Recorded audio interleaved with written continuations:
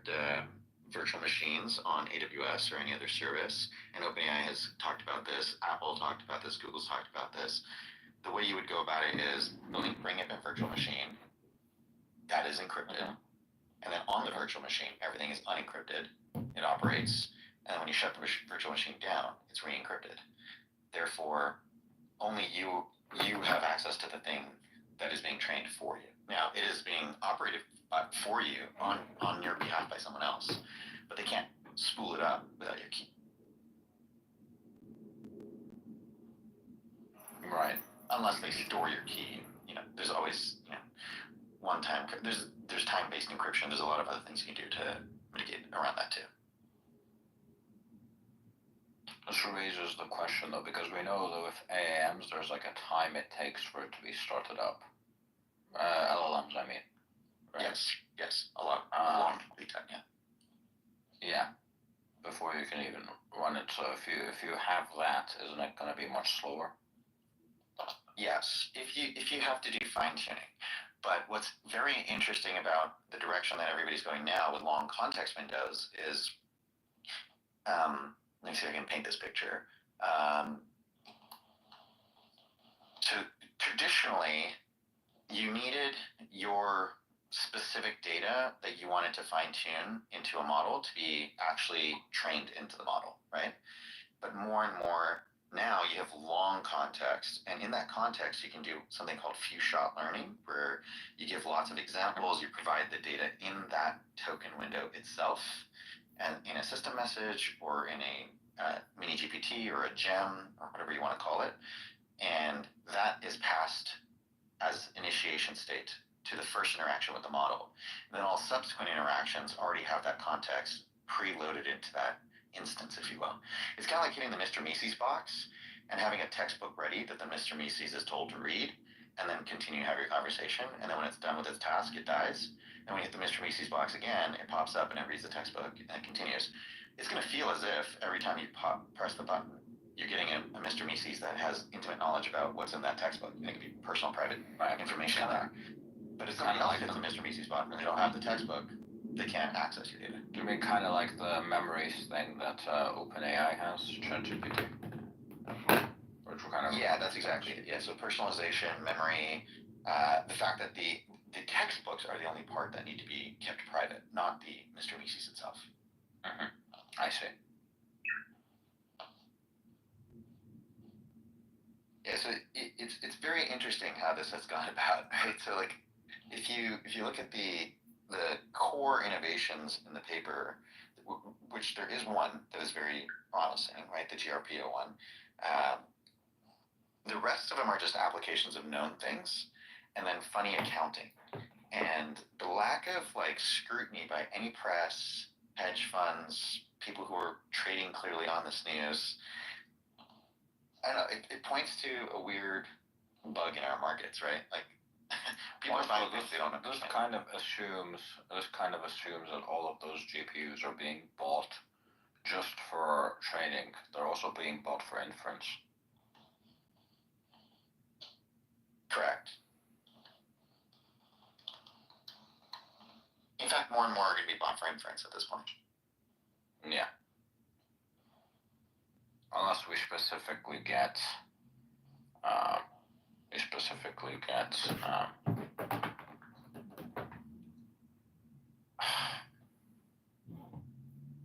NPUs, I think, right?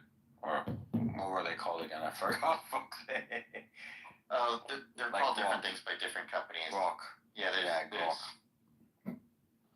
Yeah, Grok. They're ASICs. Yeah.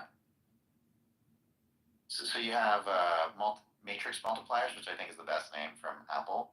You have TPUs. You have Grok Q, not K, which was the transformer-specific chip, which is really sad that they didn't really get the money to make it. Yeah, exactly. Still can't go to sleep, Abby? Hold on, wait. Why didn't they get the money? I haven't really heard of them having raised all the money they needed to get out there and compete. I'm listening to Elon's podcast about DeepSeek. Oh, Grok? Okay. You want to listen to it? Yes.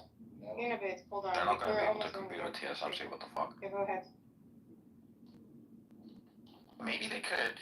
if okay, they won't be able to compete with TSMC. They may be able to compete with NVIDIA, but not TSMC.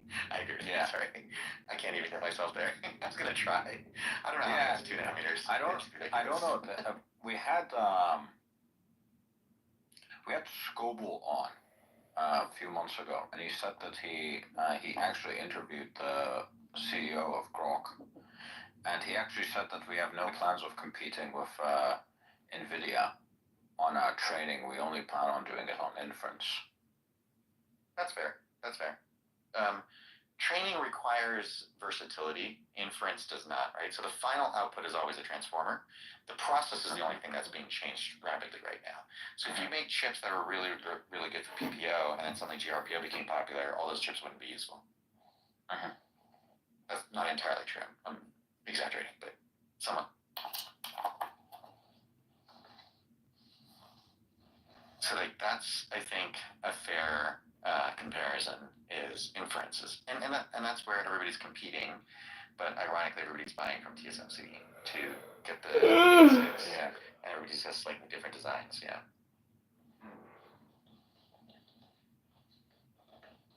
I want like a chip I can buy, like a graphics card, similar to like a graphics card that's just for fucking AI, or I can run like a full-on model that's not quantized at all on it. Why don't you want it? So models aren't quantized anymore. I see this pop up a lot. I don't know how this got very viral lately. Nobody quantizes models anymore. They're just, you don't really need high precision, it turns out. You're better off having twice as many parameters at 8-bit or 16-bit than having 16 or 32-bit. Yeah, but You they can think still of it like, quantize. Well, no, the people still quantize it to run it on their own PCs if they don't have enough. oh yeah, That's what I mean. To retrofit it. That's what I mean. Yes. And So you take like a 16 and you turn it down to like an 8 or 4. In order to run it on like a that's exactly the result of what exactly what you're saying is heard. Yeah, that makes sense. Yeah, no, I'm saying to like just a single chip, just a single chip that you can run all of the time, like kind of like what Grok's building. Yeah, I mean, this is like the big advantage of if it was truly open sourced, then you could retrain it for any targeted chipset, right? And that's not where we are today. But if you look at, Mojo and some of the other things that are happening right now, like Mojo's targeting the idea you can write anything in Python and cross-compile to any other chipset. That's very, very promising.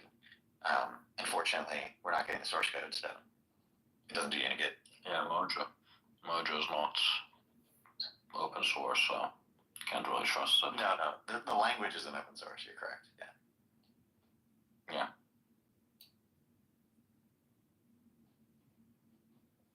And I think people learn from Java that you kind of want to have an open source language. That's very important.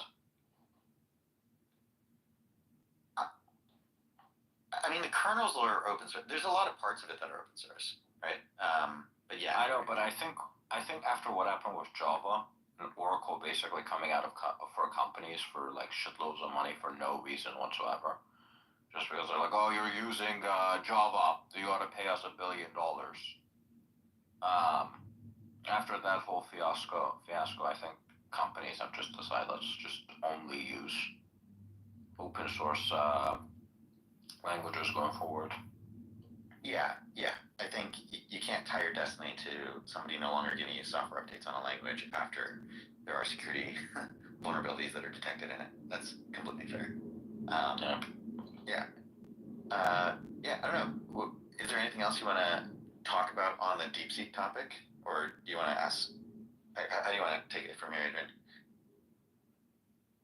I think I really like the fact that they opened up DeepSeek, right? Even if it's not open source, or even if you can't even technically call it open weight, I do really like the fact that they released it because it's more open than anything else we've seen so far. major companies. It's not as open as Llama, right? Llama's what? The problem is Llama is complete ass. It's like a generation behind all the time. Fair. That's fair. In fact, I read like a post that said that like Llama's main advantage is that it was the best open model, or I guess semi-open model, and now DeepSeek has completely destroyed that. Yeah. So now Llama has to step up their game. I always wonder, who do you think is going to, like, other than like the niche people who like compile their own Linux kernels for their machines, who's actually going to end up using it? Who are you insulting?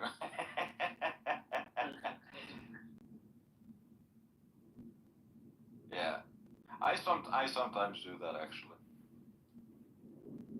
but yeah, other than those people who what? I'm saying other than people who like are extreme nerds and compile their own kernels and make their own software, you know, like from scratch because they have trust issues, maybe, you know. Or Don't the name Earl any names David. here. Or the Davis prep. Yeah. Other than like, you know, the extreme folks, you know, 5 years from now, 10 years from now, how many people are actually using an open source model? Because using an open source model, okay, let me put it in two ways. How many people are using an open source model that they host themselves? Very few. But I get your point. But I don't think that's what's important about open source models. I think the fact that there is going to be competition between different companies to host the same model and potentially offer advantages is going to be the real innovation. Got it. So you think like Hugging Face, Amazon, Google, Microsoft will host open source models, which I think they're all do already. And that'll allow you to use the open source model with your data as opposed to having to use a proprietary model with your data. Exactly. And maybe those companies can actually fine-tune them to their own purposes. That's very fair. It's like, I see your point. So you're arguing the cat's already out of the bag. It'd be really nice if there was a nice Linux kernel equivalent that everybody could base off of. And then we can progress as a society. Yeah, I agree with you. On that point, I agree. It would be nice because you can kind of see it like right now, you know, PPO is like everybody knows how to do it. There's no advantage there. So for everyone to just make it easy for new competitors to just start from there, it would be interesting from like allowing more competitors into the space perspective. I think unfortunately we have to accept that the models are already out there, right? So there's no putting the cat back in the bag. You might as well run as fast as you can. Yeah. It also allows the entire community to be focused on individual models, right? So let's say we come up with like an open source model that's like truly open, right? We have the data set, we have everything. Any new innovation that's made to LLMs going forward and any other type of AI that we do in the future can be added to that, and you're basically having the collective effort of all of humanity on one project, as opposed to being split up into separate projects. So it's a bit challenging. So let me see if I can use an analogy. I've used this before. If you think of like software engineering, like software 1.0, binary compilation as a salad, and software 2.0, AI construction as a soup, it helps reason about why what you're asking for doesn't make as much sense. So in this analogy, when you're building code, you're adding things. You're always appending things, right? So you have a salad, you add more ingredients, If the salad doesn't taste good, let's say you put some rotten cherries in there, you can just cherry pick them out, and suddenly you have a salad that's edible again, right? You don't have to start I guess from what you're scratch. saying, it gets bloated. Yes. It gets bloated sometimes. Right. So it's better to start from scratch. So what happens with the soup is, in this particular scenario, we're going to make up some rules. You're making a soup, and you've put too much salt in there. And I know people have, you know, family recipes for how to remove the salt without messing up the soup. For now, ignore those such family recipes. If you put too much salt in the soup, there's no way to remove the salt. You have to start over. So it's very, very important that you keep meticulous notes of your recipe. Because let's say you've been making a recipe for 30 years, it's a family recipe, and then somebody forgot how it's made. You're kind of like screwed because you can't really figure out exactly how to make it again. but you can continue to use it, assuming you can copy your soup, but you can't innovate on it. Similarly, like there are many times where people remove a bunch of steps from the recipe and then add new steps, and that is why completely different things are happening. So I would argue if you align too soon on a similar approach, then everyone's going to just look for incremental work because it's easy, as opposed to forcing people to think of completely new approaches that are leading to these leapfrogs we're seeing today. I see what you mean. Yeah. But eventually there's gonna stop being breakthroughs as well. That's what you also have to realize. Eventually. Is that eventuality before or after you hit SGI? That's the question. We don't know. Yeah, so if it happens after, it's irrelevant, right? But then you also have the problem of is there going to be a company that's going to make SGI? Probably, because if it's not going to be a company that makes it, there's no companies that host it. Hold on, I'm not familiar with SGI. What does that mean? Oh, it's, AGI is the generalized intelligence that's similar to humans. Yeah, and then SGI it's better than humans in every category. Super intelligence.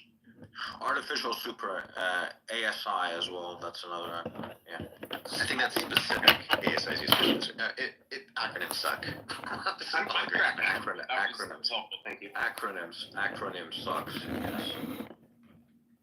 No, thank you for asking for the clarity on there. I know Oda and I can get lost on the acronyms.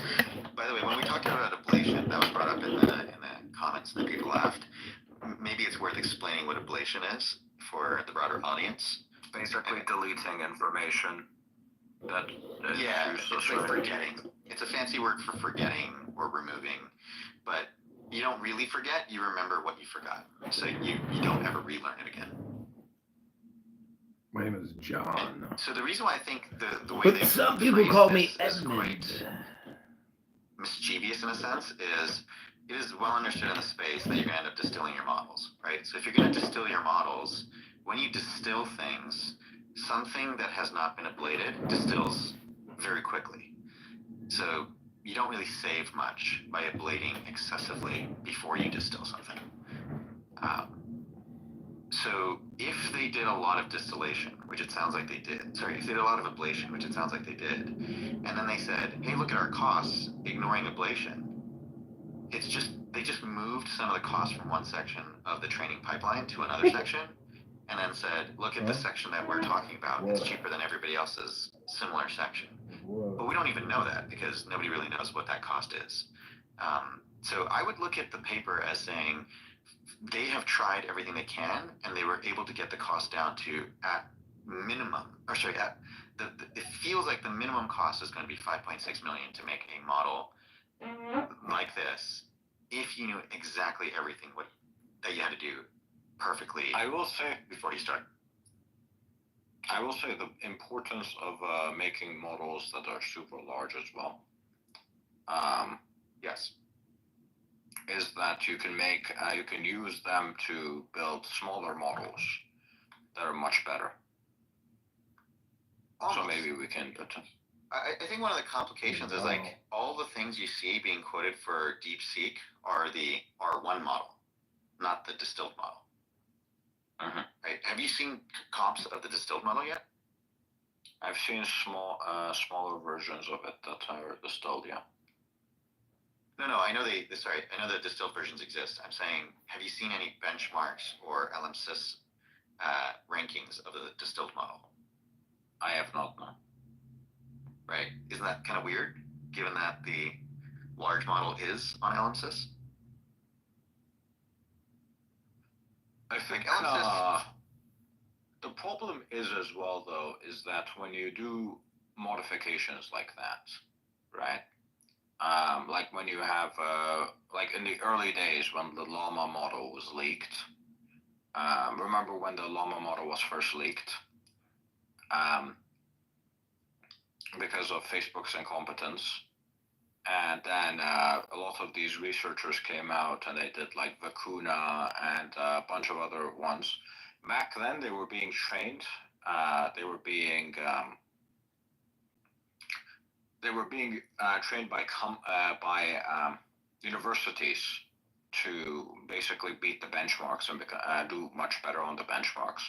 But I think as now you have hundreds, thousands of fucking versions all created by different people. It's kind of difficult to keep track of every single one of them. So I understand what you're saying. So it'd be an interesting case study for, I think, more people to understand how LMSys works as an organization. It's run by the University of Berkeley. They've done an amazing job of never leaking any models before they come out, right? And you can imagine how top secret, like they know what everybody's progress is. If you want to know what the best model is before anybody else knows, you got to figure out somebody who works at LMSys who has loose lips. They are the keepers of all the secrets, because every model competes on LMSys and they release on LMSys, and they can release. They can actually privately test before they release a small percentage. The thing about LMSys is it's not a benchmark. It's actually streaming in user traffic and letting the user who prompted decide which result is better. So it's very difficult to fake. It's the closest thing to what you actually want to do. Now, there might be a selection bias of the kinds of users that choose to use LMSys versus, just use a bot in general. That's, obviously there's never going to be perfect data. However, like scientifically, competing on LMSys is pretty sound. Competing on benchmarks, you can never tell. Did you train on it? Did you train on derivative works of the benchmark? Why is it performing so well on benchmarks compared to other models, yet on LMSys it's not, even in the same categories? Right, that's suspect. I will say, right, so the issue I have with LMSys is that it doesn't seem to always reflect real world things, right? So if I'm like working with both Claude and Gemini, and I can tell with my own eyes that the code that the Claude writes is much better than the code that Gemini is writing, but yet Gemini has a higher ranking. It's a bit suspicious, right? Because and you have that experience among lots and lots of people, but still with LMSys, the office. you somehow have a higher ranking. So if you go into LMSys, LMSys, Or turn on my so you can actually laptop. look at subcategories, and if you look at the coding category, you'll notice DeepSeek is number 2, right? So it's actually not. Maybe I should go back to the office. I think it and may turn be a on my misunderstanding laptop. of how they're presenting the data. Not that the data is incorrect, right? Their process is open source. In the past, I haven't looked at the LMSys recently, but there was a situation where it was ranking. I believe it was ranking Gemini above Claude, and every single person you met in real life would use either of them would tell you that Claude's code was much better. Yeah, so there's the overall rankings, but there's also subcategory rankings. So if you're looking at I'm talking about the subcategories. So you have a drop-down menu, and you can check, okay, coding, Japanese, Chinese, English, overall. You can check like that. Yeah, and then on LMSys they have further subcategories where you can say like remove things from that were rated badly because of style and whether the code compiles or doesn't compile. There's a lot of like you can dive deeper and deeper into it, and I think you can also send your recommendations to them, right? Like if you think that the way they're doing things isn't fair comparison, but I would argue it's probably the best comparative approach for testing models, and testing models is very, very hard, right? They're neutral, right? Like I think they're neutral. Like I don't see why they would have a bias. No, I'm not doubting that they're neutral. I'm saying when you have two side by side, it isn't just, I think, the fact. It isn't just the fact. I don't think that LMSys themselves is rigging any results, but I think there's a human component. There's kind of a human component, which is if you have the two things side by side and you're comparing them, maybe potentially you would be giving the one that sounds more human a higher score, or the one that sounds more that is more nice to you, or the one that's more Higher verbose, possibly. Yeah. Yeah. or the one There will be that biases. explains it in You're more correct. detail. Yeah, that's certainly possible. But there's again, the same confirmation bias applies to when you're using something that has a brand that you like, you might be more forgiving of hallucinations than when you're using something that doesn't. Right? The human psyche is affected in many ways. That's why the double-blind nature of LMSIS is great. It's more scientific. I would say if you agree with the double-blind process for medication discovery and other scientific endeavors, it should also apply to prompt rating.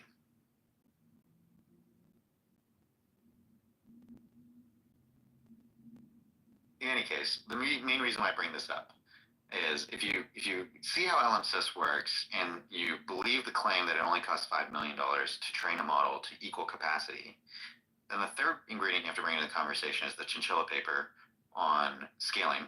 So we know the scaling laws are train for longer, increase quality. Why didn't DeepSeek build something much, much better than standard state-of-the-art today?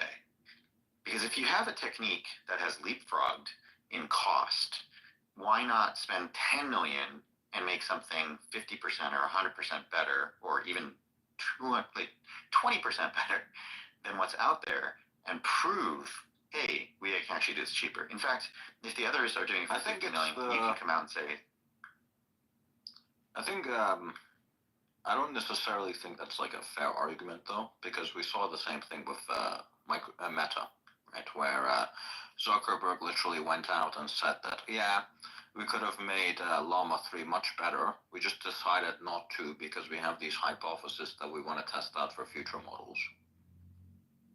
yeah, I mean, that's an easy cop-out, but Facebook is also a publicly run company. They have to watch their budgets. I'm just saying the difference is Facebook was saying it cost us a lot of money to train this.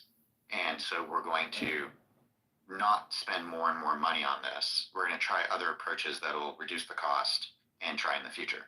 That's a very understandable argument. DeepSeek is claiming we reduced the cost by 100x, but we're not willing to spend 2 times what we spent. We're talking about $5 million here, right? Theoretically, it's a drop in the bucket to make a splash that is unquestionable at that point. Yeah, but if you pass every double-blind test. If let's say that what the cost that they're giving you, the 5 million, it is just including GPU time. It's not including anything else, which they have themselves said in the paper. Yes. It looks like they're being kind of transparent about that. If that's the only thing they're taking into account, that would also mean that you would have to spend a lot more time on more data that needs to be labeled correctly, and isn't just going to be something that you're going to be releasing. If it takes more time, if you already have something much better right now, why not release it now? I mean, if you assume the rumors are that it costs about $50 million to train a state-of-the-art Llama-like or OpenAI-like model, and DeepSeek says it cost them about 6 million, 5.6 to train something equivalent. If the other parts of the costs that they're hiding, like the ablation, deletion, the iteration, all that kind of stuff, is equal to 45 million, then I think personally it is unethical to print it the way they did and then to run with a story that they're 1/10 the cost. If the ablation is only, say, 20% more, 30% more, then we're discussing a weird thing, right? So, like, if you're going to spend 5.6 million, say it was even $8 million or $10 million, let's say it was all the other costs are double the cost. They could still spend $20 million and have something today that would undoubtedly be better than absolutely everything out there, and then the humanity as a species could stop approaching AI in the old way. And they would now just say, you know what? PPO is dead. Everybody's going to go towards GRPO. We have proven that your approach works better. All hail the new AI leads, right? Instead, they didn't do that. And this is very important because they have access to existing models that can be used as teacher models. And it's so much easier to bring something up to what the teacher can do. It's much harder to surpass what the teacher can do. So if you can say that GRPO is really good at catching up to PPO, that's great, but that doesn't really do anything for us as a society, because once you have a PPO model, you already have that model. You don't need to build a second model. Yeah, but we have seen examples like we saw with John when John came on that it does actually in some areas surpass the models that exist already. Yeah, but law of large numbers, right? I think can all agree that if even if you got marginally better in some subcategories, Dr. Phil. but you can't actually continue progress from there, that approach isn't that good. What you would say is, okay, great, we can use GRPO after the last best model on PPO. And then you only need to do that if PPO didn't get you to AGI.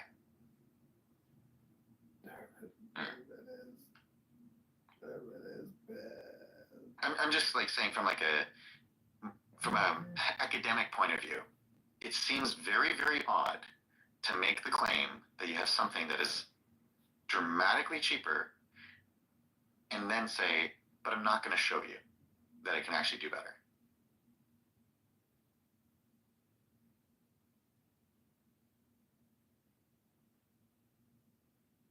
I mean, it'll be very obvious within the next 6 months, right? Like if it is in fact that much cheaper, why wouldn't they eventually bring out a more intelligent plan?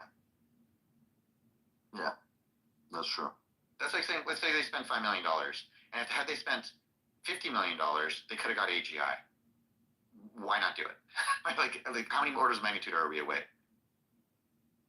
It would be absolutely fucked if they create AGI. China creates AGI. We're cooked. Dude, 100%. Yeah. They called it one China policy for a reason. Yeah, I forget who it was, but there's a popular hedge fund manager. He posted this just recently.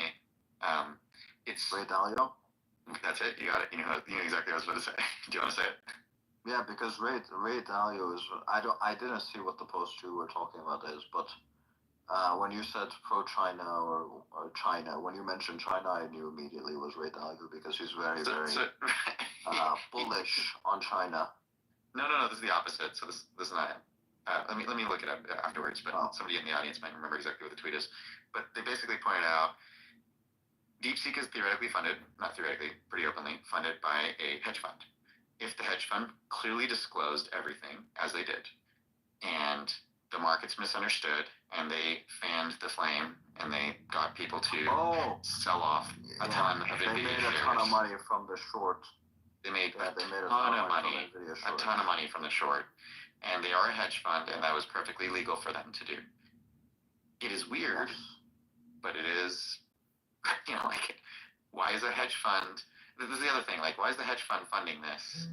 And when you ask them why they're doing it, they're like, oh, it's just a pet project. It's very strange. Everything about this is strange. The other strange factors are that it's happening in China. Everything is subsidized. You're correct. The $2 is actually possible, but I haven't seen it in a cloud compute offering. You were correct. It is available in some batch offerings, but it's very, very small amounts. So at the extremes, yeah, you can get a small amount of chips for a small amount of time, but that's not how training actually works. You need a lot of chips. You also have to consider. You also have to consider that. China has significantly lower electricity costs. Yeah, I agree with that. But the primary cost is, if you look at the cost of training a model, when people do the cost structure, it's not the electricity cost that's costing a lot of money. It's the amortized cost of the chip, right? Because you're renting something that costs $40,000.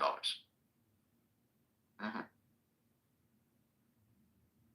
If you're buying it, though, if you're buying it cash, you're not renting it. Yeah, if you get the thing for free, I agree. That's not an academic paper, though. That's like saying, our model is free because we started with the solution, and therefore it wouldn't be free because you're taking the upfront cost now. Yeah. I guess if you were to say, let's start writing papers where everybody has the same amount of GPUs, and we're going to all ignore electricity costs, who has the best approach? that would be an interesting paper, right? To say, let's ignore these things because these costs vary in different regions and various other things. But then the question I would ask you is, yes, I agree electricity cost is cheaper in China.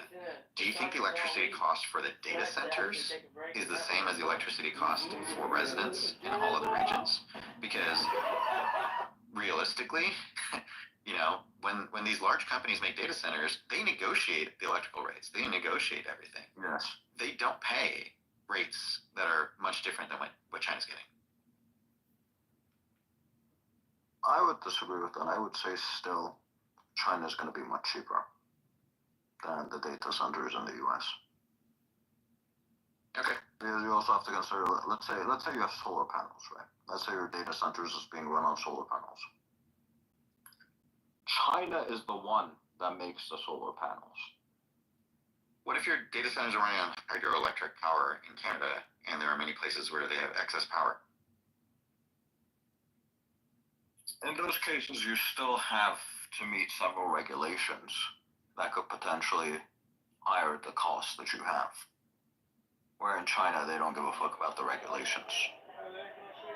Yeah, I mean, at this point, we're just discussing like who's subsidizing more. That's not an academic paper. Yeah, fair enough.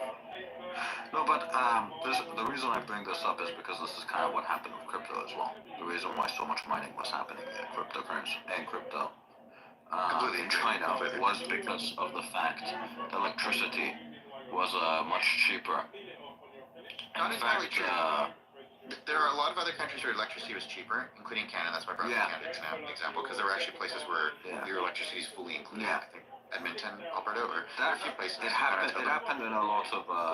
It also happened in Kazakhstan and a few other countries that were Soviet, where they had basically built places that were generating electricity that were far away from civilization.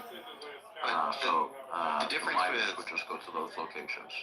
Yeah, but the difference with China was Bitmain is based in China. They were the one making all the ASICs. Yes. Yeah. So that has more to do with they were trying to like increase the hash rate, so there's a perception of huge interest, so that more people would get involved. There was also a lot of people mining in Iran because the Iranian government heavily subsidizes prices. Sure. But anyway, I think we can agree that it has no bearing on like the AGI race. So anyway, thanks for the time, Adrian. I do have to go soon. I don't know if there's any last thoughts. I think you said you had some questions. I'm happy to answer them, but I should get going soon. No, I pretty much asked all of them. He's really good with those. But yeah, thanks for coming. This is awesome. We'll clip, I think, a lot of this afterwards so people can like segment this and watch it individually and digest it. Yeah, in general, I think my big takeaway advice for everybody, whether it's this, it's fires, it's anything else, is take a beat, read the source material on your own before you read opinions.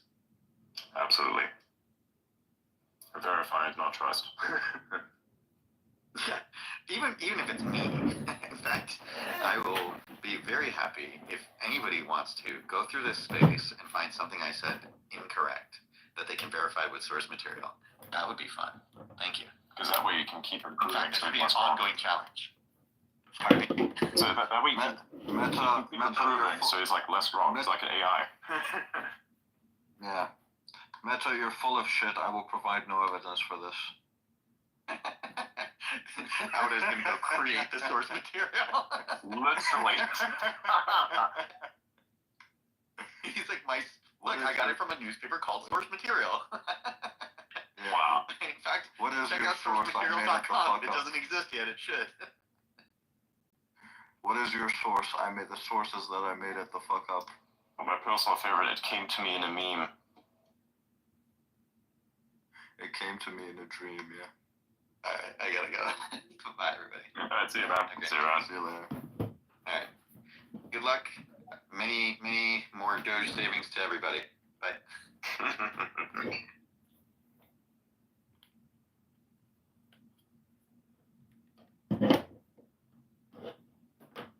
Yeah, that was pretty nice. That's cool. I see Paul down there, and we can bring him up. Sure. Can you bring up Paul? Yeah, bring up Paulie. I want to talk to Paulie. I just keep calling him Paulie. He should probably rename himself to Paulie because of the memes. But like, Paul is pretty good too. What's up, Paul? How's it going? Still alive, so happy to be here. Wait, what? You guys What the fuck did you do? What do you mean on Tuesday? It's Tuesday, I'm still alive. What do you mean? What did you do? I survived Monday and I survived Tuesday. Okay. Yeah. Yeah, candidly, nothing terribly exciting. I've actually been trying to get DeepSeek running locally and linked in with Cursor so I can write some interesting web scraping code for some political activity. Jesus Government Christ. websites are really poorly built. This is probably like one of the worst things you could ever say on Spaces, but it's funny at the same time. It sounds extremely fucked, but it's also really useful and actually totally fine. It's just amazing the data that exists that is clearly organized and structured by government agents and people that don't really care about data. The particular example, I live in New Jersey, and New Jersey has a gubernatorial election coming next year, and I was looking at the elections records, and they have them. They're published. They're in PDFs in a very strange tabular format, and it is thousands of files going back to the early 1900s, and they are all broken down by county, by municipality, and they have them sorted out in a million different weird, strange ways. So I'm trying to write a web script that goes in and pulls everything you can find and then extracts useful information and puts it into a more structured format where you can actually, glean insight from the data. But as it exists in PDF format, it is completely inaccessible. And I'm not sure if that's on purpose or not. I'm going to lean towards incompetence because I also have to build a sitemap for the website because they don't even have that. So yeah, it's fun. You should have it handled by a porn site. Right. It's an inside joke. What I was telling you is an inside joke. It's because the porn sites literally have better statistics and have a better method of publishing those statistics than the government that legislates them. Yeah. Literally. We do this sometimes. That's direct incentive though, right? They make money directly from it. The government stuff is because we have to. I don't really think that they Yeah, the necessarily other day, have to, but it's just cool to have the stats. The other day, all of us went on Pornhub, and we were looking at the stats that they publish. Mom, I swear, we didn't look at it for any other reason. We just looked at the statistics. See here, highlights of the year. And I don't mean the videos, I mean the statistics of those videos specifically.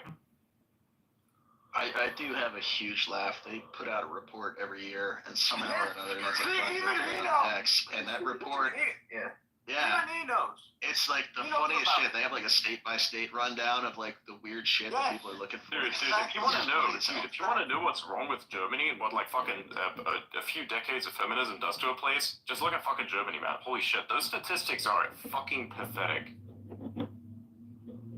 That shit is really pathetic, man.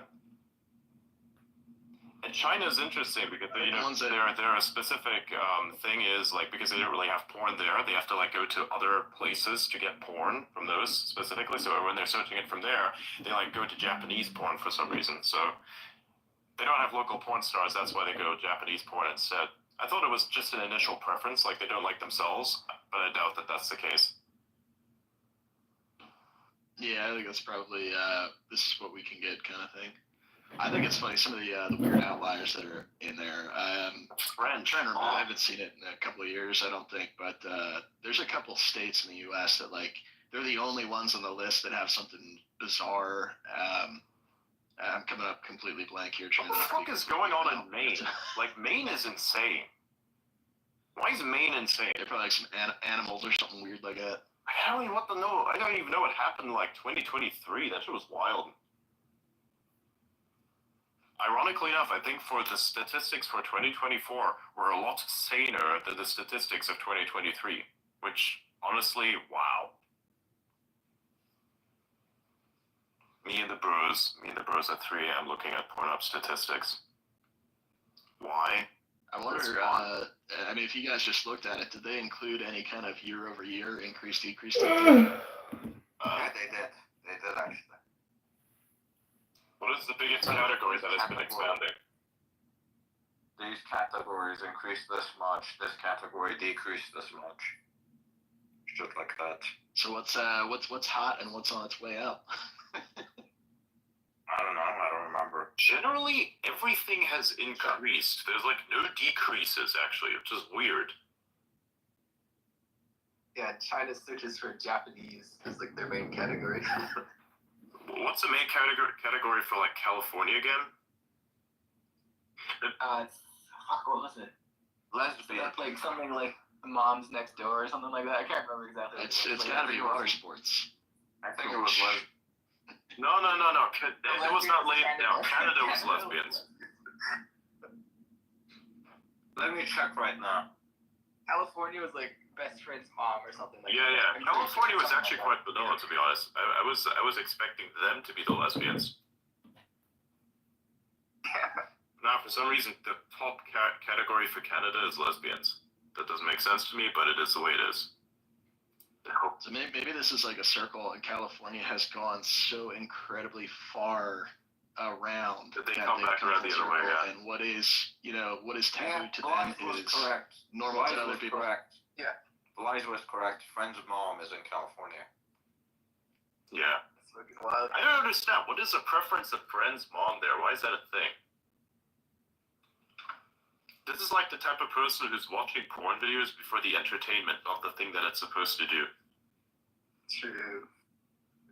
I think it might be a power thing. They just want to fuck over people that have given them trust. 20 countries. 100%. The top 20 countries were taking 80% of traffic. Yeah. Hang on, I find that's great. Let's do.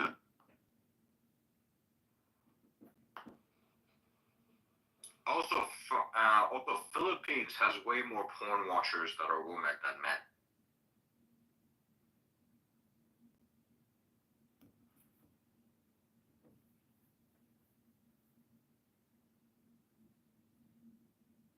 Do they have any data for countries where it's full on illegal to consume as well?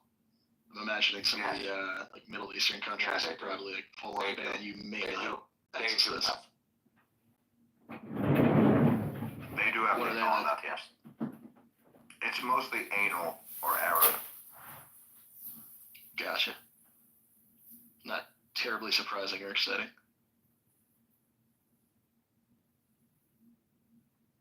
What was the most shocking thing that you saw that just blew your mind and you couldn't believe it? Besides the Chinese looking at the Japanese.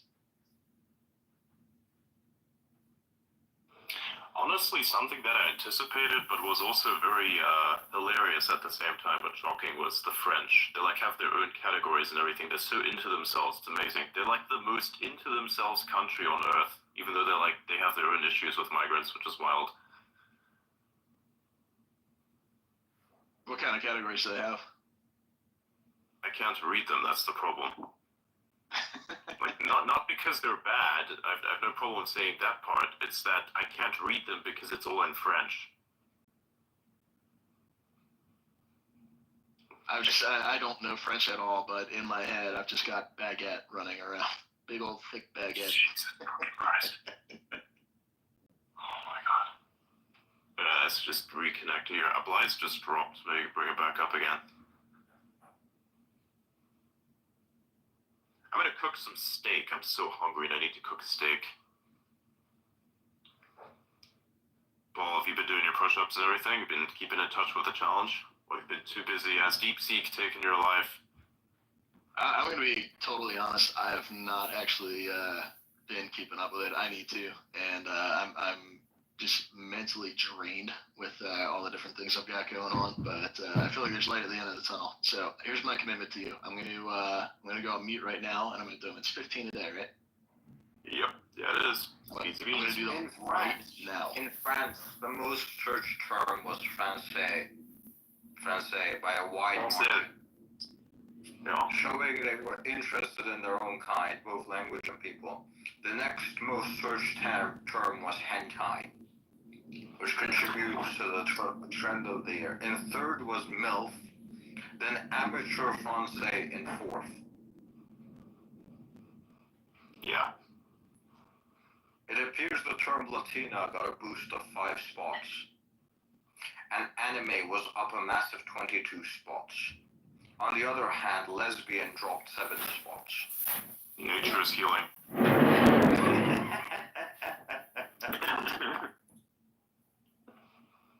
Alright, challenge complete for the day. In France.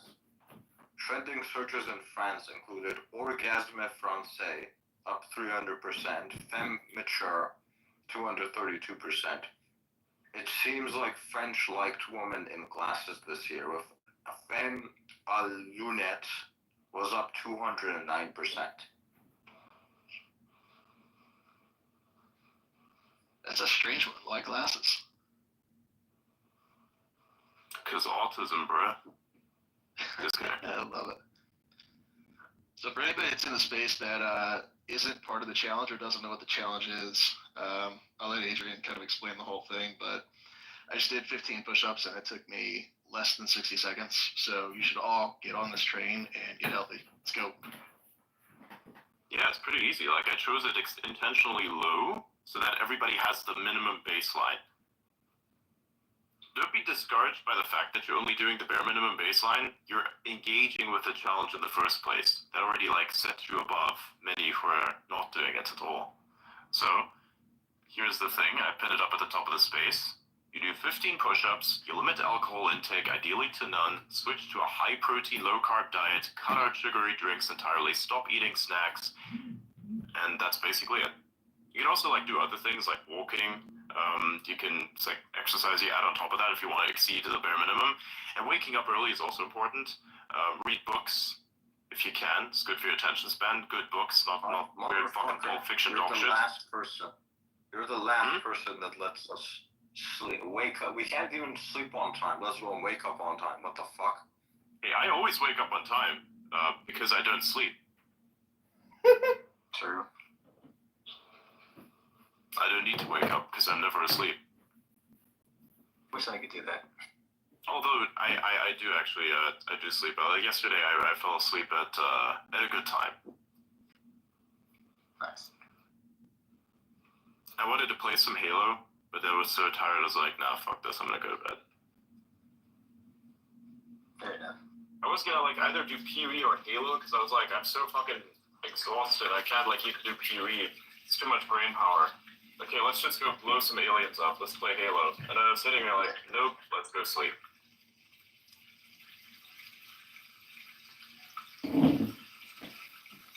Halo's nice for that. Just turn your brain off and just blow shit up. Yep. You found a mode where you don't even have to fight people. So it's the bare minimum, man. It's fantastic. It's pretty cool. You should join us, Paul. We're playing Halo on Steam now, Halo Influence. Just the multiplayer. It's free to play, so. Yeah.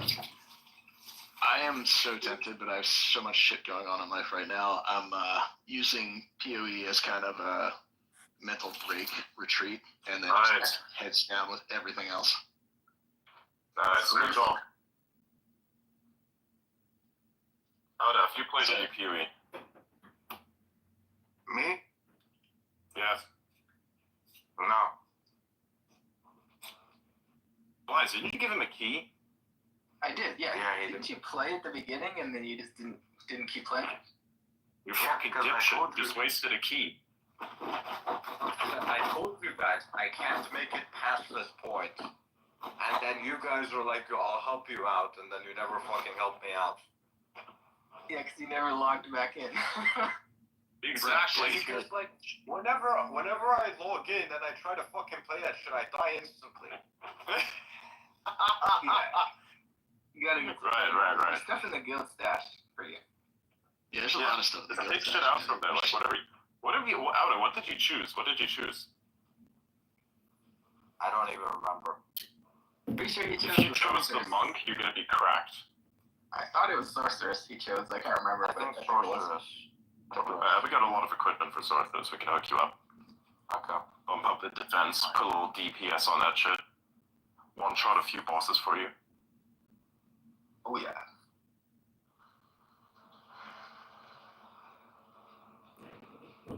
Running you through the acts is going to be no problem whatsoever. You just kind of have to follow us. Like, I can run ahead and just speed clear. Blythe can pick off, and then you just pick up items that you see if you like.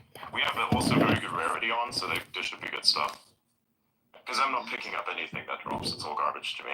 Except for if it's the Staff of the Caged God. Then I'm going to be all over that shit like fucking... I'm not going to say it. If we can get him to max, we can like power level him super fast. Like if we can get him to like You're gonna be all over it. A Japanese porn abuser on a Japanese counterpart. Oh my god, no. Fuck no, what the fuck? Jesus, man. Dude, imagine if we have like an international community, which I'm pretty sure. Like, I'm pretty sure we have an international community that's like, wow, this is what an American just like casually says. You know, so you got an American person here, you got a German, you got whatever out is, you got a Canadian that's Blythe. Yeah. I'm a bit unique as Americans go. Most of us are not like me. I'm a bit of an outlier, so please disregard any cultural insensitivities. He's actually a bit of an outlier in some ways, but he's a very inlier in other ways. Inlier doesn't exist, by the way, I just made it up. liar. Sounds like it could be a thing. Yeah, it could be a thing, 100%. I just don't know if it is. I just fucking put it together in my brain. I'm more so, like, if you wanted to look at what an American is, or, like, could be, I kind of fit the bill, ironically enough. I know I'm supposed to be like a German. I have German tendencies. But I am more so by execution and by the type of values that it represents, you know, like freedom of speech and various other things that are quite, you know, prevalent in America, or should be prevalent anyways, and should be defended. Like, I represent that, and I like those values quite a lot. Without that, we have nothing. That's why America as a country, to me, is very interesting, and I like it. It's actually the most interesting country there is, like, literally, it's a fucking empire. You know, are you not interested in global superpowers and what they do? Like, you should be. But you know what else? But you know what's funny? Normally, that's a thing that everybody should be interested in. However, the American mainstream is the fucking worst. Like, especially the mainstream that deals with, like, the weird, irrelevant culture and stuff, like listening to celebrities. But I think what we've seen over the last couple of months, almost like half a year at this point, is that people don't genuinely listen to these celebrities as much as other people would like to have you think. Because look at something like Taylor Swift and her endorsements, right? It went nowhere. It just fucking died on arrival. Look at like Cardi B and all these fucking sellouts and whatever else remained. And then what was it, Mark Ruffalo, who was like raging about Elon, and then even he even dragged me into this as well by saying he doesn't even have his own accent anymore. I'm like, this motherfucker. Wow. It's like So Robert De Niro I know did some for a stuff fact like that Mark Ruffalo knows that I exist, and he does not like me. That's funny. Yeah. He went to a little Hulk mode there, but realistically, the way that it looked like was just it's like an Avengers Endgame, the first part, man. You got a little something going on there, but then you kind of killed it with that last reference there, not gonna lie. I mean, if you want to go full, you want to go all the way, you're gonna have to name names, man. Like, if you're gonna name drop me, that I appreciate. I wouldn't even be mad at you. Hey, Giuseppe, but make sure you name drop. That's the thing. I say, like, whenever there's a thing where somebody dislikes me, you will either... I'm a very binary person by preference. Like, when it comes to other people's preferences, you'll either really like me or really, really dislike me. There's, like, hardly any gray area. You will start to realize how binary the universe truly is by liking me and not liking me. And then you'll understand what looks like a conceptual gray area. That gray area is just whatever topic I happen to riff about at the time, which you will dislike me for, or like me for. Because there's a bunch of stuff that people will agree with me. Like, there's stuff that people agree with me with, but like, there's other stuff that people just vehemently. That's like, okay, cool, you know. or because you burped into the mic or something like that, you know? It's like, Yeah. Some People little have like a bits. problem with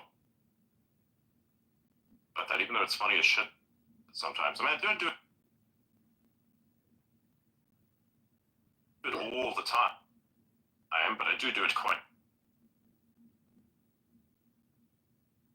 frequently, right? It's a bit of a distinction. But yeah, I think it's funny. People think it's funny. They laugh like crazy about it. It's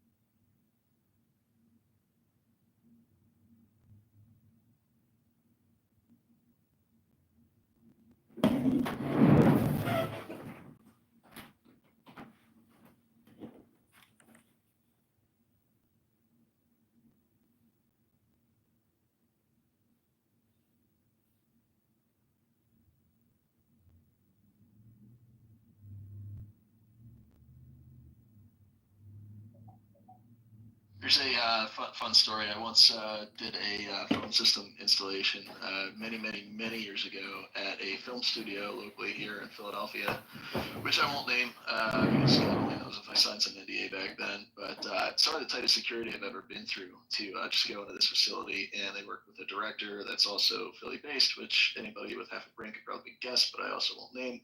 Loves the horror genre, if that makes it any easier. And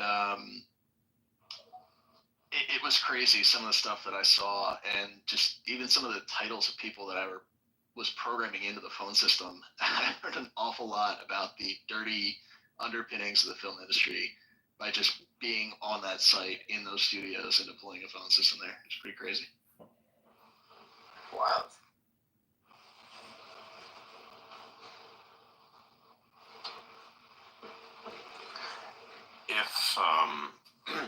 If I know DeepSeek's system prompt,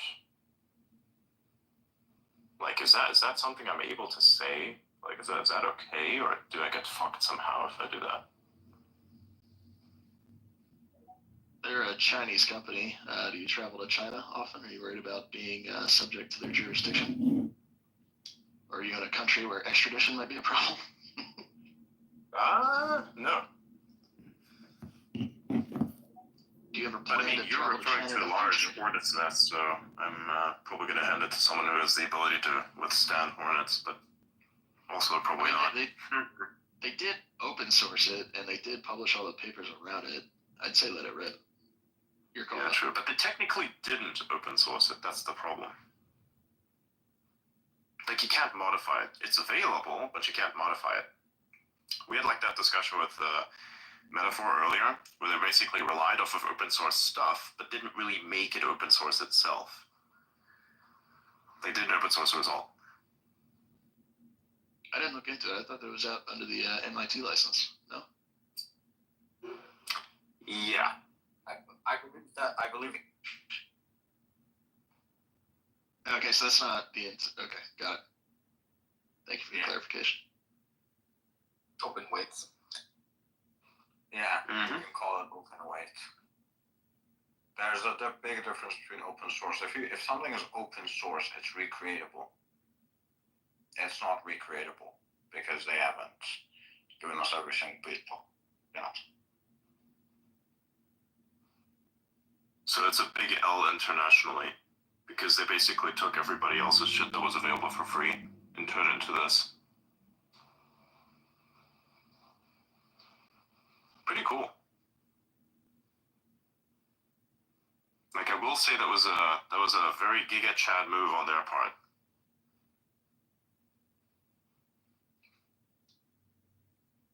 Takes up the landscape, yeah. I think it's interesting seeing how other people respond. This might have been like a Photoshop or somebody just editing something and throwing it out there just for impressions, but I saw somebody had access to Grok 3. I was like, oh boy, here we go. It's going to speed everything up, which is fantastic.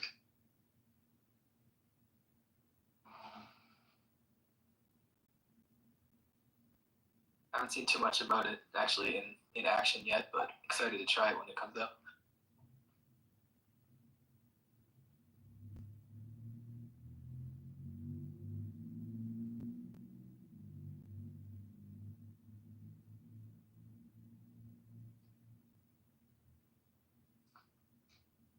By the way, Adrian, I need to go.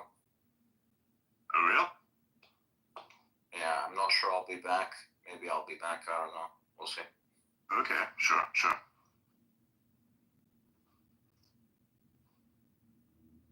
Let me, actually.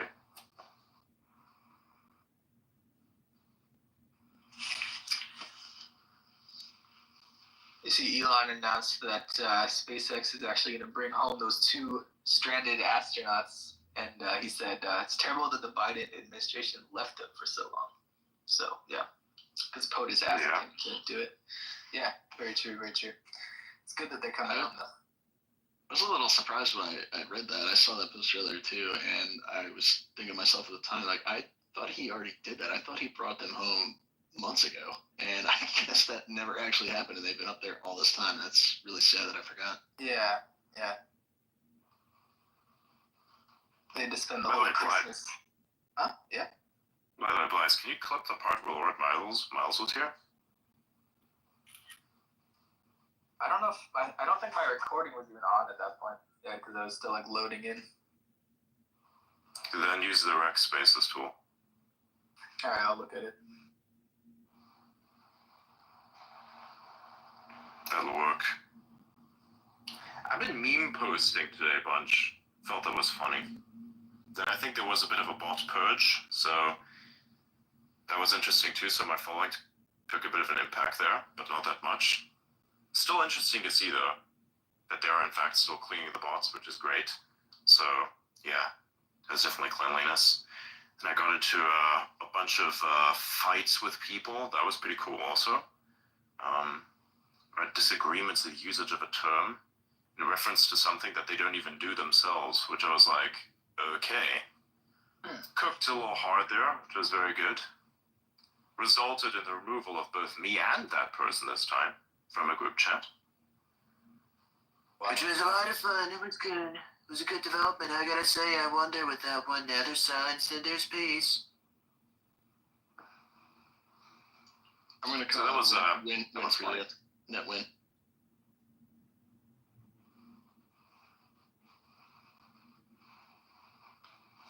Absolutely, yeah. I just took a look at your count, by the way. I didn't get a chance to say it before, but congrats on 250. But now that you're back to 249.9, I'm going to get to say congrats again. So anybody that's in this space who's not following Adrian, do it right now so that we can put him back up over 250K. Go. Yeah, it's only like 33. Actually, no, I need less than 33. That's like 23. If 23 people would follow me, then I'd be back at 250. Nice. The quarter mil.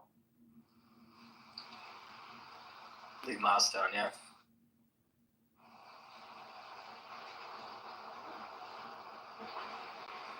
You see that F-35 crashed near Fairbanks, Alaska, but the pilot ejected safely. It was like on a military base, an Air Force base.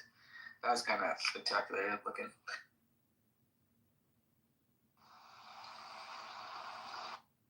Good thing he's safe though.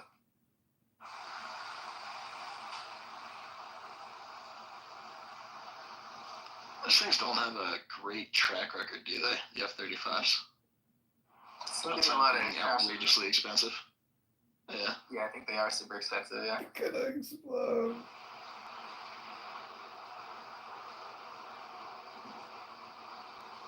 We might have, just for people to know, we might have another showing with Nick Fuentes. He's going to be debating somebody about something. Could be really fun. This time it's going to be a bit different. It's not going to be a person on the left. It's just going to be a person who's been subject to a few of his claims and probably would want to defend themselves. It would be interesting because the debate's out there. People are looking for it and they're thinking, okay, you know what? Yeah, this could happen. We're going to do it. And yeah, Awesome.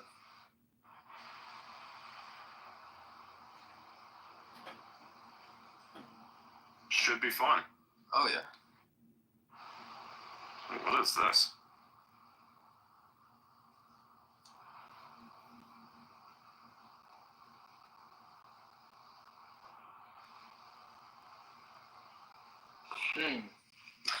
X has entered into partnership with Visa to introduce X Money account, apparently. So that's kind of cool.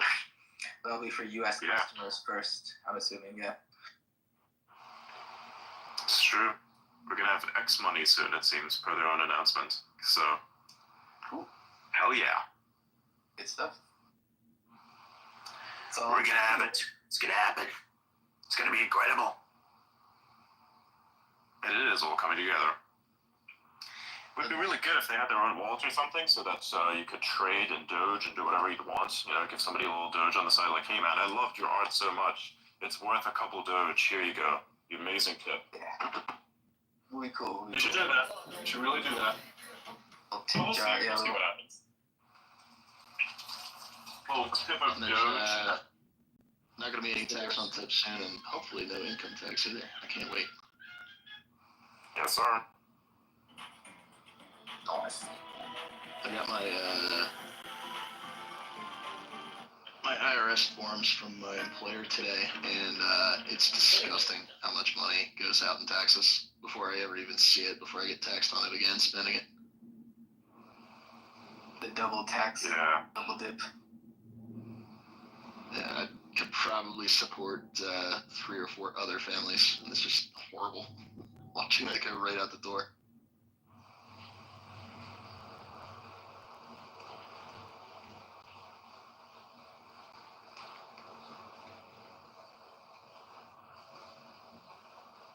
I look at income tax going to the federal government in a very similar way as Social Security and Medicare taxes going to the federal government. Social Security is kind of a corollary for the rest of it. So I pay Social Security, and if it's still around by the time I retire, if it remains solvent, which is questionable to begin with, I'm going to get such a low return on that investment that it's really a loser relative to inflation. So I'm basically getting robbed to subsidize, folks that started this thing many years ago. But income tax really isn't all that different. I'm paying income tax, and the government is taking it and using it to do a bunch of different things, with or without my approval. They don't give a shit. And maybe those things are a net societal good, but I think my return on investment there is still pretty damn low. And if I had that same amount of money in my possession and under my control, I could make much smarter investments with a much higher return and do a lot more good than they ever could in a million years. So yeah, let's get rid of that. Off my soapbox.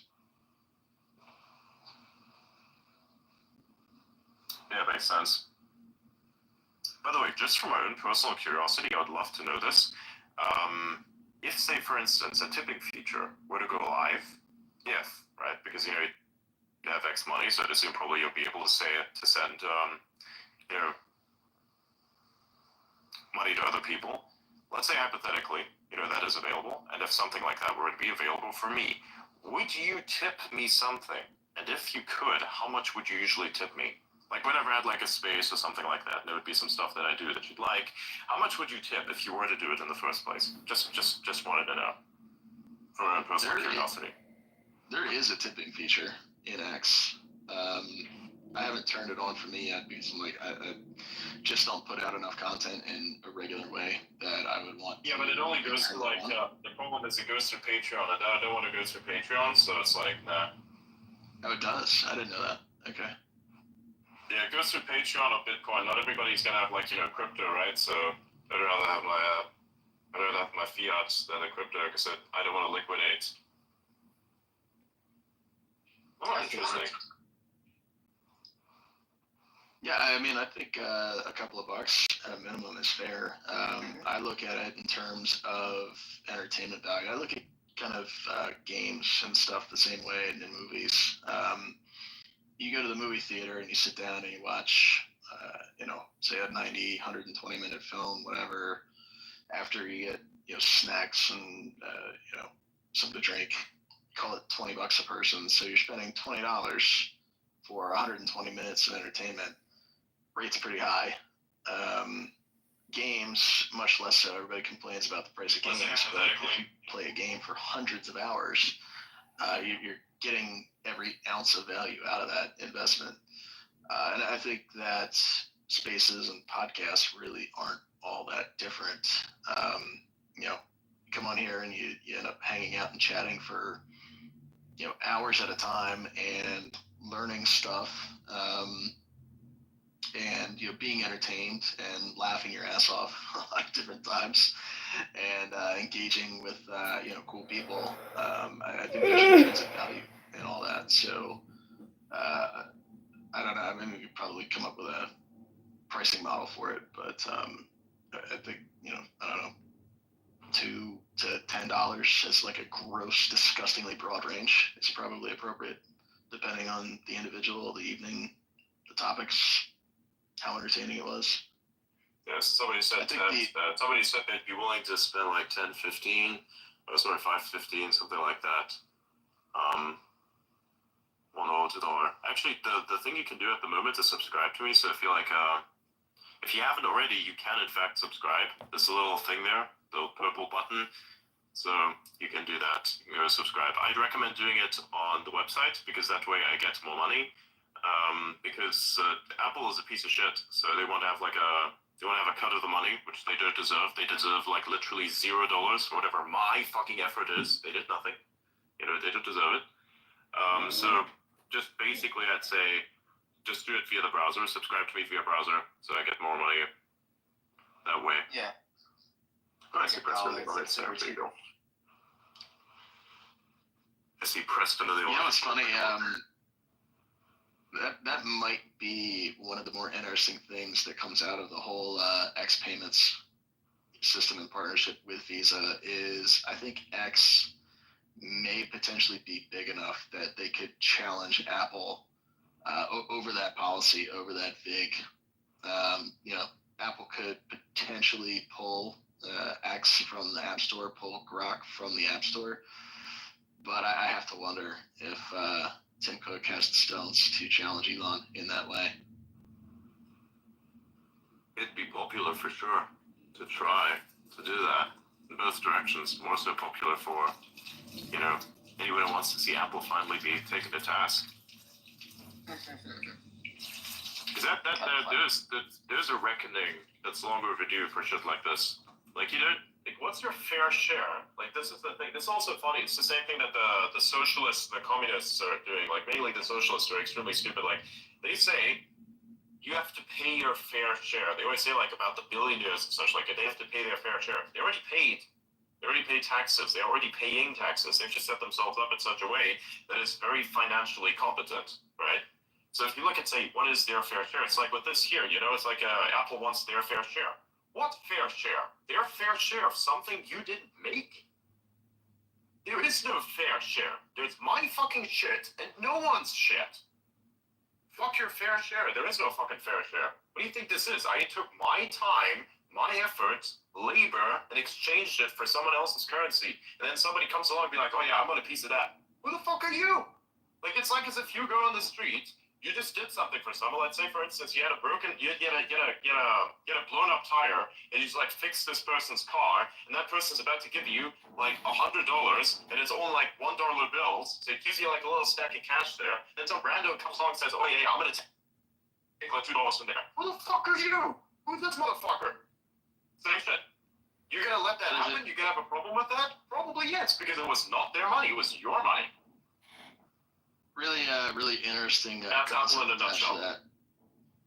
I agree with you wholeheartedly, but there are interesting precedents set around that come from fields like medicine. And the example that I remember, and I'm not as well versed on this as I probably should be, but it's somebody that is incapacitated and gets hospitalized. the hospital, they didn't ask for services, they didn't consent to receive services, but the hospital is duty bound to try and save their life anyway, and whatever expenses they incur along the way, they're more than legally able to go recover and bill for, even though somebody never said, yeah, I never did it, they still received it and got benefit from it. So I hear you completely, and I think that might be some of the precedent that Apple is leaning on conceptually. I do think it's totally unjust, though. It makes sense for something like an app where it's like, okay, they built the hardware platform, they created the Swift coding language, and they expose a large audience to, authors and firms that are building apps for the App Store, and they provide payment services and make that kind of easy. But is it, a 30% cut? I don't know about that. Apple is one of the worst political censors on the internet, and practically nobody knows about it, because if Facebook censors someone who has a lot of followers, or if old Twitter censored someone with a lot of followers, people notice. If Apple censors an app, nobody notices, right? Because the app just dies and it doesn't have any users. And so they've been censoring consistently, right? Gab.com has not been able to get an app on the App Store, on either the Apple App Store or the Google App Store. And because Gab is, so politically controversial, no politician will touch it, right? Or so they haven't been able to get back onto the App Store. I'm sure if one congressman picked this up, they'd be able to do it.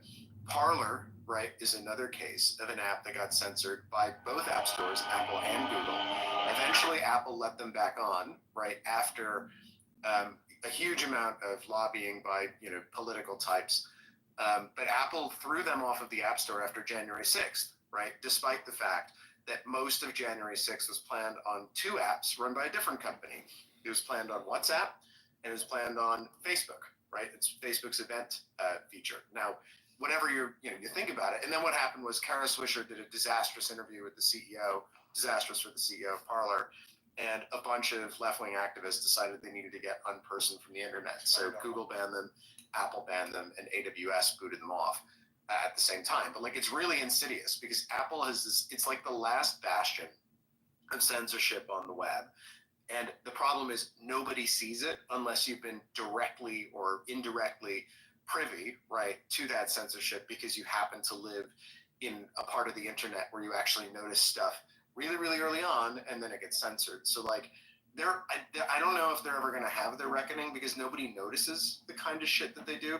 But when they definitely do it, it's super insidious.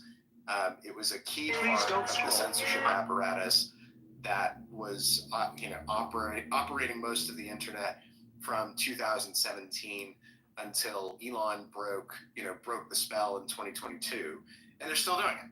So they're not a good group of people. I'd completely forgotten about Parler. I think you're absolutely right. And really everybody fucking Parler was busy. They were growing. They had, I think, 16 million registered user accounts. Half of those were MAUs. They were crushing. And then January 6th happened. Parler had nothing to do with it, right? And then bang, Apple decided, Parler, you're dead. So Parler, it was Apple, Google, and AWS within 24 hours of each other all made the decision to deplatform Parler, and Parler was dead in the water, just like that. And the other thing is all of these people who work at these companies, they all know each other, right? A lot of them were ex-DOJ or ex-law enforcement in various capacities. They all go to their little conferences, they go hang out together, they can call each other on the phone. And what happened was the trust and safety people at all these companies, at some point, they just decide, we're going to call up all our buddies, we're going to have a little whip round, and this company's going to disappear from the internet. And that's the way it was, that was the way things worked back in 2018, 2019, 2020. And Apple's a big part of that. And nobody, the crazy thing is nobody, Twitter took tons of flack for censorship. Facebook took tons of flack for censorship. Google took some because they were messing around with their sort of page ranking algos to do things like downrank Breitbart and promote Wikipedia and things like that. But Apple, surprisingly, not many people know just how much censorship they engaged in. and continue to engage. Right? Gap has not been allowed back on the App Store. And it's been now what 7-8 years. So it's still they're still engaged in political censorship.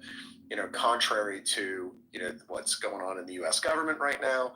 The Overton window moving rightward at light speed. Apple doesn't give a shit. They're still going to do censorship, and we're never going to find out about it because if Apple censors an app, it never takes off. No one ever finds out about it, and nobody knows. That's crazy. So Apple is such a good censor that you didn't even know that the censorship was happening unless you were directly involved with the apps, like you were there. 100%. Unless you were there, unless you're there paying extraordinarily close attention, you don't even know what happens because they basically will crush an app before. It's like anything in technology, right? You make the most money if you're the earliest, if you're right at the beginning of the trend, right? Nobody knows about. Most of the world doesn't know about shit. Half of the people who are going to know about something find out about it in the last doubling, right? If it's an exponential thing and it's growing, if it's being adopted in that sort of way. So Apple gets you, right, when it's a fraction of a fraction of a fraction of a percent. And so nobody finds out about it.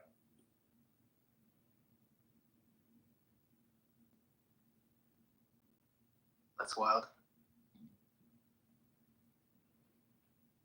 And the interesting thing is the DOJ under Trump 1 knew about this, right, and didn't do very much about it because I think Trump 1 is very different from Trump 2.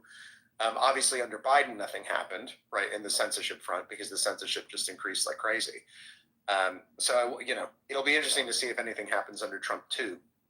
But, I think it's just, again, it's one of those things where, you could talk, I guess you could talk to, if you look at, where Congress was sending all of their subpoenas and information requests and other things, they're sending them to Facebook. They send them to Twitter, right? Or they sent them to Twitter after the Republicans took the House.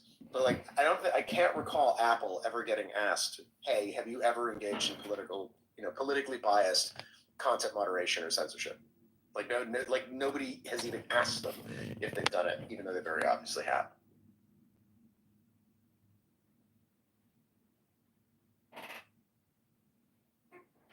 And it's annoying because I want to use what apps I want to use on my phone. I don't want Apple dictating to me what I can use or how much I have to pay.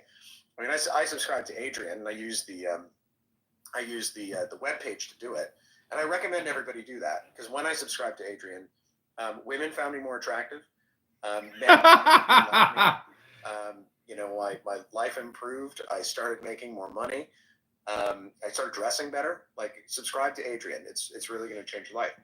But I did it via the website. And if I did it via Apple on my phone through the convenient interface, they charge, I think, 30%, which is usurious. I don't think any payment processor in the world does that. It's just a huge amount of money.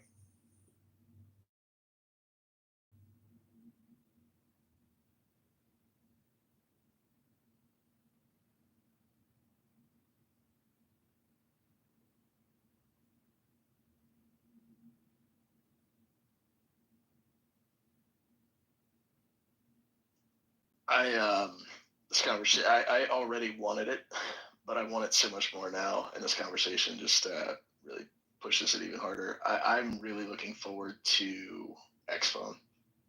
It's obviously not been announced. It's not going to happen. I'm not even sure if anybody's working on it, but it has to. They're already hardware. Yeah, I think there are already hardware manufacturers out there. I think if Google stopped being such a shitty company, all it takes is Apple and Google to not be shitty, and you don't need that product anymore. And I wonder if we can get Apple and Google to not be shitty at some point in the near future. I think of the two of them, Google's probably better. I like Apple's hardware a little bit more, but they haven't innovated in years and years and years, and Apple Vision doesn't really count, I don't think. But didn't they kill Apple Vision? Is that done?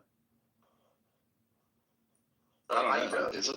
Yeah, I think they may have failed. I think. Price point was way too damn high for a consumer good. It's too bulky. Yeah. What was it for? Needs Was to be like glasses. I think it was 3. I tried one on. I went to the Apple Store just to check it out and see if it was any substantially different from Oculus. And I was talking to the clerk in the store, and I'm like, take me through some use cases. Like, what would I use this for? And he's like, oh, check this out. You do spatial images. And I'm like, okay, that's cool. I don't like. I might do that like once. Be going out of my way to put a headset on to look at pictures. It seems a little weird. Take me through some productivity use cases, and the guy was beside himself, scrambling, trying to figure out how to maintain that Apple Store geek ethos and not choke and still hype the product like it was something I was actually going to buy. I'm like, all right, man, you guys are not ready. Thank you, but I'll see you later. I also needed to make an appointment just to try it. Yeah, that was part of the problem when they did it. It was like, yeah, you have to book an appointment. So I was just like, okay, well, this is New York City. I'm not going to strap something onto my face that's been strapped onto the faces of hundreds of New Yorkers in the last week. They do clean. They clean it and they put a thing on there. So they are. That's one of the reasons you needed an appointment. Was they clean them thoroughly. So yeah, yep. I mean that was one issue. The other one is like, I saw the the demos look kind of cool because like you put the thing on your face and like, oh cool, I'm wearing this thing on my head, and now I have this like jumbotron monitor. But like that's why you have a jumbotron monitor, right? You don't necessarily need to like have a thing on your face, like so that you carry your monitor with you everywhere, so that it looks like it's just sitting in the corner of the room. I like the idea of maybe computers just kind of blending into the background so that you can do the work without actually looking at the screen. And I think with AI agent stuff, that's probably where we're gonna wind up.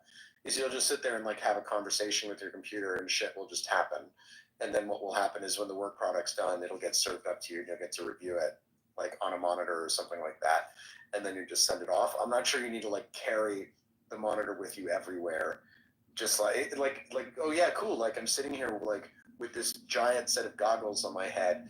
Why don't I like listen to music? And it's like I don't know. It doesn't. I don't know. It's not very intuitive. Like the music. So there's out of the music box. It's not the thing on my head. You know? Dramatically cheaper, more straightforward solutions for that. There's a lot of just glasses that are the size of regular glasses with a little bit of apparatus on the side that isn't particularly heavy. That if the only thing you actually need is like a second screen, it makes zero sense to get a VR headset for that. So I think you're right on the AI use cases. It's like, am I going to look around a headset for some of this stuff? Do I really need this as a space? I don't think so. I'm yet to see true immersive use cases for these things. I think the closest I've come is actually inside Oculus for their dev environment. They've got like a world building thing where you're using the hand controls to pinch and shrink things and move around in three-dimensional space. So I think for like CAD applications, potentially, but even then, I mean, you kind of need keyboard to be like punching in like tolerances and diameters and specifications and whatnot. You're generally not designing any kind of production stuff that doesn't have those things attached to it, where you're just like, hey, I'm just gonna pinch this and make it smaller. I don't see it. It's the long and the short. Yeah, it needs to get into the glasses form factor before there's any like widespread adoption of this. That's my opinion. I think it'd be cool to have like a HUD, like so if you had some glasses and you could just have like a heads-up display, and then like I don't know, like you could have a drone that follows you around, and like if anyone tries to mug you, the drone kind of flies into them or something. I think that'd be cool. Okay, cool. Yeah, like sort of like you walk around your whole interface, it'd just be like Halo 2. I think that'd be great. Nice. There's a I forget. Maybe it's OpenAI. I don't remember. One of the AI companies had a phone app where it would turn on your camera and you could walk around a room and it would record information about the space, and then you could ask it questions about the things that it saw. I think that is pretty close. If you could have something like that was integrated into a headset, I think it gets pretty damn close to HUD, kind of augmented reality use case, which would be really cool to see. But as far as I'm aware, nobody's even thinking about that right now.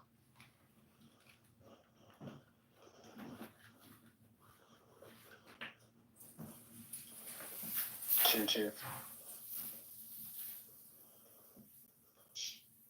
Does anybody know what model that was or what app that was that I'm thinking of? No idea. Not sure. I will go hunt and see if I can find it and report back.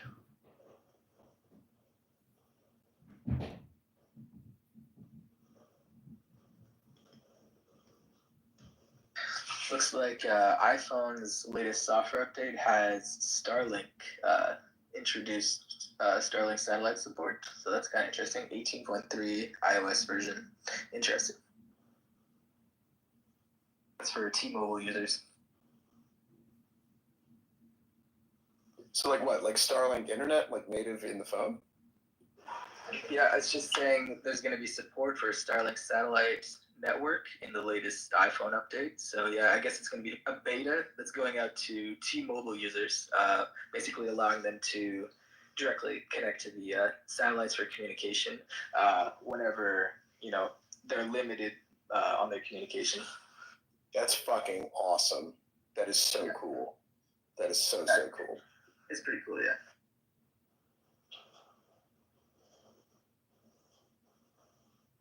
It says right here, currently limited to texting. Okay, so I guess that's their limitation right now. It'll change. Yeah, but like, imagine how useful that is. Like you're off in the mountains or something, and you're SOS or something. Yeah, exactly. Right, and then all of a sudden you trip and you break your ankle, and you get a hold of someone, and like boom, it's like cool. There are no buildings around here. I'm on a fucking mountain. Yeah, clear view of the satellite. Okay, send a text. That's dope. That's very, very cool.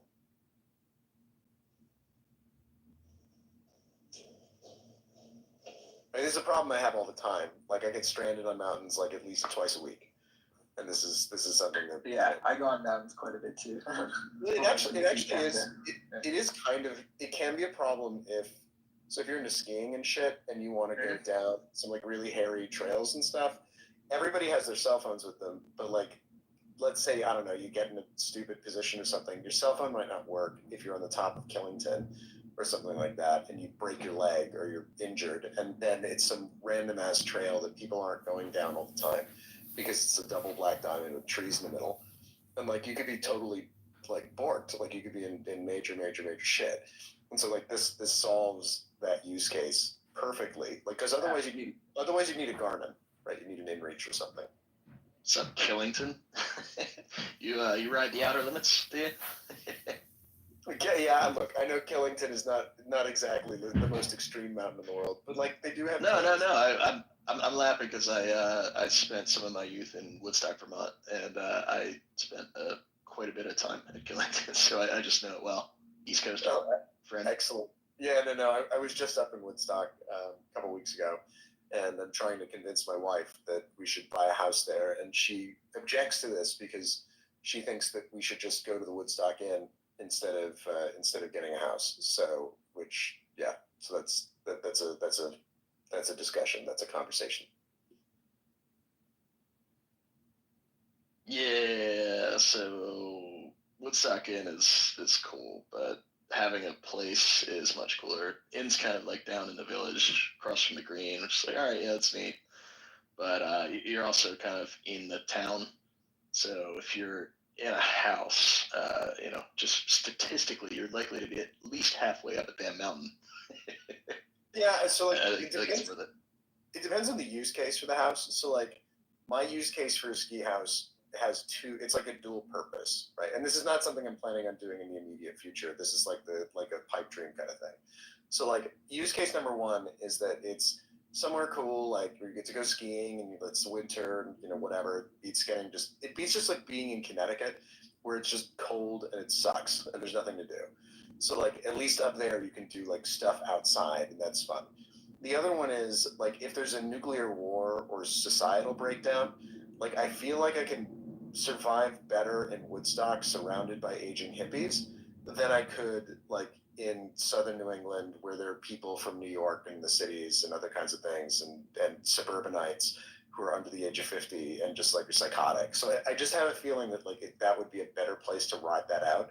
And I'm still kind of not sure whether that's going to happen in my lifetime or not.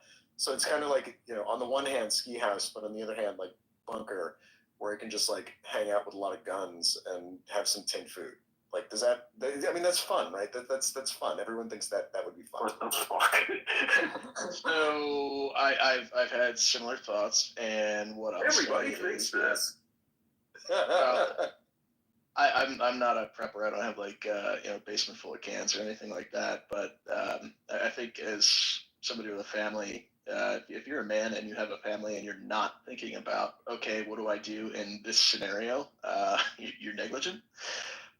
Having lived in Vermont, though, what I'll say is it better be canned food because the growing season is dumb short. So you're going to struggle if you don't have a lot of stuff prepared, ready to go to ride you out like 9 months, possibly a year. Yeah, the math actually works out. So there's a guy, I can't remember his name, but his blog was called Hand Waving Freak Outery, which is like, because he had like a prepper blog, and basically he did the math, and he's like, listen, it's actually statistically likely, like 1 in 3, you have a 1/3 chance in a typical 80-year span of life that the United States is going to have some like absolutely cataclysmic domestic conflict. So like it actually kind of makes sense if you have an alternative plan.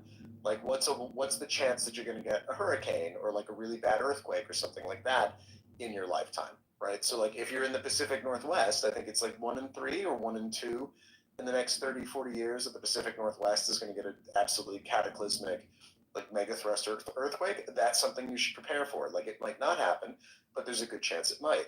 And if you look at like the Revolutionary War as event number 1, and then the Civil War as event number 2, and you look at the time frame on which those occurred, the likelihood is basically statistically 1 in 3 that it will happen again, right? If you were born today in the next 80 years. So it's something that you might want to think about.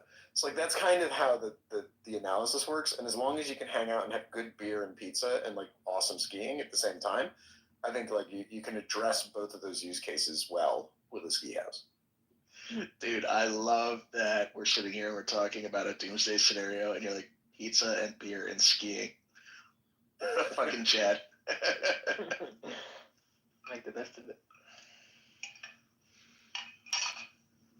Funny enough, I actually was concerned that 8 days ago it was going to be exactly that, and I was just really, really surprised at the lack of a crazy outburst from Trump taking power. I suppose it's still possible, but considering some of the sweeping change that's happening right now, I'm less concerned than I have been in the last 10 years. It's not even close. They don't like it hasn't even really fully registered yet what's happened, because most of the EOs they'll have like an implementation lag. Both like there's an express implementation lag like of several weeks in a couple of the executive orders, because the department heads have to go and implement the policies. I think the affirmative action executive order was delayed by there's like a month-long implementation period. And things like that. But like it's already affecting. So like this funding freeze that happened today, I'll tell you a story. So that my town is building this absolutely stupid community center at the cost of $24 million, right? It will never make money. It is the dumbest project. They're debt financing the whole thing. And part of it is that, and at the moment they're in these like final stages of implementation, where they're preparing like grant applications and they're about to go out to referendum and various other things. So for fun, I decided I was going to do an analysis of of our existing public space that we have, and to see how much space was actually used, like for community center style space we currently have. So I published a blog post over the weekend, got absolutely rinsed like by the Democrats in town for doing it, but basically determined that the current spaces the town has are only utilized to like 10%, right, of their capacity, 10-15% utilization. And I had to do that by basically the town, I hit them with a FOIA request, and they dumped the raw calendars, right, literally printouts of calendars from the beach and rec department, and I had to go through them by hand, and then a printout of like booking reservations from the senior center, 4,000 rows of data with no hourly times on them, and I had to fucking go through that by hand. And I did the analysis, and finally I figured out there's no this fucking doesn't work. Like, you're building a community center, it's all empty. Anyway, so part of the game. And they then they told you you're misunderstanding. You need to watch the Field of Dreams. You just got to build it, and then they will come. You just yeah, exactly. So that is incidentally that is my favorite movie. Didn't understand the forecast, sir. Well, so basically, like I had to get this done because they're running into these timetables for referendum deadlines. So there's a referendum deadline for March 18th if they want to like that's one deadline for various reasons, like for bid timings. There's another one on May 6th, which is another referendum deadline because it's also the town's annual budget referendum, and they want to do the budget referendum at the same time as the community center referendum because all the parents who want the schools to get lots of money show up for the budget referendum. So that's like the timeline. So I had to get this data analysis done. So I did, pushed it out the door. Great. The hiring freeze then, and they're sitting there and the like board of selectmen meetings are happening. Like, listen, we're working on this grant funding. The grant funding is about to be finalized.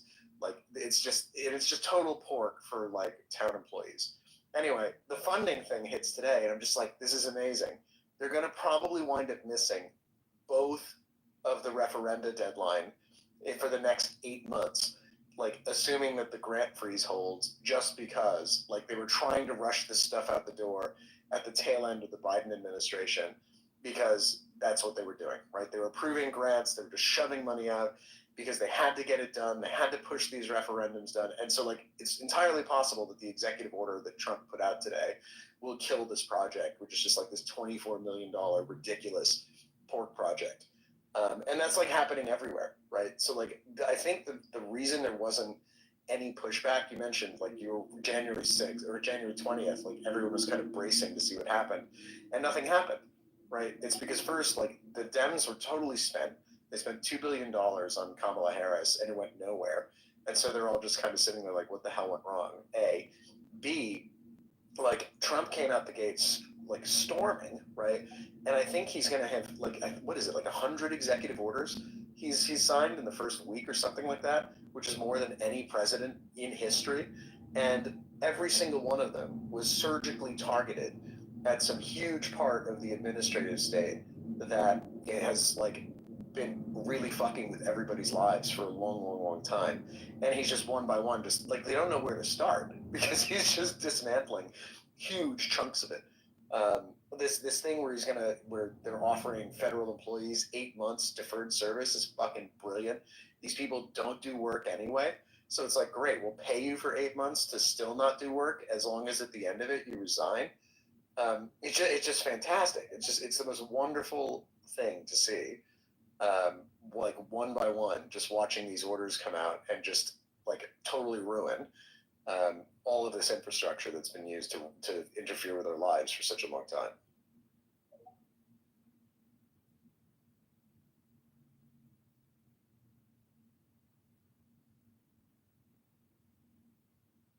But yeah, to answer your question, for my free time, I submit FOIA requests to my town for data on the usage of the senior center and other facilities, and then manually go through them by hand so that I can write about it. That's how I spend my free time. That's what I do for fun. So I have a friend that is one of my coworkers, and he and I do something very similar. He does a lot of FOIA, and he's currently in the middle of like 3 or 4 different lawsuits with his town in Massachusetts, and they're related to corruption in the local government. Not terribly dissimilar from what you're talking about. Less wasteful spending, more corrupt behavior being swept under the rug with multiple agencies involved, and non-compliance with FOIA type requests. And collectively, this is the kind of stuff that we do in our free time. It's that and reading like Supreme Court opinions and analyzing application to other things and kind of reading between the lines. So I feel you. It's fun.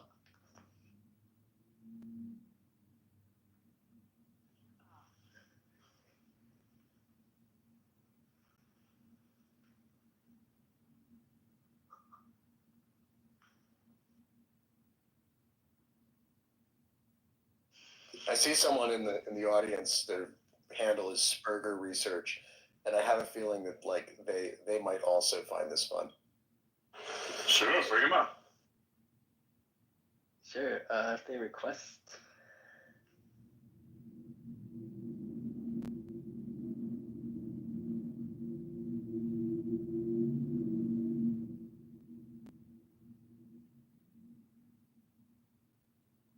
How does that work for you, Blythe? I've never actually hosted or co-hosted a space. Does it just like show up in like a list? What's the UI like? You did actually co-host once. So basically, it shows up in like a list of, there's a list of requests that you can see. You click on it, then you can see which ones are trying to request up and join. Yep. Normally it works this way. For the host, it's practically impossible to see it for some reason. So right now I know that there are requests, but I don't see any requests. All I have is a gigantic mute button. That's my thing. For me, it brings all the requests to the top. All the requests. Yeah, like requests need to be handled a little bit better. It's fucking terrible, man. Yeah. I've seen really I've funny seen that you got. Sorry, go ahead, Russ. Yeah, I've seen that mute button in action. I think it was the Laura Loomer spaces when she was coming in the conversation. Like, it's basically like the scram button on a nuclear reactor. It's when too many people are talking, just everybody's talking. Serene silence. Yeah, you gotta silence it. Yeah. That's what it felt like with me. My CNC.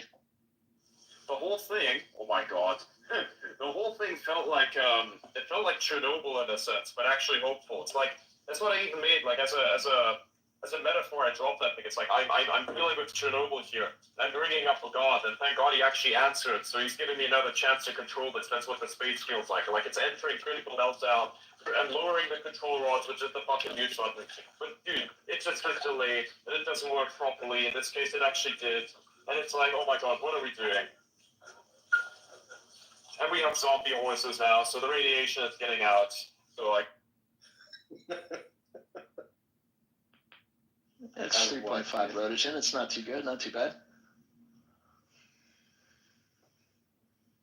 I've always wanted to go to Chernobyl. That's like it's interesting. Like the series is really well. Is anybody saying anything right now? Yeah, we're talking. I don't know if we're talking. Yes. Well, fuck me.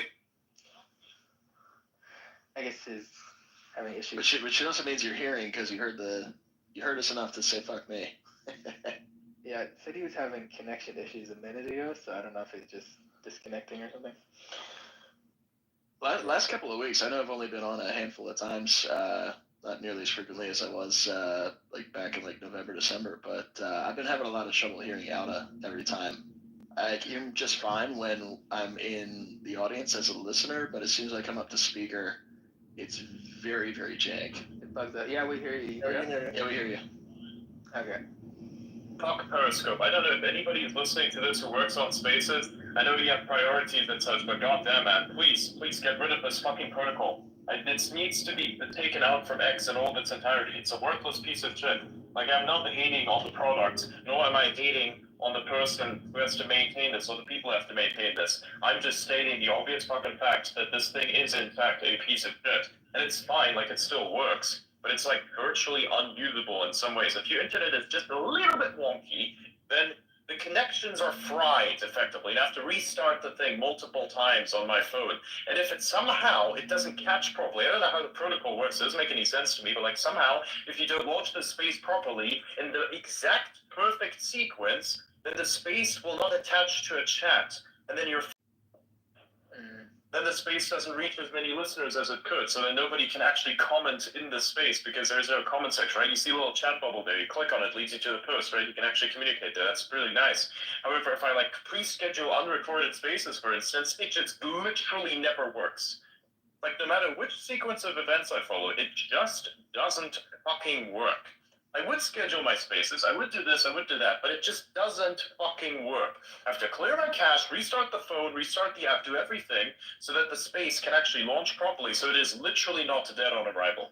So that's the problem with space. But aside from that, it's an amazing fucking tool. I love it. That's why I'm here every single fucking day, so I get to complain a little bit, just a little bit. Absolutely.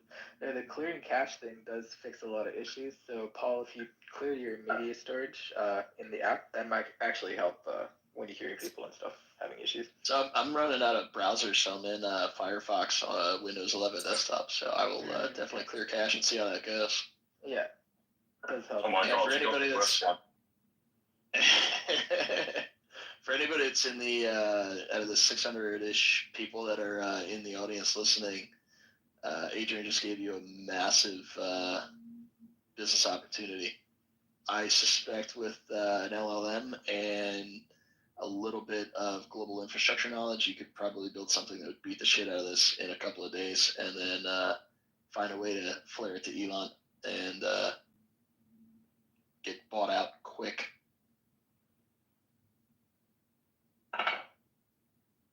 So it's like that editing tool. Remember, people don't remember this, but do you guys remember Dingboard?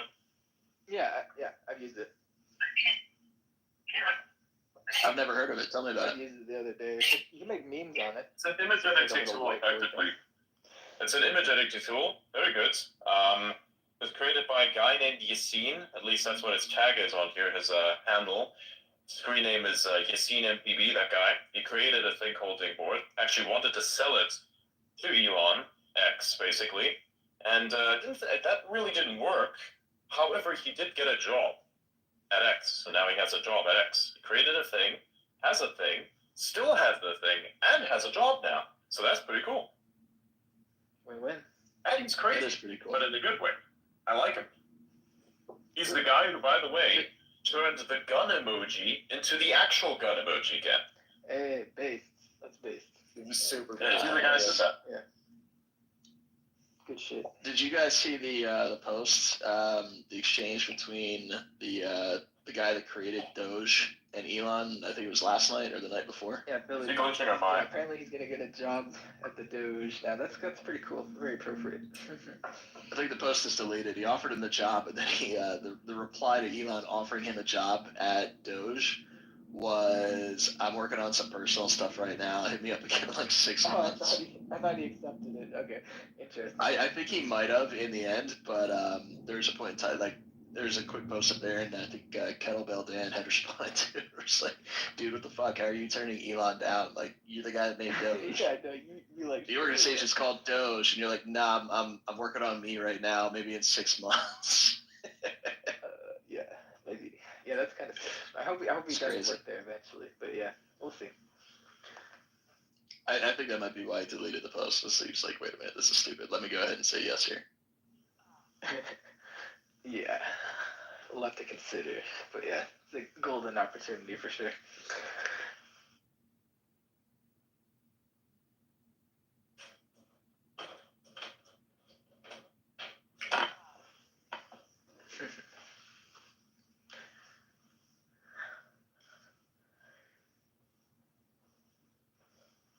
I could see Doge's fingerprints on the OMB announcement today, the fork in the road. Everybody see that?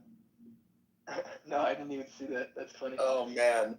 So there's a website for the Office of Management and Budget, which is part of the Executive Office of the President, and the website says, a fork in the road, and it says, if you, got that email earlier today offering you to, the chance to resign, all you have to do is send, and you would like to resign, right? So Trump has offered everyone in the federal government something called a deferred resignation, which is basically where they'll resign 8 months from now, and they'll get to fuck off and not work, and they'll get paid the entire time and get all their benefits. But like at the end of that, they're done, right? They're out. So, it's so the website simply says, if you'd like to resign, just send a message to hr@omb.gov. Subject line resign, and hit send. That's it. Listen, just send us the email. That's all you need to do. We'll handle the rest, and we'll exit you from the federal government pronto. And so you get it reminded me of let that sink in, the fork in the road. Let that sink in. Yeah. Just like it was a nice. I think what most federal employees won't understand about this is that generally speaking, in the private sector, I don't know if anyone's ever been through a round of redundancies before, but what happens is they offer you the chance to leave before you are pushed, right? So it's like, listen, we can do this the easy way or the hard way. The easy way is you leave, you get a nice big paycheck. In places like England, for example, the paycheck is tax-free, which is really nice. So basically, you get a nice big paycheck, 3 months severance, tax-free. That means it's actually 6 months severance. And go hang out in your garden for a little while, right? And so you can do that if you know you're going to get cut. But I wonder if whether federal employees, it feels to me like this is the precursor, right, to something else, right? That the bigger cuts are coming, and they're giving people the chance to get off. And I don't think it's been made clear enough to them like this is their shot, right? Like you can do this now, or you can just put up with an unbelievable amount of shit that's coming your way in the next 6 months if you fail to take it. Because like because federal employees don't get fired, right? They just sit around and do nothing. Yeah, severance, yeah. Yeah, that's wild. My favorite thing was the Doge.gov. Did you see they actually, when it first launched, it had the actual Dogecoin logo, and then they changed it. But it also had, if you inspected and like viewed source on the page, there's like an ASCII Doge, like in the yeah, it's pretty cool. It's pretty nice. Love it. Just like a big comment. Yeah, a big comment of an ASCII Doge, like right before the logo. Yeah, it's pretty funny. You can see it on the Wayback Machine. I checked it out. I love the current Doge.gov. It just says an official website of the United States government, Department of Government Efficiency. The people voted for major reform. That's exactly. It. Yeah. And the rest instead of that like, logo, they had like the actual Dogecoin there. That was cool. And then they changed fantastic. it. You know what that website is? It's What, very, Doge.gov. very efficient. Oh yeah. Maximum. Much efficient. You should always be skeptical of a nonprofit that has a website that's really, really super slick and expensive. That's a general rule of thumb. Is like if they've spent a shit ton of money on their website and they're a nonprofit, you should immediately be skeptical. Yep.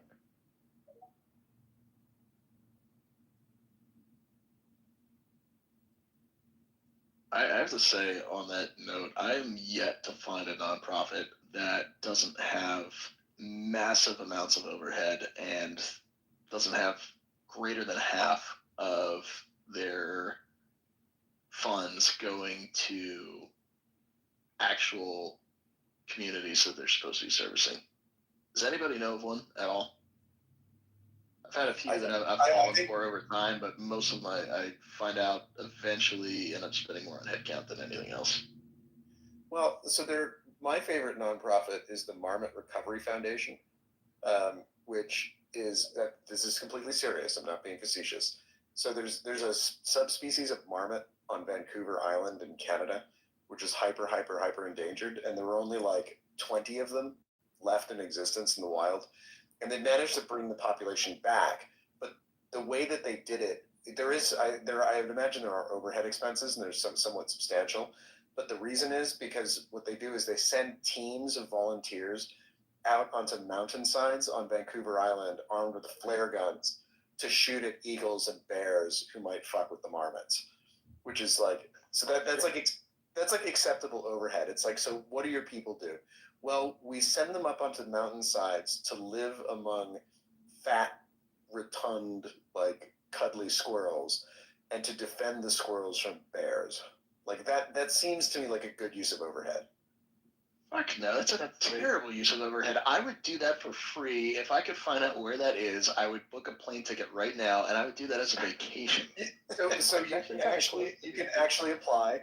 There, if you look it up, every summer they take volunteers for the marmot keeper position, which is where basically if you are a marmot keeper, you hang out on the mountainside with the marmots, you observe the marmots, and you scare off eagles and bears with a flare gun in Canada. So where's the overhead? Because I know that I'm not the only one that would be like, yes, I would do that for free. Where's the overhead? I don't know. I guess they pay people to do it, which is even better. Like there must be so much competition, right? That I suppose the best candidates for being the marmot keepers, like they want to compensate them, like even though they would do it for free, just to like make sure they can get the best talent.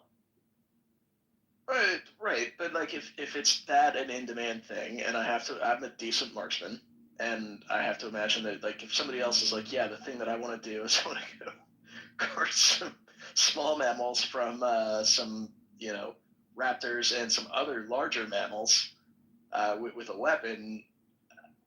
I have to imagine you're gonna get people that know how to shoot. It's something that it's a flare gun. So you scare the people larger would pay you for it. Yeah. You're supposed to scare the larger animals, not kill them. So it's a flare gun, not a regular gun. Yeah, All right, so then that Well, this removes guy's like, skill even I'm further. gonna have such good accuracy, we're gonna take everything out with a fucking flare gun. Let's go. That's literally what his brain just did.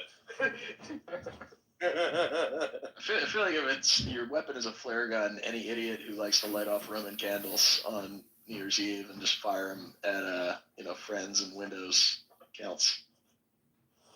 Or you can be like that guy, You don't can be even like need to that be guy accurate. from the Christmas market in Germany, who like decided, hey man, you know what we're gonna do? We're gonna launch this fucking rocket off into somebody's living room. Yeah, that's what they did, literally. And the aim on that was so fucking perfect, you could tell this guy had fucking practice. Yeah. Adrian, speaking of European countries and having just been to Italy over the Christmas season, can you explain Christmas World to me? As an American, my brain just could not comprehend that goddamn thing. Christmas World. Apparently, it's like a European thing where they stand up like theme parks in a couple of weeks, and they're insane. Never heard of it. Christmas World? I've never heard that. That doesn't make any sense. No. So The Christmas it's a market seasonal doesn't make thing. sense. The Christmas World doesn't make sense. So I had a layover in London, and it was a long layover, so we left the airport and went toward. Oh, that thing! Yeah. So that's a big Christmas market, right? To go there, you get everything. Yeah. A lot of shit there. That much. Oh, yeah. No. Yeah, I like that. It's not a market. It's like a. In the United States, we'd call it a carnival, but this thing is unlike any carnival I've ever seen. Yeah, it's like a Christmas carnival, if you wanted to put it that way. Yeah. It's pretty Yeah, nice. it's got I like like it. full size like roller coasters and stuff like that. Yeah. Yep. There's a lot of good shit there, man. They have like a variety of different foods and stuff that are pretty nice. From like all over Europe, you can get something. It's pretty decent. Or at least it used to be like this. Not sure what it is like now. But I've been there in a very long time. I think the last time I walked I've around been the outside. there is fucking almost 15 years ago. So, yeah. Wow. I actually feel a little old now. Damn. I saw the one in London, and then we actually took. We've got kids, so we took our kids to the one in Rome, and it was like this strangest cultural experience I've ever had. It was just downright wild. Really? Yeah, like a outdoor skating rink, even though Rome it was in the mid 40s. Fahrenheit, that is. Like the 10s, I guess, Celsius. But it was supposed to be modeled after Brooklyn. It was pretty damn funny. It was the Brooklyn Bridge over a skating rink in Rome, and we just come from America as well. Mommy, you need to see this. Yeah, that's where I used to live. I'm making some food right now. I'm eating steak. Yep. I was gonna say, how's the steak? Came along, it's finished. I finished cooking. It's finished now. I'm gonna eat it. We still back? No, I Never left. Yeah, that's true. Or the idea is, for me at least, when you want to be back, you want to be so back that the previous back looked like it was over. That's my philosophy. It's a philosophy of just exceeding the norm. Because as a matter of fact, we are always so back. There is an over to every back, but the idea is to have the over be higher than the previous back. Yep, that makes sense. Good point over. Yep. Like for instance, we so back. I got so many fucking engagements. It was a huge thing. And then it reduced by a decent amount. To now. But it's still a lot higher than it was before. So as a matter of fact, you're always so back, but you got to be so back that the previous back is the new over. So it's like kind of like one step over, 2 steps back. More like 3-4 steps. Yeah, it's more like 3 or 4 steps ahead, 1 or 2 steps back. Like higher lows. Well, no, but back means good in this case. So it's like, so when we say 2 steps back, we actually mean it's 2 steps ahead, because it's over and back, not forward and back. Oh, like right? that. That's what you meant. Okay, yeah.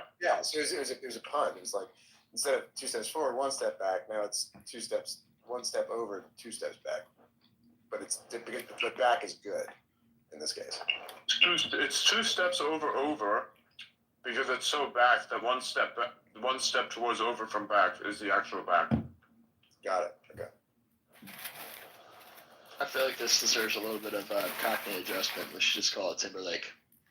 Backstreet's back. All right. Wow.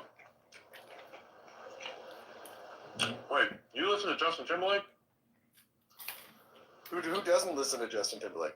I had that shit A lot of burned people. into my brain in my youth. I couldn't avoid it. It was impossible. You couldn't go anywhere. Not Yeah. a mall, When I- not a Same thing. dance, not it was in movies. It was on every single radio station. I could listen to a rock and roll radio station or a rap and hip hop station, and I was still hearing that damn song. Yeah.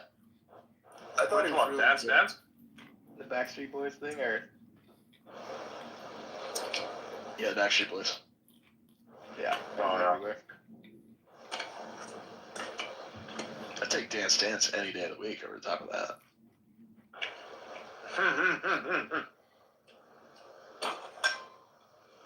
I like some of his more modern stuff, except for the stuff that's a little weird. Like that one music video kind of is where it finished for me. You know, the one where he's dancing with demons? I was like, you know what, I'm fine. He's reached his peak now.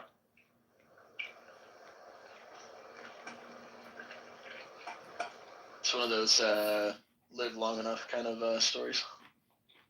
You know, I think he kind of peaked at like the early 2000s and then hit his all-time low after that in like, 2016, 17, something like that.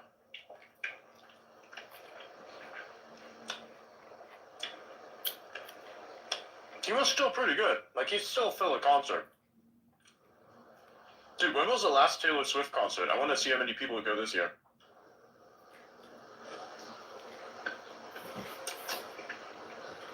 I have acquaintances that travel the world to take their kids to Taylor Swift concerts, and it makes me want to vomit. Like, I can't understand why. Last one was in Vancouver. How old are these people? They're anywhere between 35 and 45, trending towards the latter, and their kids are anywhere between 8 to 12, and it's horrible. I can't understand why they do it. If you're going to travel internationally, the thing that you're going to do is take your kids to a Taylor Swift concert. What the fuck is wrong with you? Exactly. And also a message for anyone who does that shit. Stop it. Buy your fucking kid a computer. Buy him the latest computer and make him use Linux. If you can't fucking use Linux, call him a retard and make him use it anyways. I love it. Teach him to grab it. Come on. 100%, man. Like, fucking give him something. Have him beat this task so you can sit in a class somewhere and say, oh yeah, I know how to do Linux. How'd you learn that? I kind of told myself because nobody did it for me. Boom. Yeah, exactly. Instantly a street kid grow up, bro. Oh, dude. Who's going to be the most valuable thing in the world where, like, everything's ran by information systems? The guy who understands how the information systems work. Sure.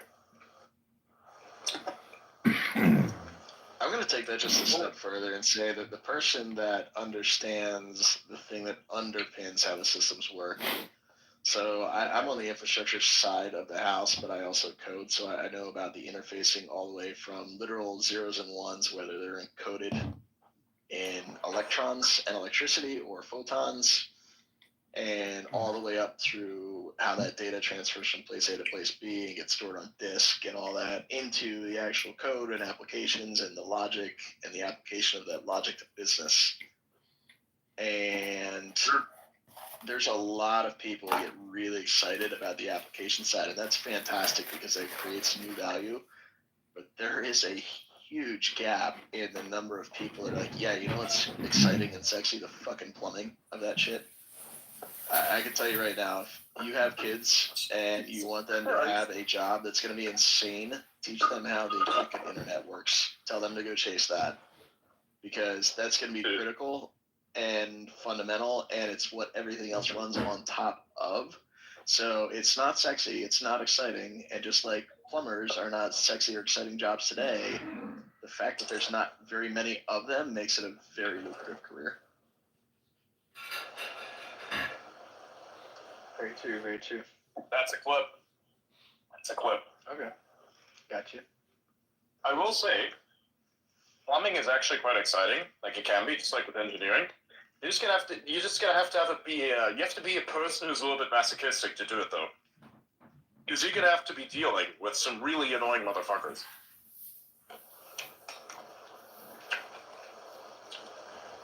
And you have to take everything they say literally to a certain extent. And be sarcastic also, but only if you can afford it. Like, imagine what it must be like for a plumber in fucking New York, bro. Holy shit. They got this weird legislation, the fucking standards, where they have to install lead pans in the fucking shower. Like, have we learned nothing? Like, if we're gonna get rid of some regulation and shit, get rid of that. You don't need a lead pan in the shower. What's wrong with you? But they make them do it anyways. Because it's a good question. Oh, well, the plumbers are made to use lead pans. Isn't that fucked up? Yeah, it is. Why you do it? Because it's demanded. Wow. That could be pretty cool. It depends on what kind of plumbing you do, of course. Because sometimes it can get mighty fucking disgusting. Like, at least you don't have the job of a sewer cleaner. That shit's insane. You gotta go down there, literally spray all the shit away and get the fucking cockroaches climbing all over your ass. That shit's insane.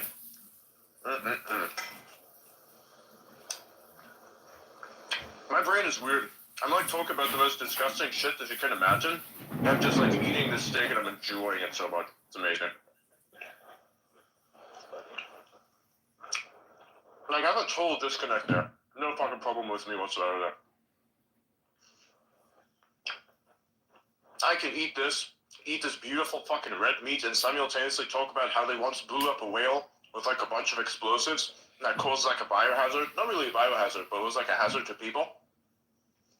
Because they blew up a big fucking whale. It was more an impact hazard than a biohazard. Yeah, that's what I'm saying, yeah. It's just a people hazard, yeah, an impact hazard. They fucked up a car. Like, imagine explaining this to your insurance. We went to this beach. There was this gigantic fucking dead whale. And a bunch of people came from the authorities, put a bunch of explosives in that dead whale. Then they detonated the dead whale, and a very large part of this whale was accelerated by the enormous force of however much explosive material was in there, that it launched up in the air and somehow perfectly landed on my fucking vehicle and completely flattened that bitch. By the way, this actually happened. Oh my god. Yeah, That's a real thing. What I just told you actually happened to somebody.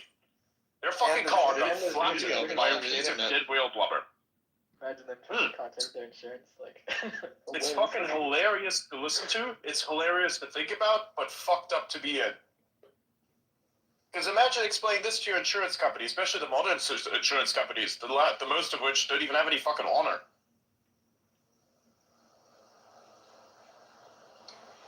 That's wild. Otherwise, all that fire insurance would have vanished. In California. During the rainy time. We got screwed over. Majorly. That's fucked up, man. They make it fucked. Delicious. Preston, what do you eat? So I eat once a day. That's my thing. I eat once a day. So Nice. Sam? yeah. So once a day. And what did I have today? Today I had a sandwich. It was a turkey sandwich. It was pretty dope. But what the fuck kind of metabolism do you have? Are you trying to lose weight or something? That is insane. Yeah, basically. That's essentially. That's the long. That's about the size of it. That's crazy. Yeah, recently took up going to basically like this summer. Actually, it was last year. So last year, like I put on a bunch of weight. I was working at this law firm. Like crypto was in the shitter, so like it was really stressful. Put on a bunch of weight. Started having back problems. And like had to do something about it. Got some shitty blood work, that kind of stuff. And I was like, fuck it, this is stupid. So adopted a new regime, going to the gym, running, eating once a day, all that jazz, and it's been extraordinarily productive. So, and critically, I think the most useful thing I did was stop working for a big corporate law firm. that was the best health move I think that I could have made. Oh, yeah. So, Less stress levels for sure, yeah. which is stupid. Yeah, Like it's just like you have this like I have clients who, before when I was there, I was probably billing them, I don't know, 15, 20 grand a month and like teams of associates and shit like that. Now like I work for myself, I bill $2,000 a month and like it's great because like I'm taking 100% of that home. I don't have any other overheads. Because basically the law firm economics, the way that it works is that you get paid roughly like 15 to 20% of what you originate, right? So if you have a book of $1 million, like 250 a year would be pretty good comp for you. If that's what you're doing. Whereas if you're working for yourself and you make 250 a year, you take home probably about 230, right? Or 220. So like that means you can bill your clients less, you can work a shit ton less, and everybody's happier. It's just like a way better deal. Yeah, this sounds way better.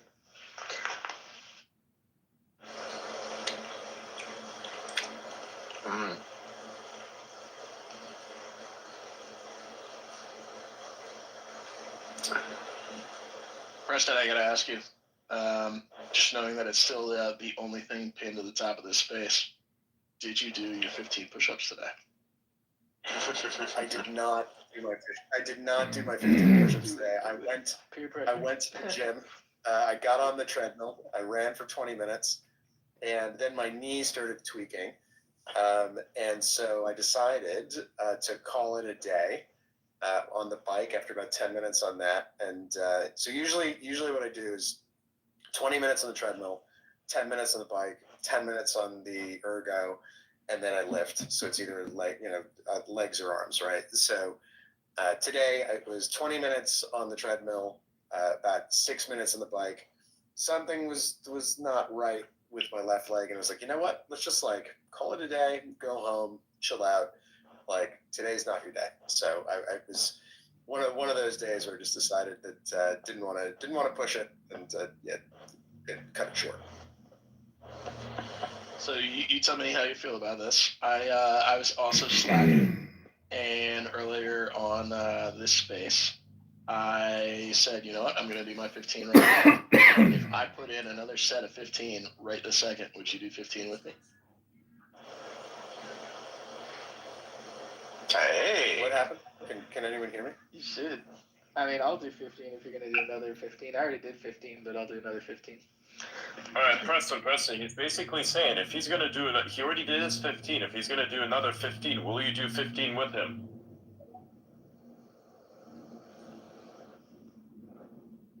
He fucking disconnected. Why? It's not correlated. It's just this connection got fucked, but it's funny though. I think you would have done I'm gonna do another 15 anyway, Preston. I'm Whether you're doing it or not, I'm gonna do 15 right now. Yeah, Preston. Did you hear what he said? Nothing. No, my connection got borked. Alright. So he said he has already done his 15 push-ups, referencing my challenge. He's gonna do another 15 if you're gonna do 15 with him. Yeah, I can do that. That's easy. Alright, everybody on the fucking floor right now. Everybody get up, drop whatever you're doing. Everybody on the floor. Let's go, get set, get warmed up. I'm getting on the floor. Okay. Everybody on the floor. Let's go. Let's do some push-ups. 15 in a row, baby. 3, Let's fucking go. Here we go. 4, Alright, let's 5, 6, 7, 8, 9, 10, 11, 12, 13, 14, 15. Done. And we're done. That's how easy it is, everybody. Get in on this. That's Yep. good, yeah. You can also do slow ones for like extra growth. It's very good. Very, very good. That's good.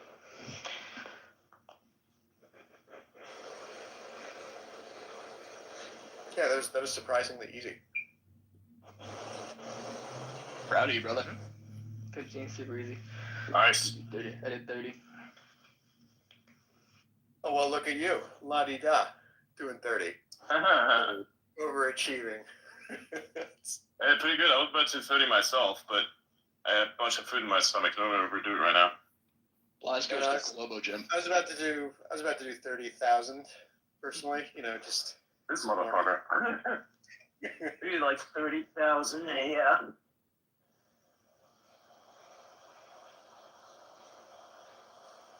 I'm assuming everybody's seen Anchorman, right? yes. Yes, I love that movie. I can't get over anytime somebody talks about the number of reps they put in. The whole, oh yeah, Oh, did you yeah. hear that? I did 100 of those. Yeah, 99, 100. Yeah, like, yeah.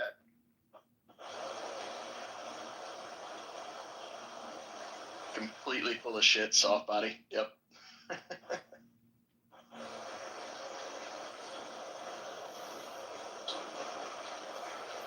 Just as more encouragement for anybody that's out there. Prior to the start of this space, I haven't done a set of 15 push-ups in probably 9 months to a year. So it's accessible. And even if you can't do 15, just start, for real. It's not that bad. And even if you can't do like one full real push-up, do a push-up from your knees. Like, just get going. The key is to start. Yeah, dude. Well, That's how it works. Yep.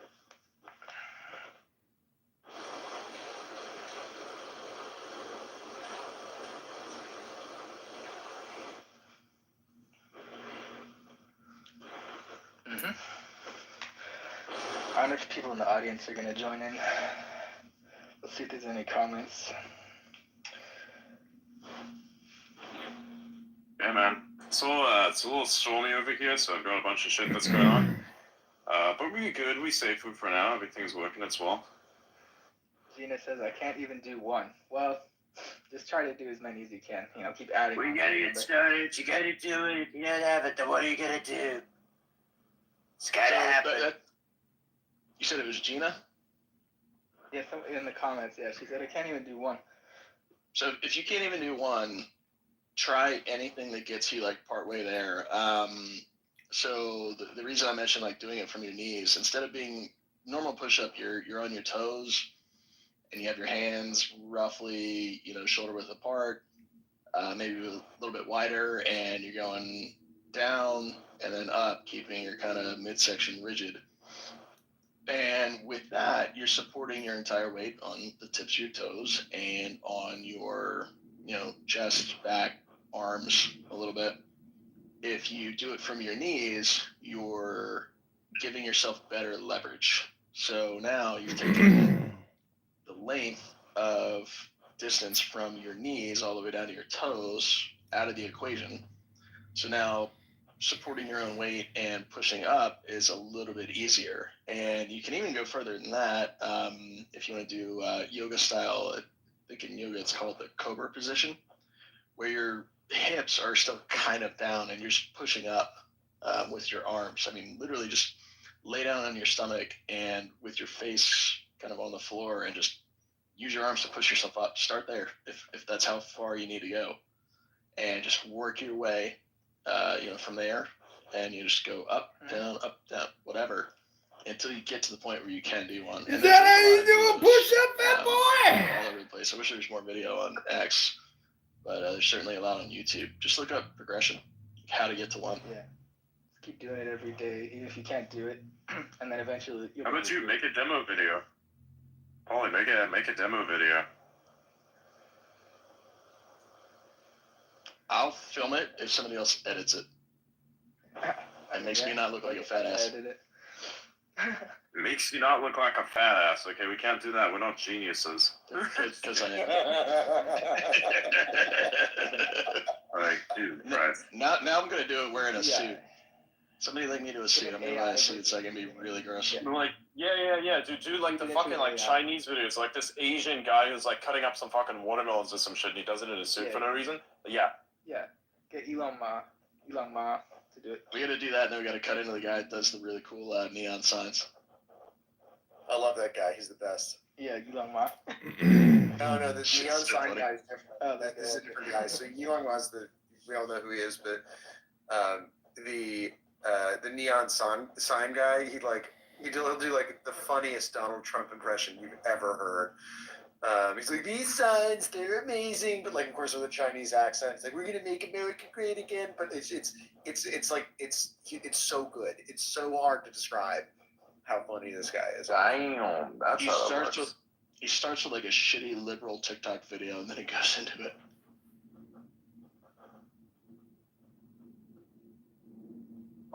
Yeah, push-ups are actually a quite simple exercise. They're very nice. I like them. It's easy to get almost anybody started on them also. So it's one of them things, you're saying? Like the diamonds or close grip, wide ones.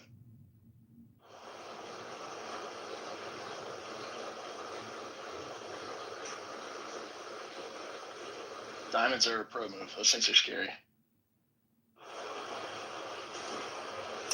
Oh, really? You don't like diamonds? I have a hard time with diamonds. I find they engage. I guess the. Okay, let's do them. Central. We're gonna do the diamonds. You do diamonds? Okay. I actually don't know if I can successfully do a diamond. Let's see how it goes. It's pretty easy actually, because it's like less range of motion. Nah. You're right. They're fucking difficult, but I can do them. It's pretty easy for me. All right, so I just did 2. I don't think I can get as low. It takes a lot of. I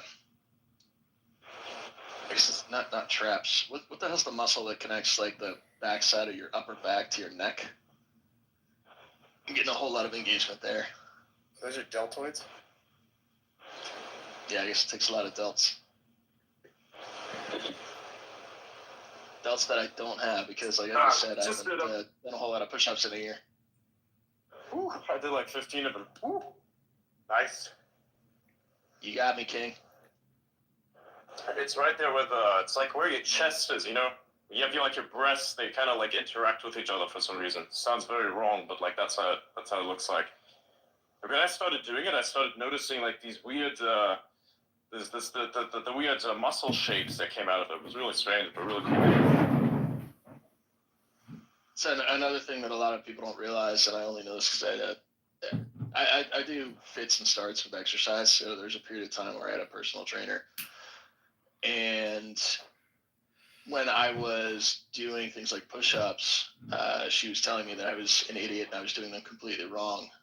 Most push-up positions are not about your arms at all. Most push-up positions have a lot to do with chest and back. It's control over your pectoral muscles and your delts and whatever the hell it is in your shoulder blade. I suck at anatomy, so everybody have to excuse me, but your back muscles.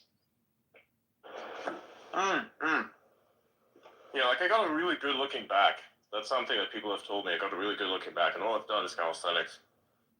No weight training of any kind.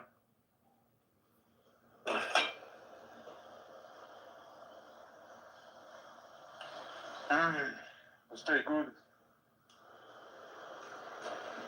Oh yeah, mine was delicious.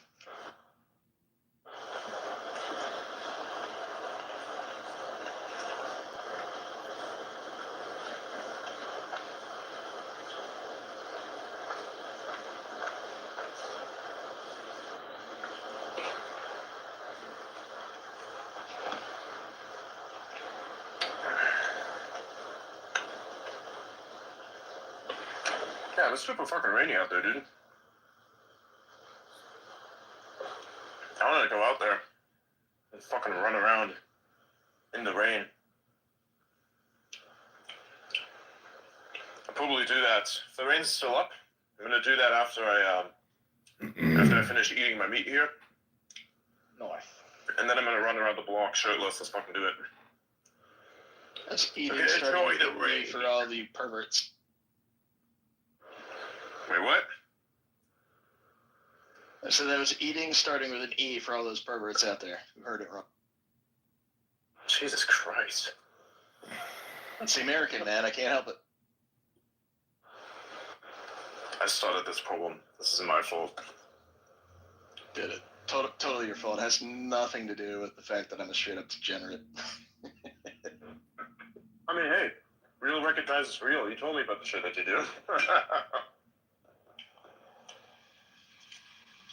No judgments. No judgments. Love it. What's the temperature? I where got you're at? fine. You said you're gonna go run around in the rain. What's the temperature where you're at? No, it's relatively frigid. Not sure what the exact temperature is. I don't measure those things. I only measure like water temperatures in case of storms and things like that. But at the moment, that's kind of past. So you're just having like an entire array of like mini storms. I have to like check the map and see if there's something that goes wrong. Like there's a major weather system. There's like most models are freely available. And the U.S. government is amazing. They have like this thing called NOAA. They got like these different weather models and shit. You can use them. They're incredible. Yeah. If anybody else is into, I do this a little bit. I'm not great at it, but I've done it a couple of times. If you're into software-defined radio SDR, you can actually receive the signals that U.S. government weather satellites send back to Earth, and you can see satellite imagery of weather formations for free, and not Is this legal? filtered. Yeah, it's absolutely legal, for sure. Oh wow, I want to see that. That sounds cool. Yeah, so like all the satellites that are orbiting planet Earth that are sending back weather data, they're sending it back on frequencies and encoded in such a way that if you've got a software-defined radio, you can there's guides all over the internet for this that'll tell you how to receive those signals and build antennas that are tuned to receive those signals. And there's software that's out there that you literally just you don't need to write code. You can just download and install this stuff and get those images so you can see weather patterns from space that haven't been run through government agencies, haven't been run through news station filters or anything like that. You're getting raw data. That's crazy. I sure hope that what you said is wholly legal, because if it's not, bro, fuck. No, it is. It's a broadcast signal. If it's over the airwaves and you can pick it up and you can decrypt it, it's legal. Huh. Yeah, it's not like All right. it's not like intercepting like a police radio signal that's encrypted and then decrypting it illicitly. You could even do that. I mean, what you can't it's not the same thing as interfering with the computer system, right? Like if someone is broadcasting and they're emitting signals on the electromagnetic spectrum and you have an antenna, you pick it up, and you can, for whatever reason, see what they're saying, even if it's trunked radio for the police. I don't know how you're going to decrypt it, but if you have the means to decrypt it, you can do it. They're putting it out there for you to read. So basically, if you were to say use the internet, it's it would be, so for the police, if they didn't want people to catch on to what they're doing, say for instance, so you listen to those scanners, then if they communicated over the internet, it's actually better for them. Well, I think what they generally do if they don't want people to listen to them is they just go onto encrypted radio. Which sucks. So, and that's hard to, they're allowed to do it and we're not. So you can't use encrypted radio, but the cops can. That prevents public disclosure, which is really annoying. Wow. But there's nothing encrypted at all about the weather satellite signals back to Earth. They are wide open. Cool. So it's like basically public info. So if I happen to pick it up, I just happen to pick it up. Yep. Huh. Yeah, I mean, even if you're not Nice. happening to pick it up, even if you're intentionally picking it up, it's totally legal. Same thing holds true for like you can do this with air traffic signals as well. So if you want to put an antenna outside of your house and you want to listen to all the airplanes talking to air traffic control, whether it's a local airport or even like national air traffic control, and this is all U.S. anyway. Anybody that's international may or may not be true in your country. So do your own research. And I'm not a lawyer. One thing I'm not that your is lawyer. This is not illegal legal to do advice, is- but you can. The one thing that's definitely illegal to do is to broadcast, like yourself, to broadcast, unless you have a license to do so, no?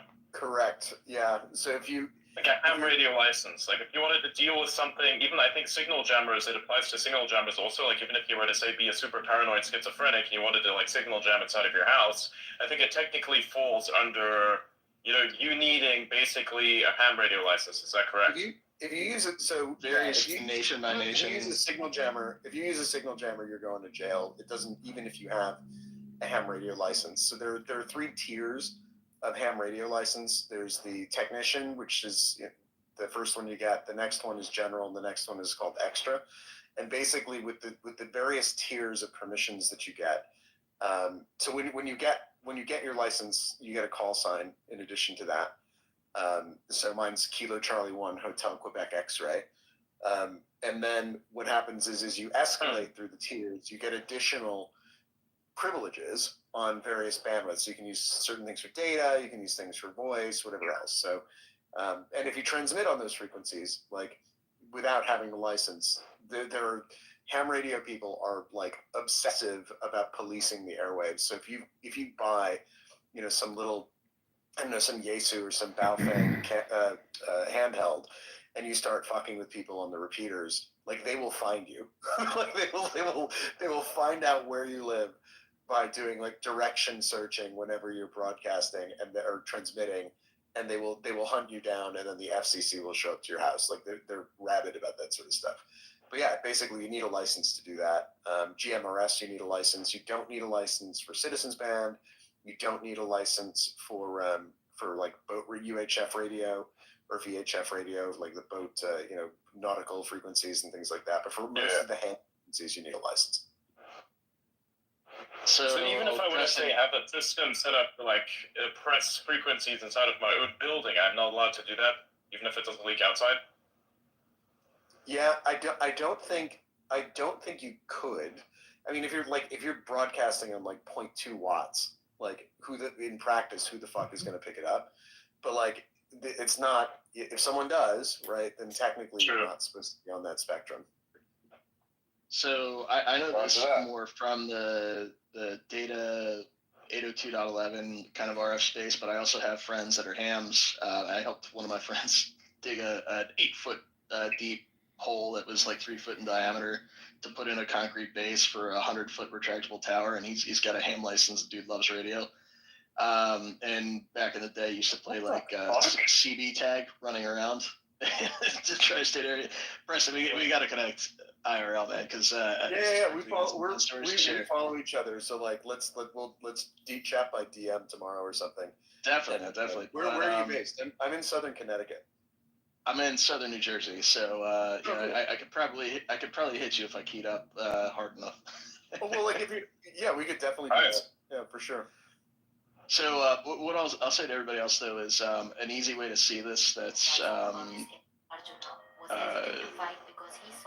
maybe more relatable to somebody that doesn't understand ham, doesn't understand CB is just a 2.4 gig spectrum and the 5 gig spectrum as it relates to things like Wi-Fi and Bluetooth and microwaves.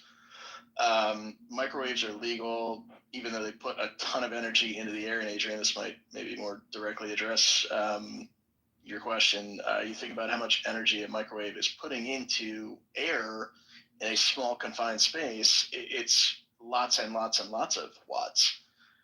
But it's completely legal because those things have been tested, and it's kind of like a little Faraday cage. Like that energy is not escaping that little confined box. It's being put into your food, but it's not being broadcast out through an antenna into the space surrounding your house. And the same thing is true for, wireless communications, like from your laptop or your cell phone to an access point at a building, or even like on a campus facility. And at least in the US, the FCC governs what bands you're allowed to use indoors and outdoors, and also the maximum combined power you're allowed to output, which is a combination not only of the radio you're using and how much energy it actually applies, but also the antenna it's connected to and the amplification of that antenna. So you can do a lot of wild shit and technically be illegal, but to Preston's point, if you're disrupting others in your space, you're gonna get fucking found, and the FCC is going to bring a hammer. Well, I think the other thing, though, the thing that makes it really fun, right, when you have a radio, is talking to someone who's on the other side of the fucking planet, right? Because it's point-to-point communication, and it's point-to-point. Not you don't have a direct. Obviously, you don't have a direct line of sight. So the only way you can do it is by bouncing the radio waves off various layers of air in the atmosphere, right? And then having the light bend through the atmosphere over the horizon and get to skip. Yeah, you basically you've got to, it's not like a skip. It's just like you got to bounce it off a layer of air right in the atmosphere at the right time of day in order to get there, because it's not going to go through the earth. Like nothing's getting through that. Unless it's neutrinos, and can't detect those with a radio. But so it's really cool. And like in order to get those privileges, you have to go through this licensing process, which is like it's part of it is like learning how this stuff actually works. I'm an attorney, right? Like I didn't know shit about how a radio works. I'm an attorney. From my professional training. And it's kind of cool. Like then sometimes you just chill, you just listen, you can hear people having conversations, all up and down. If you just like plug in, set up your antenna one night and turn on your radio and chill at home, you can hear people all up and down the East Coast, just like chatting away at night, like having conversations point to point. It's just really interesting to think that like those guys are just chatting with each other at the speed of light with equipment, setting up in their yard and hooked up to a battery, right, or plugged in to a power source without any internet or anything in between or any infrastructure. So I love it for that reason. It's just a really interesting. It's a whole universe that you're just not aware of. I think it's a little less busy than it used to be, but it's so cool because people are just out there talking. The other thing that's cool about it is that in emergency situations, all of these guys who are hams wind up getting drafted into service as like emergency radio relays sometimes to get information if communications have been like completely wiped out by some type of natural disaster. So during Katrina, you had guys relaying messages back and forth between people who were stranded on the ground, right, and only had shortwave radio or short range radio solutions, and people who were farther away in places like DC. So someone who was nearby could relay that message, and then it could go, get relayed to DC officials, and then a message could get relayed back. So they were acting as kind of, if you imagine like a bucket brigade, if we were trying to put out a fire, they're just passing the message one person to the next person to the next person.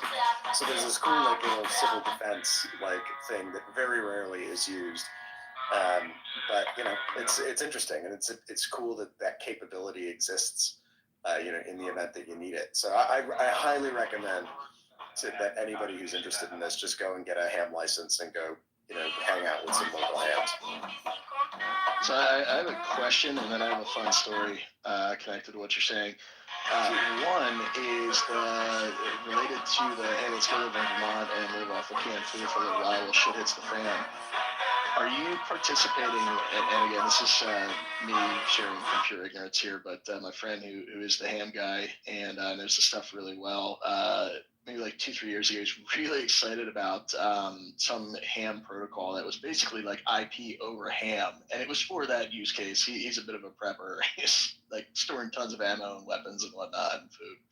And he's like, yeah, you know what? You should totally, erect a giant tower in your backyard and do this, because then we can talk to one another over IP and have a network in case, everything goes wrong. Are you active in participating in that? Do you know what that's called? No, I mean, I don't use my radio as nearly as much as I should. But there are data protocols that you can use, and yeah, you could, if you wanted to, set up a giant antenna in your backyard and go, have do text messages over one of the, if you've got the privileges, you could go send text messages back and forth with one of your buddies over, a data protocol or something like that. Like, that's certainly doable. I think, like, from a prepper perspective, it's a very limited utility, because ultimately, like, if you're using that bandwidth, then, like, from a big fixed, if you're sitting there transmitting from a fixed location, and you're doing it like a couple 100 watts or something ridiculous, and you're very visible when you're doing that, and so you're kind of advertising to everybody that you're there. So I don't think that that's a particularly viable strategy. And the other thing is, you can get jammed, like, really, really easily, as long as someone has more wattage than you do. So it's like, it's interesting. I don't think it's interesting. It's cool to be able to listen to what's going on, but, like, the idea that just because you have a radio suddenly means that, like, you're going to be able to communicate in all scenarios at all times, and it's like a super secure way to do so, is just not correct. It's actually really interesting, because my friend doesn't always think things all the way through, vis-a-vis digging a giant hole in his backyard. Yeah, I mean, if you're broadcasting, if you're transmitting on a radio, like, you are advertising to the entire world, here I am, this is my precise location or direction from you, and this is what I'm talking about. Because generally speaking, you're not allowed to, even though the police can encrypt and the military can encrypt, you can't encrypt your communications, because that's not allowed. So it's I mean, I suppose you could encode them, as long as there's a weird rule where, as long as the protocol is published, you can, send messages which are coded, and it's not immediately obvious, like, what it is, as long as you publish the key, right, to how it works. But generally speaking, people who are hams and using radio and for hobbyist purposes, they transmit in the clear. Got it. So yeah, I guess that's the difference between encoding and encrypting. So encoding, you're putting data out, you're just doing it in an efficient way, and bits where things make sense, but it's not obfuscated, and anyone who knows exactly how it's done can do it. Encryption is meant to keep other people out and has private keys. In, I guess, at least most situations, and is meant to provide that security. All right, so that was my question, was whether or not you're participating in that. So now I'll give you my story, and Blythe and Adrian, by all means, tell me to shut up if this is a topic you don't want to carry on with. But going back to, funny enough, phone system work, there's a point in time where I was working for, as a consultant anyway, I was on a job helping a couple of government agencies in the state of New Jersey, I won't name which, but deploy a phone system probably about 10 years ago. And it was when the Super Bowl was happening in MetLife Stadium, just outside of New York City. And because I was there doing the phone system, and because they were using Motorola radio, funny enough, super encrypted, and was covering the entire state, I was operating out of their emergency command headquarters, which I probably publicly searchable, but I'm not going to say where it is just for good measure. But the phone system I was deploying was Cisco systems, and I know a lot about Cisco and how they operate in the background. And one of the things that they do as just a value add that they don't charge for, and this is almost like a PR thing for them, is they run around planet Earth with this thing called the Network Emergency Response Vehicle. And it does a handful of things. One, it's basically like a big truck, I think like fire truck, in the back of it, instead of being a tank full of water and some pumps, it is a whole bunch of network equipment and space for operators to sit that can build out a network in an emergency and can operate comms, and it's got satellite links, and this is why it's relevant here, has the ability to tie into all of these radio systems and bridge the radio systems with all these other IP comms systems as well over a network. And that's so cool. Yeah, it was at the time. It was, you know, not so far removed from 9/11 that there was concern that, okay, the Super Bowl is being played in MetLife Stadium just outside of New York City, you know, in the Meadowlands. It's possible that we see an attack here and there's a major incident and we need to be prepared and ready to go. And, you know, the governor, it was Christie at the time, was operating out of this location. Like, if, you know, things go bad, we need to have a way to, you know, actually Airdrop cheeseburgers. Immediate. Yeah. Got to get Christie's cheeseburgers for sure. So, I thought it was really cool. And this same group, I've met them at a handful of occasions in Vegas and Barcelona, because they tour around with the company whenever they do conventions. And they've actually helped, Preston, back to your original commentary, in a lot of different disaster scenarios. I think Katrina was actually one of them. Yeah, Katrina was fun to have guys like really that they. Yeah, it's exactly. like they're always preparing for it and training for it, and the joke is that like it's just a bunch of old guys hanging out at like an emergency operations center that's tacked onto a municipal fire station, just like meeting once a week to hang out. But like when you need them, like in that one instance where like you really, really, really needed them, they pulled through, and that was Katrina. Bingo.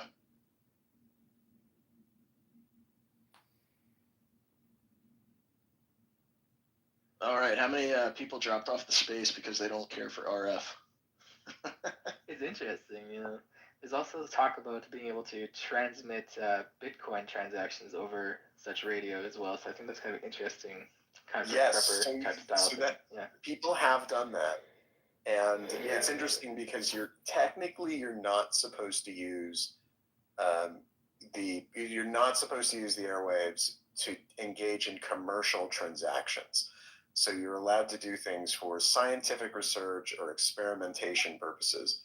So if it's like an academic exercise where you want to transmit Bitcoin, right, or so what you'd have to do is you'd have to have a node that's hooked up to a radio that can receive a data transmission, and that data transmission would have to be a properly formatted Bitcoin transaction with the signature of the sender.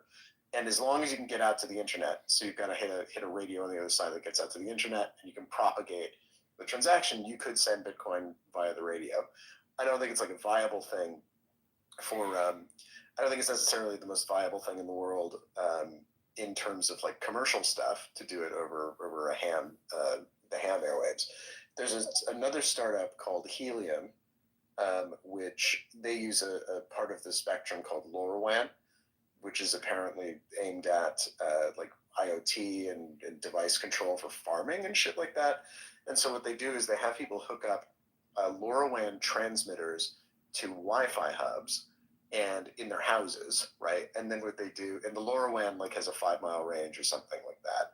And so they're setting up this weird internet-connected like IoT network via these transmitters, which are hooked up to the internet in people's homes, essentially. And by hooking in the transmitter, and particularly if people use it, that's how you mine the cryptocurrency token, which is associated with the project. So it's kind of a cool like way that people have tried to link up decentralized infrastructure with an incentive mechanism for providing it with this kind of funny way that you can go talk to machines over the internet in a mesh network without necessarily having to have a direct connection to them. It's interesting stuff.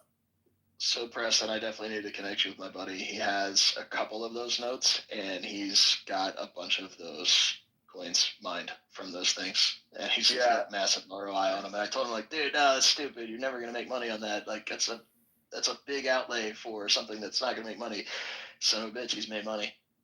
Yeah, those helium miners were so insanely profitable back in 2021 that like they cost thousands of dollars, and there were months long waits to get them and things like that. So because they were made by only a handful of people, and the network was insanely profitable. I don't know if it still is. I haven't looked at the project in like at least 2 years, maybe 3. But LoRaWAN's way outside of just farming too, though. Like LoRaWAN is used in a lot of IoT applications, so it's used for things like when you've got if you've ever been in like an airport parking garage where they've got lights over top of the stalls and they've got the counters that are telling you how many spots are open before you pull in, like that's LoRaWAN. If you've ever seen like weird boxes mounted on telephone poles and you're like, what the hell is that? Why are there antennas sticking out of it? That's LoRaWAN reporting back on like how many cars have gone through the intersection. There's a million different applications. I don't want to go too far in what I'm about to say here, but I'll just summarize as I know a lot about a lot of U.S. national infrastructure around goods transportation, I'll say, and energy generation, and there's a ton of LoRaWAN that's involved in that as well. So it's not like a consumer; it's everywhere, and they're not connecting to minor nodes, but it's out there. Yeah, like that's awesome. I haven't looked into LoRaWAN that much or how it's used, but now I will.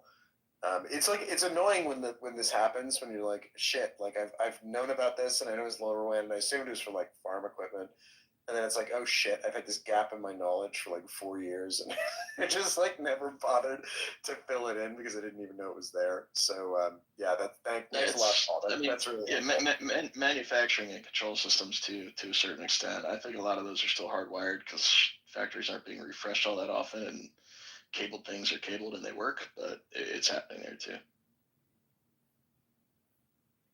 SCADA also. Adrian, I think we're treading into your space. Are you seeing this kind of tech in the environments that you're in? Wait, sorry, say that again? Are you seeing LoRaWAN in like manufacturing and production spaces? Actually, what's the context of this? I had some stuff that I had to deal with here. IoT, RF protocols. Yeah, we were talking about this. Oh! Hey, go ahead. Yeah, there was a cryptocurrency protocol called Helium, which basically I remember this. Yeah. Yeah, LoRaWAN transmitters to someone's home internet connection, and so they basically set up a LoRaWAN global mesh network that was incentivized by crypto, and that just led us into a general discussion about LoRaWAN. Yeah, that would be nice. As far as manufacturing, I'm not sure how it exactly would blend in there unless you were to talk about the mesh nets in general. Like, you do still have, there needs to be a type of Internet of Things to a certain extent. It's the only time that becomes problematic is when the internet is not one that you control.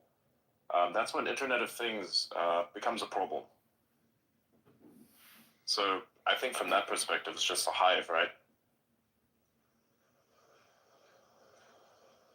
I use it myself to a certain extent. I have my own mesh network for stuff. Nice. It's like it has, it's very isolated. There's nothing to it. I think even when it comes to factories in general, they use them. I think somehow, like if you did anything that has computer integration and you like are shipping a product, and even electric cars, I'd imagine that electric cars, anyone like manufactures them, has to have like some sort of mesh network in their factory. It needs to like make sure that mesh network is not all fucking connected to the internet, because that's going to be a problem. Like say for instance, if you have to like do any software changes, and then you have to like do something with the cars, there would be like a way to do that. You probably don't want to go physically to each fucking car that you have like sitting in a lot somewhere. So you just basically transmit it directly, and you need a mesh network for that. That is isolated to the factory specifically, I think. That would do well. Because if you're trying to do it via the internet and have the internet fuck with you, no. We don't do that. That's not a good idea. So have that be completely isolated if you're planning on doing that. Yeah. It's a security threat if the security is like, something you can't even access. Have to be completely just walled off. There's no way to get in. I've become a big believer after seeing like a gazillion cybersecurity incidents with various entities over the years, that like it's like, I assume everybody on the panel here has seen the Battlestar Galactica miniseries, and I love the beginning, the first episode, where they're like, they were so afraid. Shut up! You're a Cylon. Right, but they're like, remember at the beginning, Aaron Dorrell, the reporter, he's like, they were so afraid of the Cylons. Every system on this ship is wired. They were so afraid of them that they literally looked backwards in time for protection. And like you wonder kind of like when, like that makes total sense that if you're running an industrial enterprise, you want to make sure that your mesh network on your production floor is air gapped. But like it makes you wonder like how much longer it's going to make sense for people to be wired up until like, I don't know, adversarial capabilities with AI and things just get so good that you just have to disconnect and unplug. It's something I sometimes noodle on. Even that's not enough. So security is largely theater. I want to say it was Stuxnet was the name of it, but I mean, if you look at how the U.S. basically hacked Iran's centrifuges many years ago, they were air gapped, and it didn't matter. The true fact of the matter is a determined attacker is getting into your technology, whether you want them to or not. Yeah. Technology and human beings, as a function of that, are implicitly vulnerable. There's no getting away from it.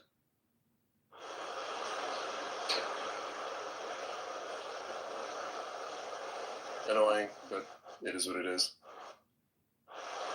I get at least one a month. I get breach notification letters sent to my house like, hey, we lost your data. Hey, we lost your data. Hey, we lost your data. I'm numb to it at this point. You know, the whole concept of high society is kind of fucked. Yeah, it's crazy. Even companies that I had absolutely nothing to do with. Like, I've never once engaged with Change Health, but sure as shit, Change Health leaked my shit. Crazy. All right, Paul, I'm going to give you a co-host real quick, and I'm going to teach you to bring Blythe up. All right, let's do it.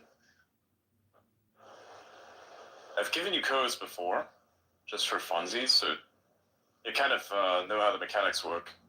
Once you're in, you'll have like access to requests. Only let Blythe up. Understood. So I got to click this join as co-host. All yep. Right, I accept co-host invite. Uh-huh. Very good. All right, so I see requested 7.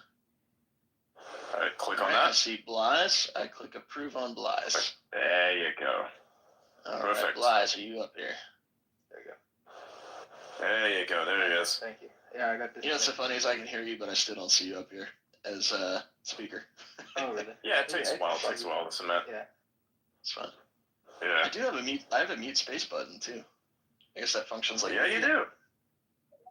Yeah, you just click it and everybody goes silent. Or at least there's a delay to it as well, so you can mute everybody. Got it. Very, very useful. I guess because I'm not the host, I can't promote Blythe to co-host myself. You have to do that, right? That's me. Yeah. Got it. You can add people up, and you can drop people also, and you can pin and remove stuff from the. You can remove other people's shit from there as well, from the notification bar up there. There's an X up there now. This title. Yep. So if you were to click that, it would go away. Okay. Well, I'm not going to delete your post. Because I want everybody to do their push-ups. Delete the pin, yeah. Just the pin. Yeah. Yeah. And I see the edit button for the title. That's cool. Yeah. Yep. Do that also. I see the request ticking up, guys. I'm not inviting anybody else up here. Meta's back. Do you guys want to bring Meta back up? Yeah, well, let's bring him up. Oh yeah, 100%. Bring him up. Blythe beat me to it. He just disappeared. Itchy trigger fingers there. Yeah, it's been doing that for a while now. I probably have like onboarded more people into like Spaces and how it works than most people who use Spaces. It's fucking funny as shit. It got to the point where basically we had to tell Elon how to pin a post in his space. That was funny as shit. He like came to the conversation once, and actually he came a bunch of times. Like he came there, and then he was like, "How do I pin stuff in the how do I pin stuff?" And we had like taught him how to pin stuff in the space. That's funny. Yeah. It's like it's so fucking hilarious. It's crashing great. The platform. I know, right? It's like spaghetti code. He said something else. It's like worse than spaghetti code. I was like, bro, this guy just roasted his own app. This is amazing. That's one of the things I really love about Elon is he doesn't really filter it out, and he calls it exactly like it sees it. And he's like, just because I own it doesn't mean it's not shit. Exactly. Yeah. So that constantly working on fixes and shit. Especially on the algorithm, where you like complain about it, says I need to talk to the manager. Like, bro, what the fuck? It's just funny as fuck. Yeah, that's pretty good. Meta, what's up, dude? Hey, I'm back. Just figured Talk to it back, huh? Yeah. You guys were talking about helium. I always thought that was an interesting project. I don't know much about how it was going to work. If anybody knows the mechanics, I'd be curious to learn more. I haven't looked at it. I actually knew one of the people who initially started the helium thing, but they're probably busy now, but yeah. Another time. That'd be cool. I'll flip over to Discord real quick and see if I can get my friend. He's not big on X, but I'll see if I can get him to come over here and join the space. I don't even know if he's awake right now, but I'll see if I can grab him. Because he's deep into it. In general, there's a lot of really creative ideas that are good ideas in and of themselves, and I'm curious if they're using like crypto as a launching pad because it's an easy way to raise money, or if they find the decentralized nature of blockchain is advantageous. And yeah, just generally want to learn more about those kinds of projects. Not meme coins, but actual projects. So the problem with those kinds of projects is that the U.S. regulatory environment has basically incentivized meme coins and disincentivized a project who says they're actually going to build something useful. Because if you build anything useful, the SEC turns around and goes, "Oh, gee, it sounds like it's an investment of money in a common enterprise with an expectation of profit, which means it's regulated as a security. So fuck you. We're gonna destroy your business." And so they did that to like Library, which was this social media website, and they had their own protocol token. They ran a website called Odyssey, which was a video sharing website. And like that was a profoundly useful piece of tooling because it was like a content addressable like pointers on a blockchain and incentivizing people to maintain those and allowing people to tip people, to their video on the basis of like the content that they posted to the chain. So, or posted online, which is content addressable on the chain. And so it was a really interesting early attempt at doing things that now X does as a matter of course, where you have revenue sharing for creators, right? So that didn't exist back in 2017, 2016. So they were doing this, and the SEC's Boston office, some enterprising enforcement attorney out of the Boston office, decided, oh, look, here's one startup that's in New Hampshire, and that's the only crypto startup in my catchment area. So I'm going to bring a federal fucking lawsuit against them, and it's going to cost them $3 million to defend against it, and we're going to bankrupt the company. So, like, if you did that in the United States, we built anything even remotely useful in the last couple of years, you were rolling the dice on an SEC lawsuit. And incidentally, one of the last things that Gensler and SEC did before the God Emperor took power was they brought a lawsuit against Helium, right? Or they filed a Wells notice. It was either a Wells notice or a lawsuit. So intending to sue, or that they actually sued. So like they're going after these projects because if you do anything useful with your token, they would turn around and say, well, you know what? That's problematic for us because people might buy the token because you're doing something useful and it might become more valuable later on in time. Hopefully that changes now that Trump's in power, and of course David Sachs is heading up the AI and crypto division, right? That they're running, which is going to be great. But like that was the problem, right? Literally, you couldn't do anything interesting in the U.S. and that hopefully that now ends, right? And we'll see all of that innovation coming back home.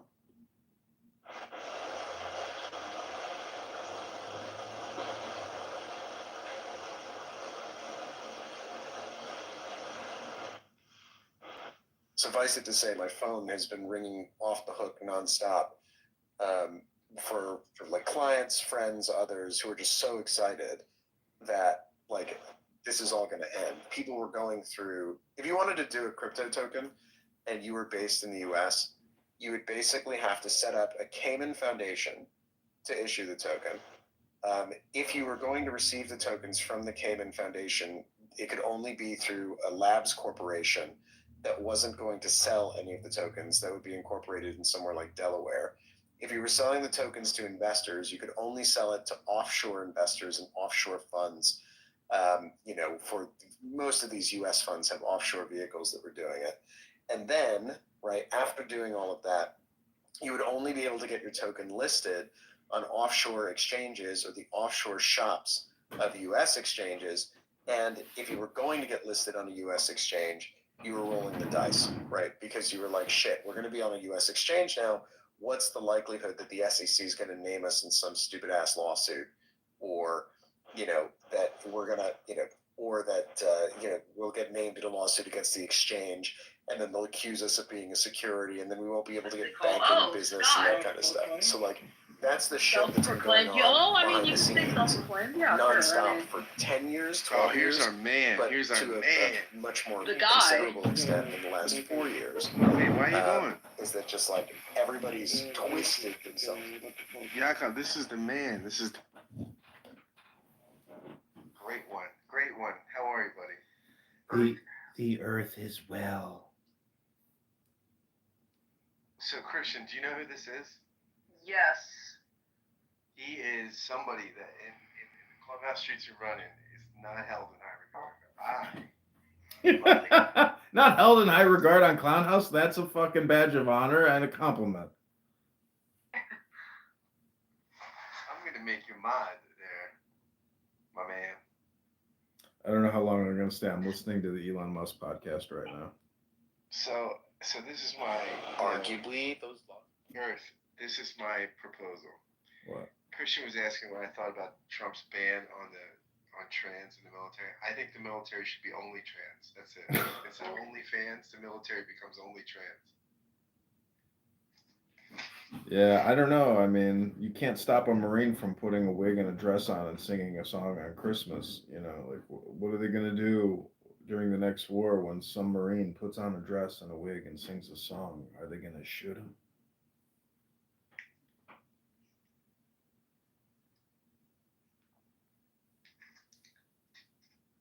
Yeah. So, Christian, I know you're a young man. I would just encourage you to delete the app as soon as possible. Go to the gym, get a book, maybe just read a book on YouTube, and just limit your internet activities to that because, I know you hold Uncle Steve and all the nieces and all the nephews in high regard, but let's just say that there's a lot of broken men on this app on disability, and they're not to be admired. You should go to college, get straight A's, date the high school cheerleader, and have a family. And, God bless you. But this app is, an unhealthy, toxic cesspool of unmotivated, unfulfilled desires. Run for your life. Well, I've heard that millions and millions of times, but as Run for your life. to say the least, is pretty high in the next interesting 5 people on years. this app. If that's the as there case, are, does it make sense to require companies to file a registration statement? I think probably not. Because at that point, you've got an advisor that can collate all of that information, and you have equality of arms with a hedge fund manager or with a professional investor or somebody else because you've got different tools. So their laws do eventually expire, right, in terms of their usefulness. Their shelf life is dependent on a lot of factors, some of them political, some of them cultural, some of them technological. And I think what crypto's been doing is been kind of like we're at the end of one regime and we're at the beginning of another one. And crypto's this radically transparent technology where if you wanted to examine a token, you just want to do diligence on it for whatever reason, you can find out very simply, very quickly, what the token distribution is. You find out what the history of the token was, how it was sold, who holds what, which entities hold what, whether there's a foundation, how much the foundation holds, whether there's some other type of treasury, whether they've locked up a bunch of things in the DAO. Oh, there's a bunch of tokens in the DAO. Let's go look at the DAO contract. Let's look at the smart contract. Are there super user permissions? Can they modify this contract at will? All of that stuff is machine readable, right? And so there's no reason why you couldn't take any AI, right, and just feed all of that. I don't know who that is. Who Abraham? That's Lou. He's an AI schizophrenic psychic. He's an AI schizophrenic psychic. Everybody knows it's degenerate stuff, right? And it's really, really super high risk. I don't think there's anybody who thinks it's safe. Or maybe there are. I don't know. They do refer to Bitcoin as a So I'm listening to Elon Musk right now talk to his lawyer on his X space, Adrian Dittman. It's interesting. I'm surprised, Lou, you're not listening. But again, I know you don't think Elon Musk is Adrian Dittman because you have the attention span of a gnat.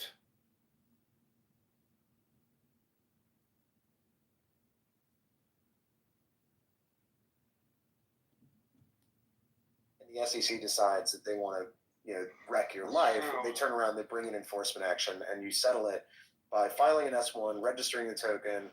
The token can only be, custodied by, or traded, with the assistance of a transfer agent and a broker dealer, and it all has to be by book entry, and no one. Also, Christian, you do know the secret name of Uncle Steve's creations, correct? I do not. All of his shows are secretly called How Angry Can I Make My Uncle Steve? Doge is there. And the government says, accredited investors and the qualified investors are a stupid thing. We're going to delete it. This notion that you have to have 2,000 investors. Yeah, I mean it's cool, but like you do know that like he drinks whiskey, smokes cigarettes, and his teeth are rotted out of his face. You know that, right? Well, I mean, Theoretically, I would argue if you have more than 2,000 token holders. You never heard him open up that Zippo and get that drag? no, I'm If you not. have It 2,000, you have said to register. 1,000 members So each if you're in a would particular smoke pot and drink alcohol, on the show. if you have more than 2,000. Well,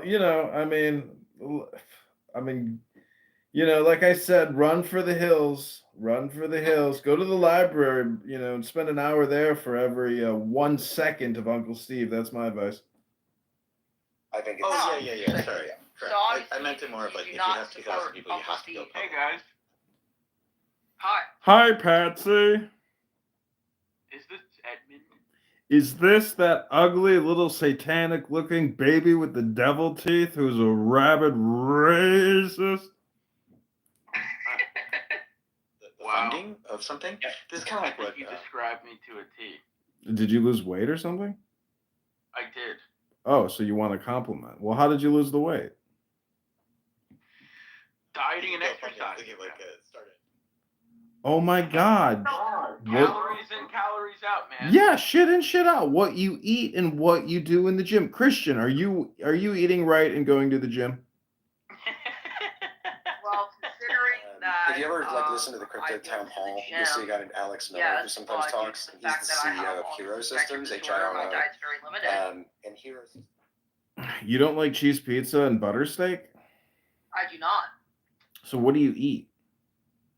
Oh, it's very limited, to be honest. How do you not eat steak? He's got an and autism it's spectrum like a disorder, power-up. bro. This guy doesn't live to eat. He eats to live. Come on, Patsy. You were fat once. That's true. That's true. The official designation was, and then at some point they were just like, okay, whatever. Like we're done. We're done doing that now Yeah, I because mean, we're not a listen, security and we're decentralized. To answer part of the question at least, yes, I do go to the gym. Strong conversations with the regulator, but eventually the regulator fucked off, and now they've And I lift weights and do cardio, and for the most part, I am not obese. So. For the most part? Well, What does I that mean? I got very broad shoulders, so on Start I Engine, seem but it like wasn't I'm quite, bigger than I am. didn't quite work out that way. If that makes sense. Got it. Well, I don't think Uncle Steve has touched a piece of metal in a gym in maybe 10 years. So at least you got that going for you. Oh, is that double agent? You're tough on Uncle Steve's night. Agent Malone is here. My Agent Malone has been. Oh, good. He ran away. Don't even need to continue talking about him now. I like Adrian. Why'd you make him run away? I didn't. He just outs me all the time. He says, "That's Edmund. Kick him." Nice. And just listed on Coinbase or Kraken, but what you're going to do instead is you're going to play it super duper safe. Edmund, are you there? Yeah, I'm here. I've noticed that the characters of the Randall McDickerson extended universe are without a home. I see you guys in like random rooms now. Did something Yeah. happen? Yeah, it's true. Casts, Like they break Randall apart. Randall was like your Thor and Oakenfield, right? Randy McDickerson? Yeah, he was there at Thor and Oakenshield, leading them to the promised land. I mean, maybe because I mean he was a successful troll, because you never really knew what he was talking Well, about. what happened? Was it like a falling out? Was it a civil war? No, I'm I think curious. people's accounts get suspended. They can't get back into the account or whatever, and then they have to create a new burner account, and then the whole thing just starts over again. I think people give up on, and plus, just finding the people that you were friends with, like, if you're not, you see what I'm saying? How like when the account gets deleted, it begins to break and degrade the whole network. All the nodes start going down. Restricted legend and all kinds of other shit that transfer agents usually do. Like, you should be able to do that, but our laws. Earth, I was expecting something more insulting. Thank you for disappointing me. Yeah, I mean, the thing about Randy McDickerson, he always had this like conservative troll about like being cucks and how Republicans are bitches and you guys don't get it and this and that. And it was like, in hindsight, the fact that anybody ever listened to Randy McDickerson for so long is a fucking miracle. And the whole Bitcoin thing about going on, see, the most toxic room on this app, I don't know, it's not the most Anal toxic. bleaching. Well, I heard that the other day for quite a bit from Yael. She seemed to, anyways, we have a young man in the room. The Well, point, that's her realm of expertise. yeah. Anyways, the Bitcoin hypnosis room, is like, I don't know. Everybody needs like an electric current shoved up their ass or something, but to just go on and on about Bitcoin and like leave the room on, for 12 hours a day, 24 hours a day, it's like people need to go to the gym, I don't know, go get a book and go on a dating app because like, talking to somebody in the real world is so much better than listening I agree. to just this nonsense on this app. It's why I've been spending a lot less time on this app. Well, But I'm curious though, Ryan. You haven't been saying anything. What? Like, what happened? Let's get to the bottom of it. What happened? But I see you in What random happens is rooms there's all some the time. custodian somewhere, You seem and the random. guy You know is what like, random means. right. So, well, you're the beneficial owner of whatever the proceeds are to a share that's held in an account somewhere. So there have been problems in the past You know where what I mean. companies have had more shares, issued on the public market. I'm telling you, it's primarily the fact that people's accounts get deleted, and then the algorithm even like ranks you lower. So there's just a multiple variable thing, but I don't know about any like high emotional fallouts or anything with regards to that click, whatever the fuck you want to call that click. But Jacques, That's the name. Once Jacques left, I think it all started disappearing, and Diogenes. And also the fucking neo-Nazi, what's his face? What was that piece of shit name? Cardano, yeah. I see him on Instagram. He shows up on the auto suggestions for me all the time because I think I follow him on a few accounts. What's his real name? Fred Ramey. Yeah. The meeting maker or something like that. What? What are you laughing at, Ryan? What does that mean? Then He calls himself the meeting you have to be maker. the holder of record. You no longer have to have the custodian The who's meat holding your maker, shares. something like that. And if you're MEET, no longer allowed not to short, MEAT. then you can't borrow stock. So the whole people say that you are Adrian Dittman. Is this true or false? Yeah, I'm Adrian Dittman, but Adrian Dittman Absolutely. is Elon Musk, and so I film right now. I'm actually Wait, you filming. believe that? No. Oh, I don't believe it, dude. I know it. You want to listen to their conversation? They're talking right now.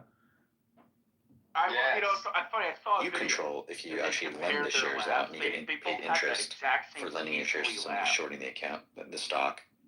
You could imagine somebody set something similar up for crypto, of course, but that's a differentiating thing about them. That's not true. I think it is. That's literally your. That's your opinion. Okay, well you just gave your opinion, so I gave mine. Well, my opinion is more in line with what more people think. Is it because it came from other people? You have to listen to what he says, and it's obvious that everything it's just obvious, and it's an inside joke, and it also is kind of crazy because you're like, does this fucking guy have multiple personality disorder, or is he like, Probably. or It's not really. It's just a pen name, but people All right, look, can't hold on. accept Link in the what they chat. see Link in the or chat. hear. Abraham, eat shit faggot. Huh? You have other things that don't promise Link in the anything chat. economic, but they promise the right to influence the protocol for, so you've got like a governance token or something like that. You've got other ones which are useful, right, for some useful function.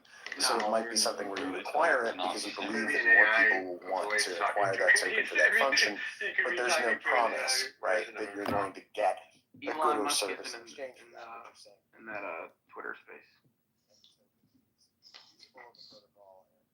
I wasn't trying to be harsh on Uncle Steve. I like what he does and I respect him, but at the same time, I mean, I gotta say, like, he is not maximizing, his effort in any way. I mean, he should have all of this on YouTube. He could actually probably, at this point, all the years he's been fucking around on this app, he could have had 10, 20, 30,000 subscribers. He could be monetizing, and he just doesn't post anything. Like, it's all just goes into a black hole and disappears. So, I mean, at least I've been filming this piece of shit app for years. I feel like my effort here is not completely in vain, even though I'm sure it is.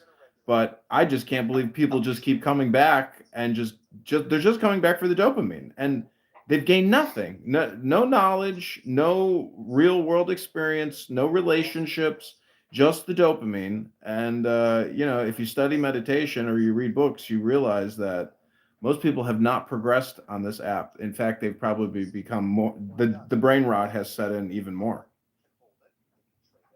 Crypto can exist, but there are really tight controls. If you're operating a centralized venue for transacting in it, you've got to make sure that you do all of your KYC shit that you've got to do. And then if you actually issue it, you can't be aggressive about how you sell it. So people can Literally, most people on the internet, from X to Reddit, the one identifier is their laugh. You can't pump it up and you can't market aggressively unless. I'm not saying they don't sound similar. I'm saying it's the most different. Dude, they laugh It's like they laugh identical. What are you talking about? It's an identical laugh. Yeah, well, I think their voice is significantly more. Patsy, you think this is the only issue that Abraham is retarded on? He's retarded on a lot of things. That's true. Well, I don't think I'm retarded on this one. Yeah, I don't know how to tell you this, but there is 100%. It is 100%. No, dude, I don't think Adrian Dittman is Elon Musk. It is 100%. It is. I'm saying the majority of conspiracy theorists think Adrian Dittman is Elon Musk because they think that their laughs are identical. Stocks should look more like crypto. You're gonna go off of a laugh as opposed to what the fuck the guy talks about 7 nights a week on X. I mean, for Christ's sake, just go to x.com/Adrian Dittman right now and listen to this fucking motherfucker for 10 minutes eating his butter steak, doing his diamond push-ups, going for jogs in the rain, giggling and laughing, talking about porn statistics. Like, it's 100% fucking Elon retarded Musk. You just don't listen to the fucking guy. I've been listening to this faggot for 6 months recording his ass. I fucking know who the fuck this loser is. And it has to be in a technology neutral manner. Dimmy, you're so you're always great content. Like, it's all the time. You're just always on fire. I love it so much.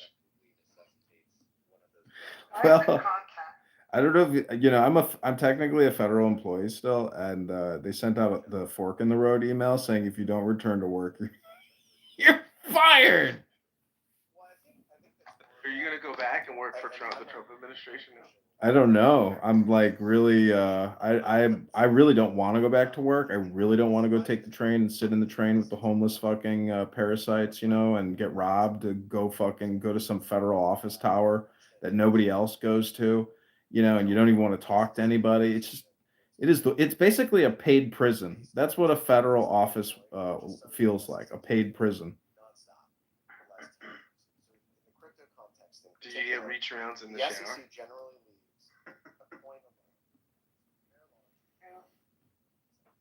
No, but I heard Jane the other day in a room. Oh yeah. You were like you were pretty explosive. Then you were like, I think the best thing we can do is let it go. You're going to have to let this go. Let it go. I never say let it go. You did. You did say let it go. Did I? Wow. Good thing you record that. Yeah, I don't know what you guys were talking about. It was like What room? trans in the military. I don't know. It was. Bullshit. maybe Jay Breska's room. Oh Lord. So Jane, what's I'm gonna say in the deep state tomorrow? You know how there's like everybody's talking about like Trump banning. Right there, launched you've in, just 2018, described your life is 2019. over. Here's what I'm gonna say. In the deep state tomorrow, you're planning what you're gonna say. You're gonna shitbag room. I'm gonna say my response to Trump banning trans You have the SEC in a in the position military where is it's that we should calling have balls and only strikes, trans in the picking military. winners, Trans based on only what military. technology they employ, rather than doing again with It's like K-Notes, which is OnlyFans. like, The we don't give military a now will shit. be only We're just gonna trans. define crypto asset. Great idea. You know, if you go to a military formation dressed as a woman and you're a man, I mean, it's like it's and you were allowed to do it. You know, the morale and the anger that that creates in terms of uniformity is unbelievable. I mean, you want to fucking murder somebody who doesn't act like everybody else in the military. Somebody steps out of line and acts different. It is grounds for abuse and termination and like anger because the fighting force, you know, becomes one. And when one guy decides to troll everybody and dress up as a woman, like at 42 now I would laugh about it, but like back in my early 20s, like I mean I would have plotted the guy's fucking murder. You're still young. Not like consensus in a traditional database way of understanding consensus. I mean I would have plotted the guy's murder, but I you know, when you're in a young aggressive soldier, the littlest things, you know, smallest infractions can it's life and death. Were you a soldier? Were you How a you soldier? incentivize. Yeah, I was in the infantry and as a sergeant, and then I was an officer, an intelligence officer. But it doesn't really mean anything because in DEI world, it's about a job program. It's not about, you know, going to battle with the Koreans or the Russians, or I mean, it's all bullshit. It's one giant fucking baby state, one giant nanny state, job state. That's the world we live in now in the United States. But Trump is doing things that are just unbelievable. The gauntlet that he is bringing to force, the terminations, the inspector generals, the midnight firings, like he can do this is like the apocalypse for people because he knows what it was like the first time around, and the apparatus and the country is so big that you don't even know what the fuck to do or what is under your command because it's so vast. But this time around, you know, with Stephen Miller and having a game plan going in, like we every day. I mean, this guy will be at the golf course as they're dismantling the fucking government, and it's all about the money and about control and getting rid of these deep state parasites. And this is like, I'm telling you, this is the apocalypse. Like people are retiring, like they are calling it quits because they're probably going to become so demoralized internally, but nonetheless, like this, he is going to reshape the fucking country like a terraformer on Mars. Hash or consensus via I wouldn't be surprised if he actually like does away with a significant number of agencies, repeals the income tax. Like it could be, if you really want to make it a fucking golden age, you have to get rid of taxes and we have to start taxing consumption and importation and taxing international operations, etc. But if he really wants to garner favor with the population, you no longer have to file a fucking federal income tax return. It's over and done with. And if it'll crush industries like H&R Block gone, TurboTax gone, like Intuit gone. I mean, I don't think he's gonna do it, but if he really wanted to fuck shit up, I mean, he's got to go next level, deeper and deeper, and start cutting and slashing and burning. The closer he can take us back in time to 1776 or 1800 or 1850, you know, in terms of maybe not the racial landscape, but I'm talking. You like the slavery? What's your favorite part? I mean, there's so many blacks that are with Trump because they have been disenfranchised with the importation of all these Venezuelans and other illegals. and displaced, and they see that the resources aren't going to them in major cities. So they're pissed in the now, and they have historical grievances, but they, I think, just, you know, I don't know. It's all over the board still. It's a shit show. Yeah. But I do. Do you remember during the Democratic National Committee? I have a video of it. It's the redhead. She's holding up a giant book saying, "This is Project 2025, and I'm going to share more about it with you tomorrow. Stay tuned." It was like the weirdest, stupidest shit. Jen Psaki. Is that her name? The redhead? She was hot. On MSNBC. I don't know if that was her. No. This was at the DNC during the convention. Is that what that means? Is don't. Anyway, Scott, good luck with your room.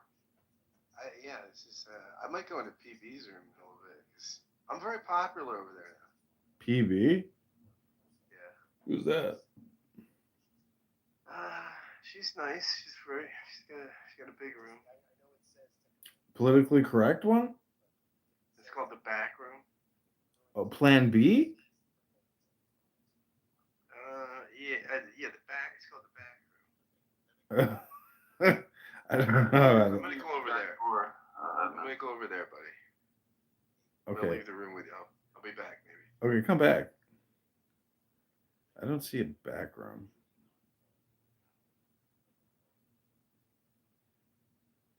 But I got kicked out of Politically Correct today, the Gagosian room.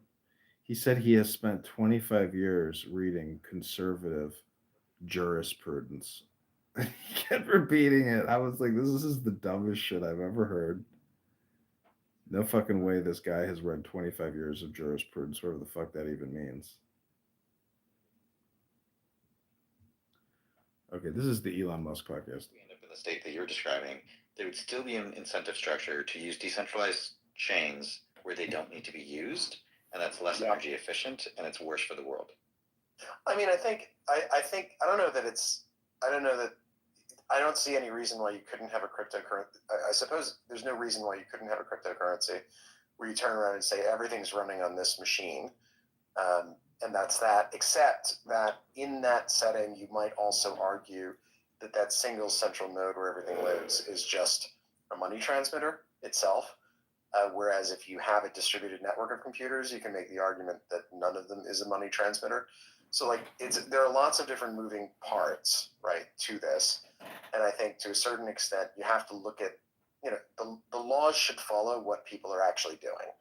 And if you look at what people are usually doing in crypto, you usually have a decentralized network of computers performing some type of proof of work or proof of stake type consensus where it's possible to be a first-class citizen on the network, either in Bitcoin's case, if you're running a mining node or just a full node, in fact, or in something like ETH, like you can only be a node if you stake a certain 32 ETH in your node and that sort of thing. So what people tend to do, right, what people are actually doing, if you're looking at what to regulate, you kind of have to look at what they're doing and then say, what's the appropriate rule set that we can craft for this particular, scope of human area of human endeavor, right? Which currently doesn't have any regulation, which is drafted for it in a bespoke fashion.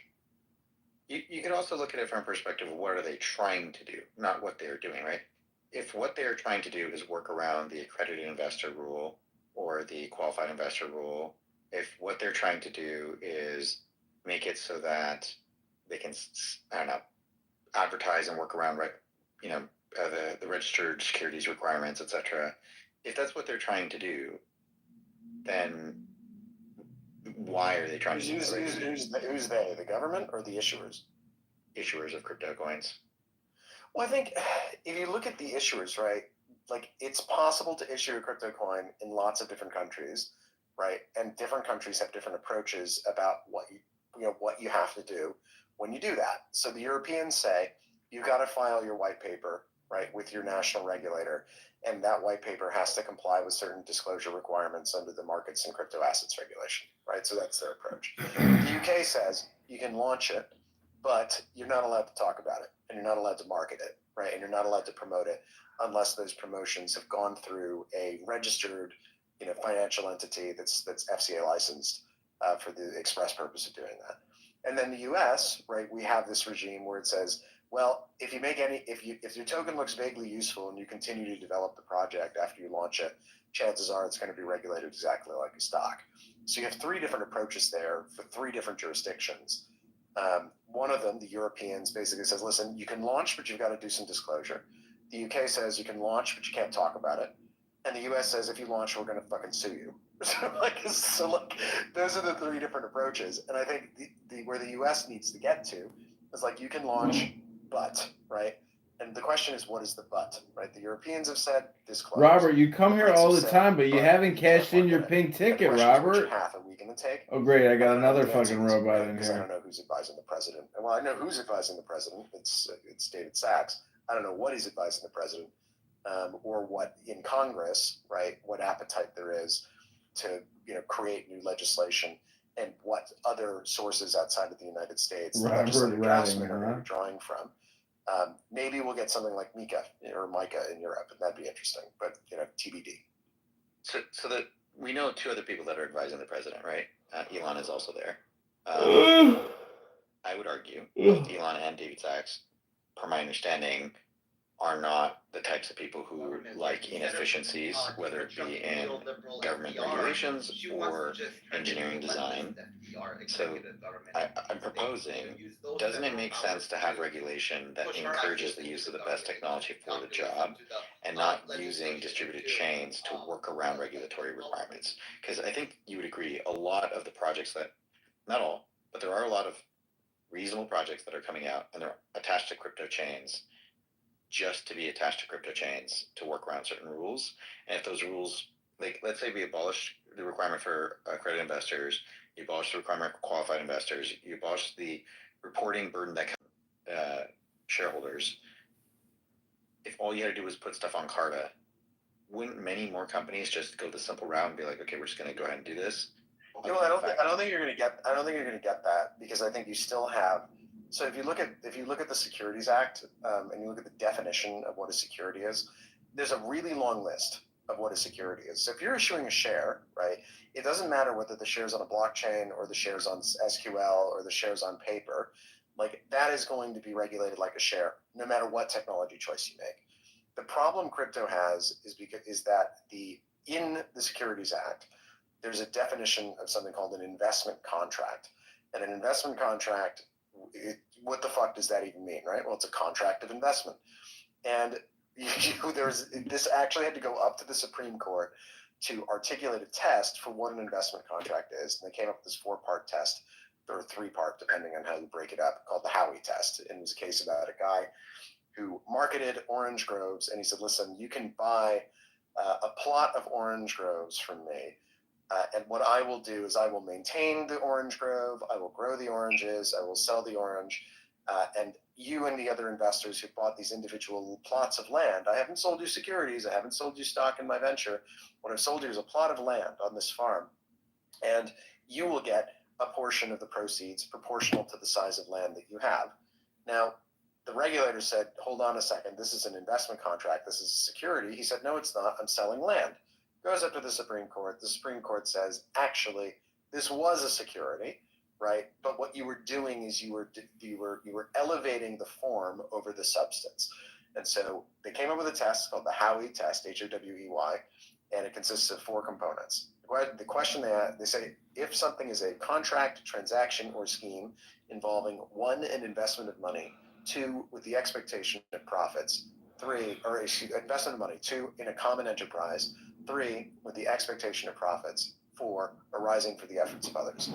So if you've got an investment of money in a common enterprise with an expectation of profits arising for the effort of others, therefore, within the big behemoth, it's literally eliminating it. That is what the intent is. And they're about to get some you're about to get some really big pushback from that. And I'll just drop it at that. Yeah, so a few things here. Here we go. Hold on, Gio. Let Carrie go. Yeah. Carrie was trying to speak. Go ahead, Carrie. Hey, sorry, I'm waiting for my daughter to leave the room. was like, you need to get the fuck out of here so I can speak. I think, well, She said, "Adios, you're old." That is having a 13-year-old daughter right there. I just kind of, I feel like I'm almost a bridge here between what I've heard It's just between Daniel and Gio. there's Is that it's so much different today. Building a network and saying we can set up a transactional system or a communication system that operates like as an application over TCP/IP and does all these things. Like it just wasn't within the contemplation of the drafters of the Securities Act that people would do this and that they would also use it to try to replace money. Right? It's not something they ever thought the United of. States has been in for Okay, thank you for the last answering all those 20 plus questions. years. I could keep asking But they questions, were but also I'll save in for another for day. I 30 feel like years Adrian was prior on to meeting a that. couple times. I don't know And if you want we've to call been it. in nonstop No, you conflict can keep going. because You the can keep only going. way we can It's declare exhausted, war is effectively. if It's we go through perfectly fine while we Congress, have the and none of it's opportunity. We can take it. I just followed you. If you ever want to chat, Meta, just DM me and I'm happy to jump on a call whenever. Sounds good. I tend to do them in random spaces here and there often. Yeah. I think everything you said makes sense. If I was going to just push back on one thing on this is the number 5 and number 2 in the executive order do make it clear that what this is not doing is encouraging the replacement of the US dollar with another currency. So I'm curious if your interpretation based on, if I'm interpreting it correctly, that they're not looking to pivot in a massive way to be pro cryptos that intend to replace the US dollar. And if that's the case, then like why hasn't the market really adjusted to that? Which sections of the executive order? If you look at the nest, I have highlighted them, but it's section 1, 2. Section 1, Listen to purposes and policies, yeah. Yeah, promoting and protecting the sovereignty of the U.S. dollar, including through actions to promote the development and growth of lawful and legitimate dollar-backed stablecoins worldwide. So the story there is actually interesting. So with that one, the U.S. government is currently in a battle for global supremacy with the People's Republic of China. China has launched its own digital currency called the digital yuan, or the ECNY, which they want to use in order to supplant the U.S. dollar as the center of the global financial system.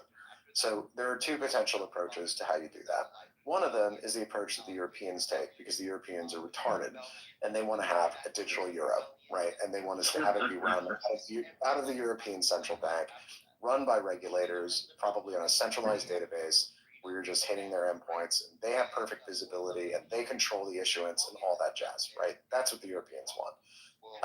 The United States, on the other hand, so there's you'll see the mention of central bank digital currencies, and I believe it's a prohibition.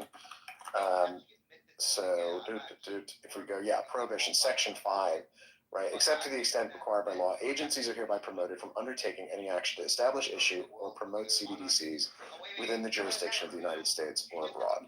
So these two things together, one, the U.S. doesn't like central bank digital currencies from foreign countries.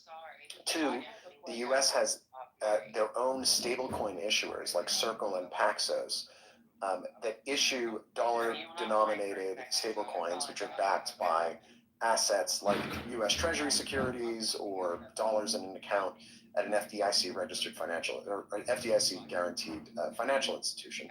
The U.S. says, you know what? We want our commercial entities to go and take these dollar-backed instruments and sell them everywhere in the world, thus ensuring that the U.S. dollar's supremacy is supreme, right? But the method we choose in order to do this is not that we're going to call up Jay Powell and say, hey, you need to replace FedWire with that digital Fed dollar, right? That's not what they want.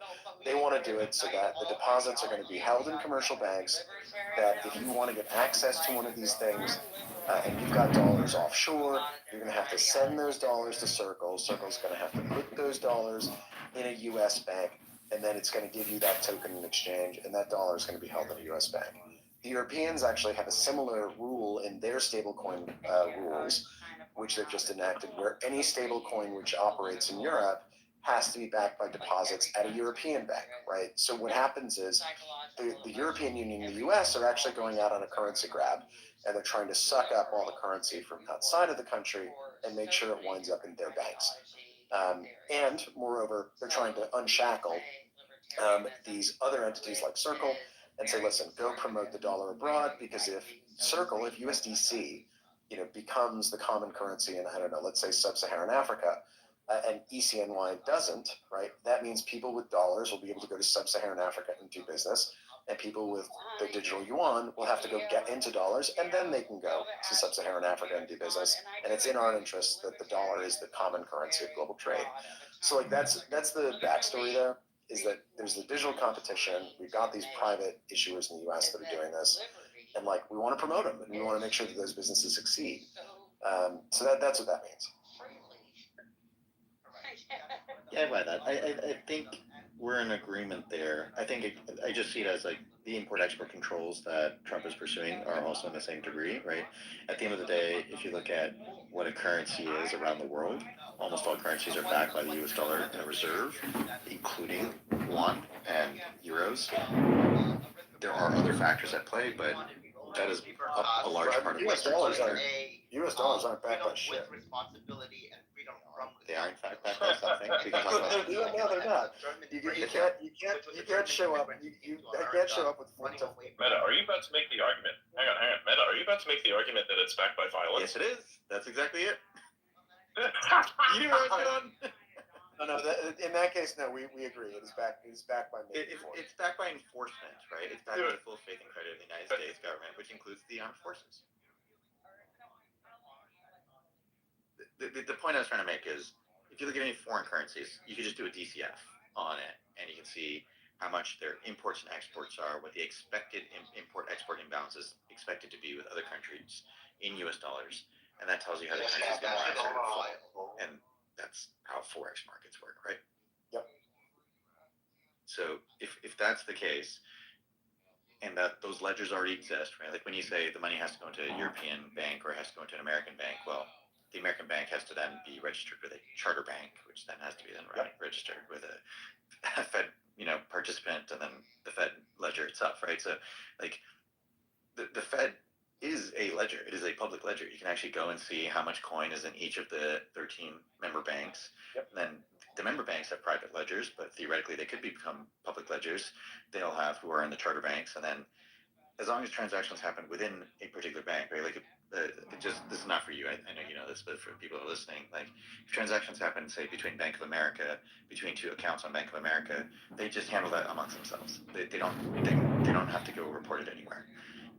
If a transaction happens between Bank of America and Chase, at the end of the night, they look at the net amount and they report that out. And then if they have the same charter bank, that'll go there. If not, then it'll go up to the member bank and all the way up to the Fed, if it's between countries or what have you. That process is very similar to the way the Lightning networks were proposed for Bitcoin, right? So we thought we wanted to disrupt stuff, and then we ended up mirroring a lot of it in a similar way.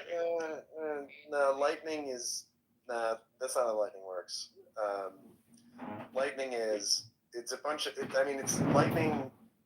Lightning's weird. It's a tree structure with a common node, right, to establish the network connection there. No, it's that what you do is it's called Lightning, I think, because there's the speed element, but there's also the aspect of it's like an electrical charge, right, that starts from the ground and actually works its way up once the circuit is complete. So what happens is so you find a common ancestor. Well, no, not common ancestor, but so if Alice wants to pay David something, right, and David is connected to Carol, and Carol is connected to Bob, and Bob is connected to Alice.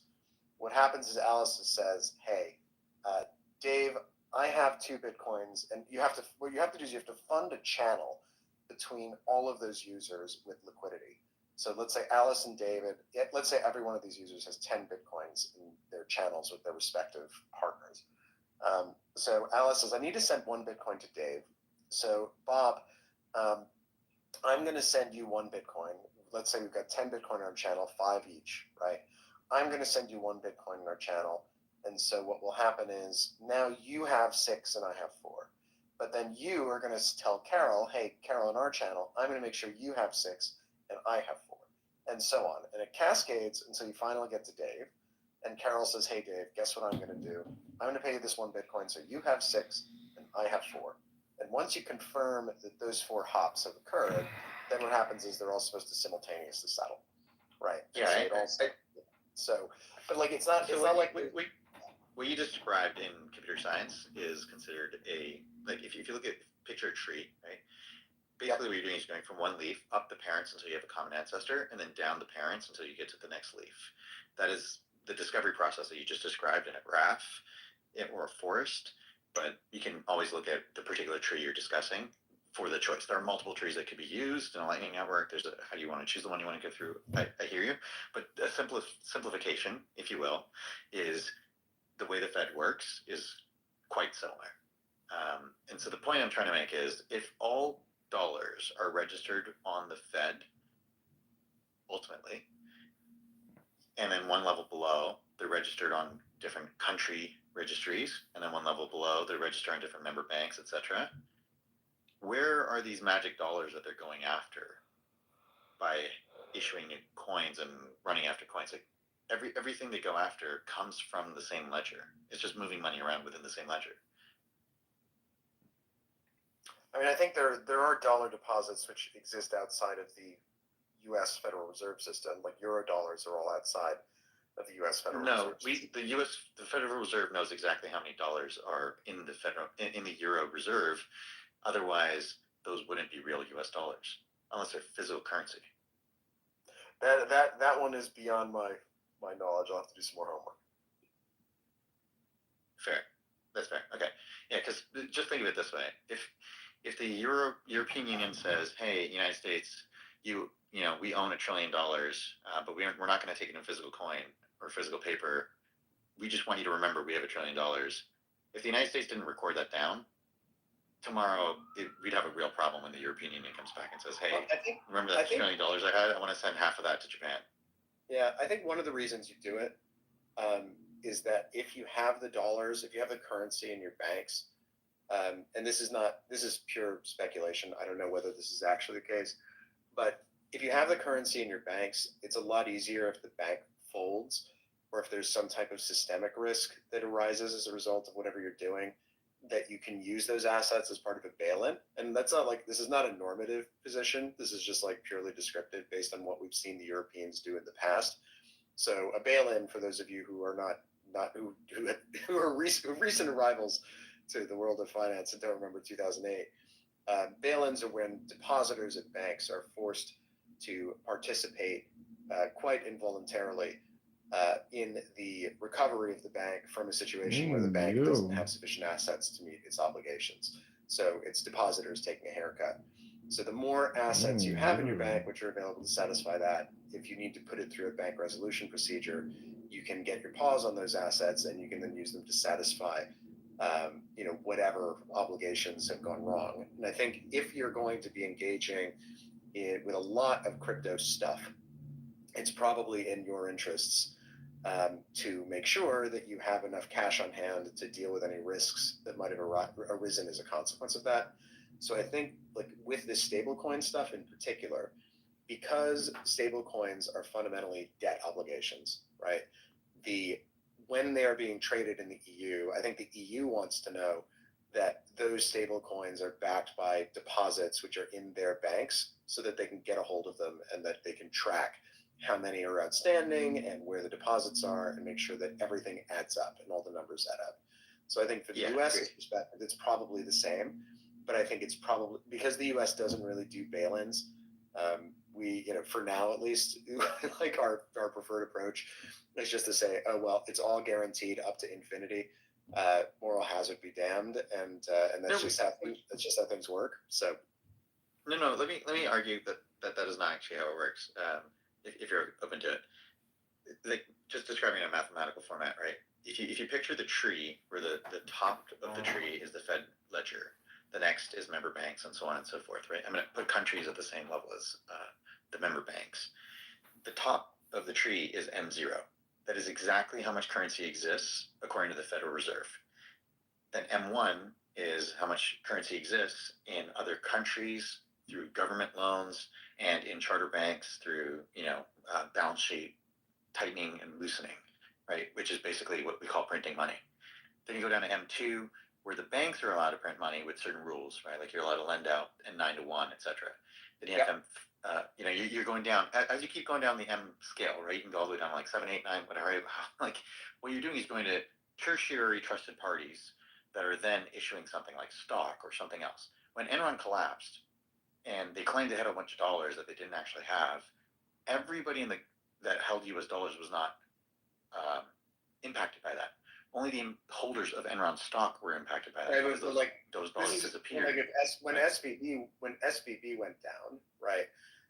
Correct. That's the kind of problem that you're looking at. That's a different thing. That's the banking sector. It's completely different. Like that's where you would typically see a bank bail-in, right? Agreed. And that was more of like a liquidity crisis. That's a confidence crisis, right? Go run on the bank is a different situation. But that's about within M2 protecting M2. You don't affect M0 or M1 if M2 collapses. No.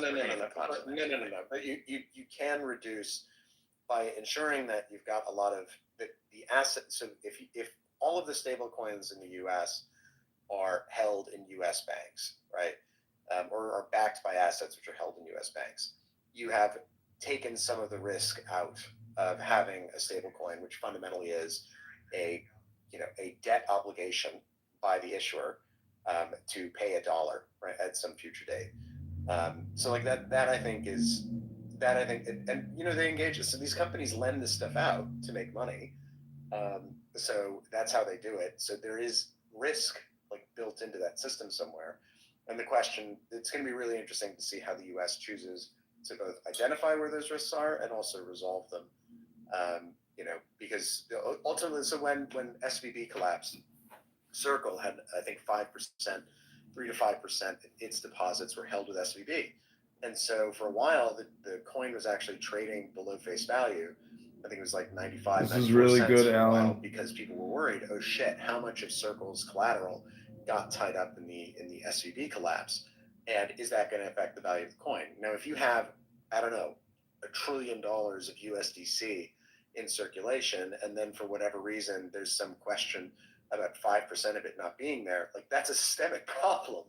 It's not like crypto is the only place where this existed, right? Like Deutsche Bank broke the dollar in 2007 in their main markets. So this is, again, I'm just trying to keep making the argument that it's not a technology differentiation. Like the technology doesn't solve any of the problems we're discussing. It's no, for sure. How the current system already works. Well, right? We're putting lipsticks on pigs. There are some differences. So if, for example, you're holding so there was this kerfuffle last year. Sorry, it's less about the differences, right? It's more about what problems are actually being solved. What's actually right? But for example, with most crypto, if you're running an exchange, for example, let's say you're running a cryptocurrency exchange, like there's no reason why any cryptocurrency exchange should ever go insolvent, right? As long as if they're doing derivative stuff, they've got adequate, liquidation, dealing with liquidations of derivatives positions, and for spot in particular, which, for example, FTX, right, just stole from all their users. If they hadn't done that, right, there's no reason they should ever have gone insolvent, because every liability they had was a deposit liability, which should have been held one for one, like less the fees that they were taking on the transactions, and then just like paid straight back out. So like you have different types of problems with crypto financial institutions that are going to be a little different from the problems that you have with fiat financial institutions, and it's going to present a different risk profile, right? So like there are going to be some differences. For example, if you like with Enron, or maybe not with Enron, but like if you had an issue with stocks and custody issues, where some company had issued more stock, and there was more stock on an exchange than the company had actually issued. That's not something you're really going to have a problem with a crypto exchange, particularly if they publish their proof of reserves, because you're going to be able to verify that they've got one-to-one what they say they have. So like there are some subtle differences there. I know you're highlighting differences. I'm just going to suggest, the exact example you used, Trade King or Trade Night. I think it was Trade Night. they had the same issue, right? Where a simple algorithm error, an algorithmic error, caused the entire brokerage to go under. Insurances covered people, shareholders of the brokerage lost their money, as they should, right? Because they're the ones carrying that risk. When we're talking about systemic risk, we're talking about all the other things. I'm just trying to hone in on what is it about the cryptocurrency that makes it have to be different from just traditional securities? Why not? I mean, maybe I'm wrong. I thought the way I saw the executive order, we were moving closer to a requirement that in 180 days, and we'll find out 180 days after the issuance of that order, we're going to see a regulatory regime that's the same for both. I think where we wind up is that there's going to be a bespoke regulatory regime within the SEC's ability to provide it. Fundamentally, the Securities Act cannot be changed by the president. It can only be changed by an act of Congress, and there have been a number of proposals that have moved through Congress at various stages. There's one called FIT 21, which I think is a dead letter this year, but in the last Congress, it passed the House of Representatives with bipartisan support, which would have changed the regulatory status of crypto in various ways. Like ultimately, it's going to depend on what the industry asks for, what the legislature is willing to give them, what the legislature thinks is politically acceptable. And so I think that's where the big changes will come going forward. But like I think in terms of Trump's the executive order that he has, it's possible the SEC could say, if it's a security, right, then we've got the ability to regulate it if it's an investment contract. And they could turn around and say, well, investment contracts that take the form of cryptocurrencies, this is the disclosure regime that's going to apply, right? As long as it doesn't fit into any one of these other categories. If it's on a decentralized system, this is what we're going to make you do. And maybe that's easier to do than getting an act of Congress through. So, but I don't know. There's smarter people than I am who are working on this particular problem. And so we'll see what they come up with in the next 6 months. Awesome. Thank you. I'm very excited to see what happens in 180 days, assuming they don't extend it. The cool thing is about it is that like it's really unusual to live through a time where like an entire area of law is being defined for the first time, right? Like so that's I can see as a law nerd. As a law nerd, this is the best. Like people are gonna be writing books about this shit. Who knows? Maybe even I'll write one at some point. But like this is the best. This is like the coolest thing you could possibly fucking live through as a lawyer, is having worked in the industry for 12 years and then finally getting to see, some rules, right? And seeing them emerge from nothing. And it's also wonderful because you get to see how different jurisdictions approach the problem in different ways. And so, you could say, it's a comparative analysis, right? It makes a really good law school essay. But like it teaches you that, or it's a reminder, I suppose, that there's not one way to do things. When I think sometimes if you're used to operating in I'm dual qualified in England and the US, so I kind of like know this innately because I've always been used to two different systems. But a lot of lawyers in the US or in any particular country tend to get tunnel vision when they're looking at legal regimes. And they tend to think, there's only one way to do this because this is the way I've been trained and these are the rules I know. And this is a cool opportunity to see, like, actually that's not the case, right? There is more than one way to skin the cat. And you see comparatively, like, which approach is better, which is worse, and different jurisdictions test different things in real time. It's a wonderful time to be an attorney. I'd say it goes further than even just new things being created. I think about the case that overturned Chevron even before Trump was elected. And it's not just new things coming out. It's also a rewrite of things that people had assumed were fundamental and are now being kind of reoriented. I think there's a lot of stuff going on that's pretty exciting and crazy. Yeah. I don't think we've seen the end of that.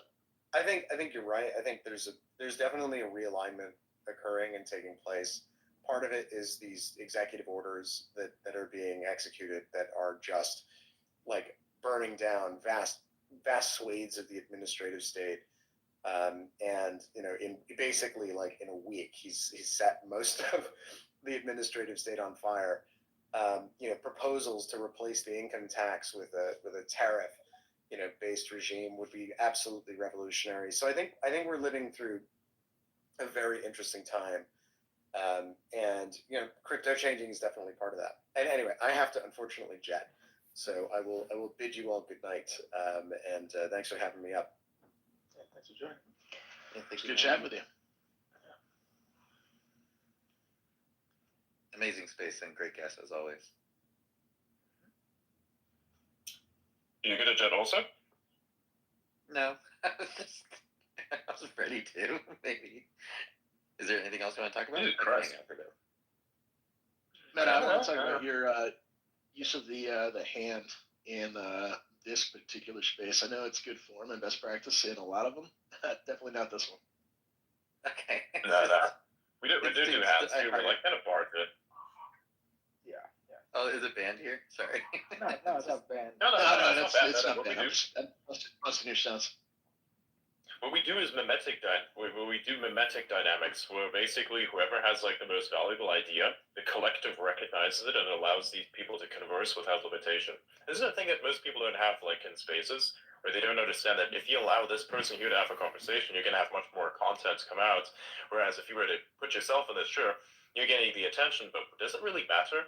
I mean, you're going to be there anyways. Imagine if somebody drops something really fucking hard and somebody records it and publishes it, and then it gets like 1 million impressions. Well, guess what? Your profile's there too also, and you're the host of the space, for instance, right? Just as an example. So for me, alone, the privilege of having like a platform and platforming others is good enough for me as it is. I think many hosts should actually learn from that. So again, mimetic dynamics, if you got something that actually matters, you interject with this, and then it kind of hijacks the conversation and keeps the conversation going. That's why I chose that name, because it's very meta. Yeah, I will say Really prime example of this. Adrian, Blythe, and I all just sat completely silent for the better part of maybe the last 30 minutes or so, listening to you Yeah, I'm just waiting. and your counterpart chat, because it was a good combo. Nobody's gonna get in the middle of that. Exactly. You're learning. Yeah, everybody's learning. Yeah. Everybody's learning Yeah, shit. That's another thing.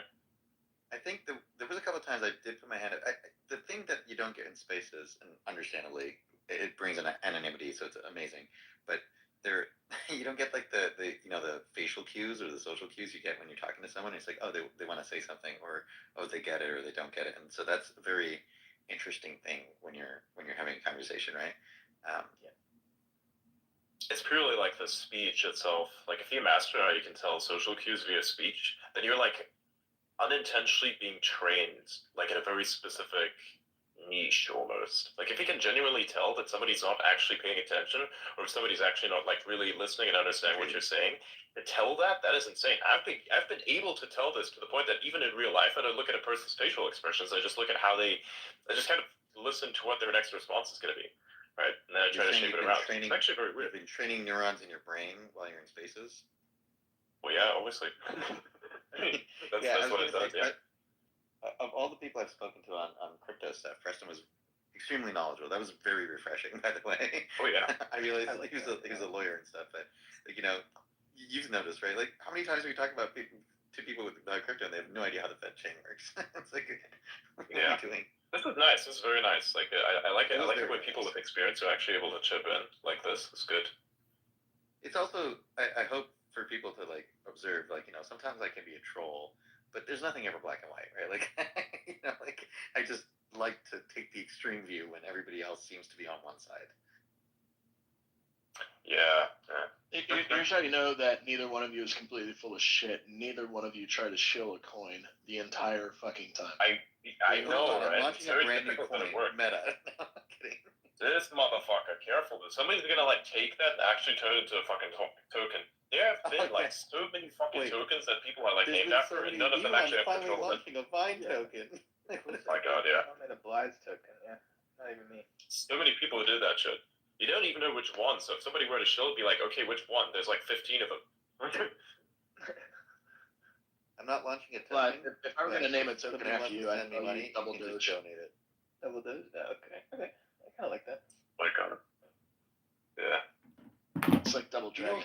Doge. I have to say, it's really sad that in society we've normalized begging, and I feel like some of this crypto stuff is a weird form of begging. It's actually more so social engineering than anything else. Begging is like more of the pure demand for money in a sense, for like no utility in exchange. But like crypto itself, like a lot of the shilling that's going on, is just basically it's gambling. It's just basically gambling. It's gambling for autistic people who have like understanding of finance or don't. That's what it's for. That's all that crypto is used for the majority of its execution. I'm not saying that all crypto is like it. I'm saying that most of it. Laborers, they don't have enough cheap Oh, yeah. They don't have enough people are experienced in that. Yeah, You would that's have to not draw true. Yeah. like so many people from around the country to do this. So That was so fucking stupid. Like, they had an incredible chance to do something amazing with their lives, and they even did to a certain extent. They were like an unstoppable meme, and everybody was seething, and nobody could really stop it. And then they did this shit. yeah, I have never It's like, seen people a career suicide this fast. Like, this is a record level. It took less than a year. Because you can see, like, there are other people like, Kim Kardashian who maybe took a meme moment and turned it into something. Whatever you think of that, right? Like, I don't like that, but there are people who take a meme moment and turn it into something very, very different from And a where they fucking started. podcast and everything. Like, bruh. Yeah. They could have gone so much I have more to wonder- institutionalized. Like, wow. Knowing the culture that we have with things like OnlyFans being in existence, and us all making jokes earlier about like Pornhub stats and shit like that, like their annual report drop, I am not 100% convinced that that coin wasn't pre-planned and that meme wasn't something that they had worked on over multiple iterations, and the whole thing wasn't just a sham just to get to the point where they were doing a rug pull. And they just didn't plan it well and didn't understand the legal domain. No, I don't think it's the whole thing. No. This is the thing. There was something random done, and some people looked at it and said, we can reverse engineer this and scale it. And that's exactly what they did. They reverse engineered it, scaled the meme, and then decided, hey, what's the most retarded way we can make a lot of money? Rug pull everyone. That's how it played out. That's exactly how I think it happened. I think that even right at the start, right at the get-go, when the moment this person entered into the first crypto scene, that was the moment it was game over for her.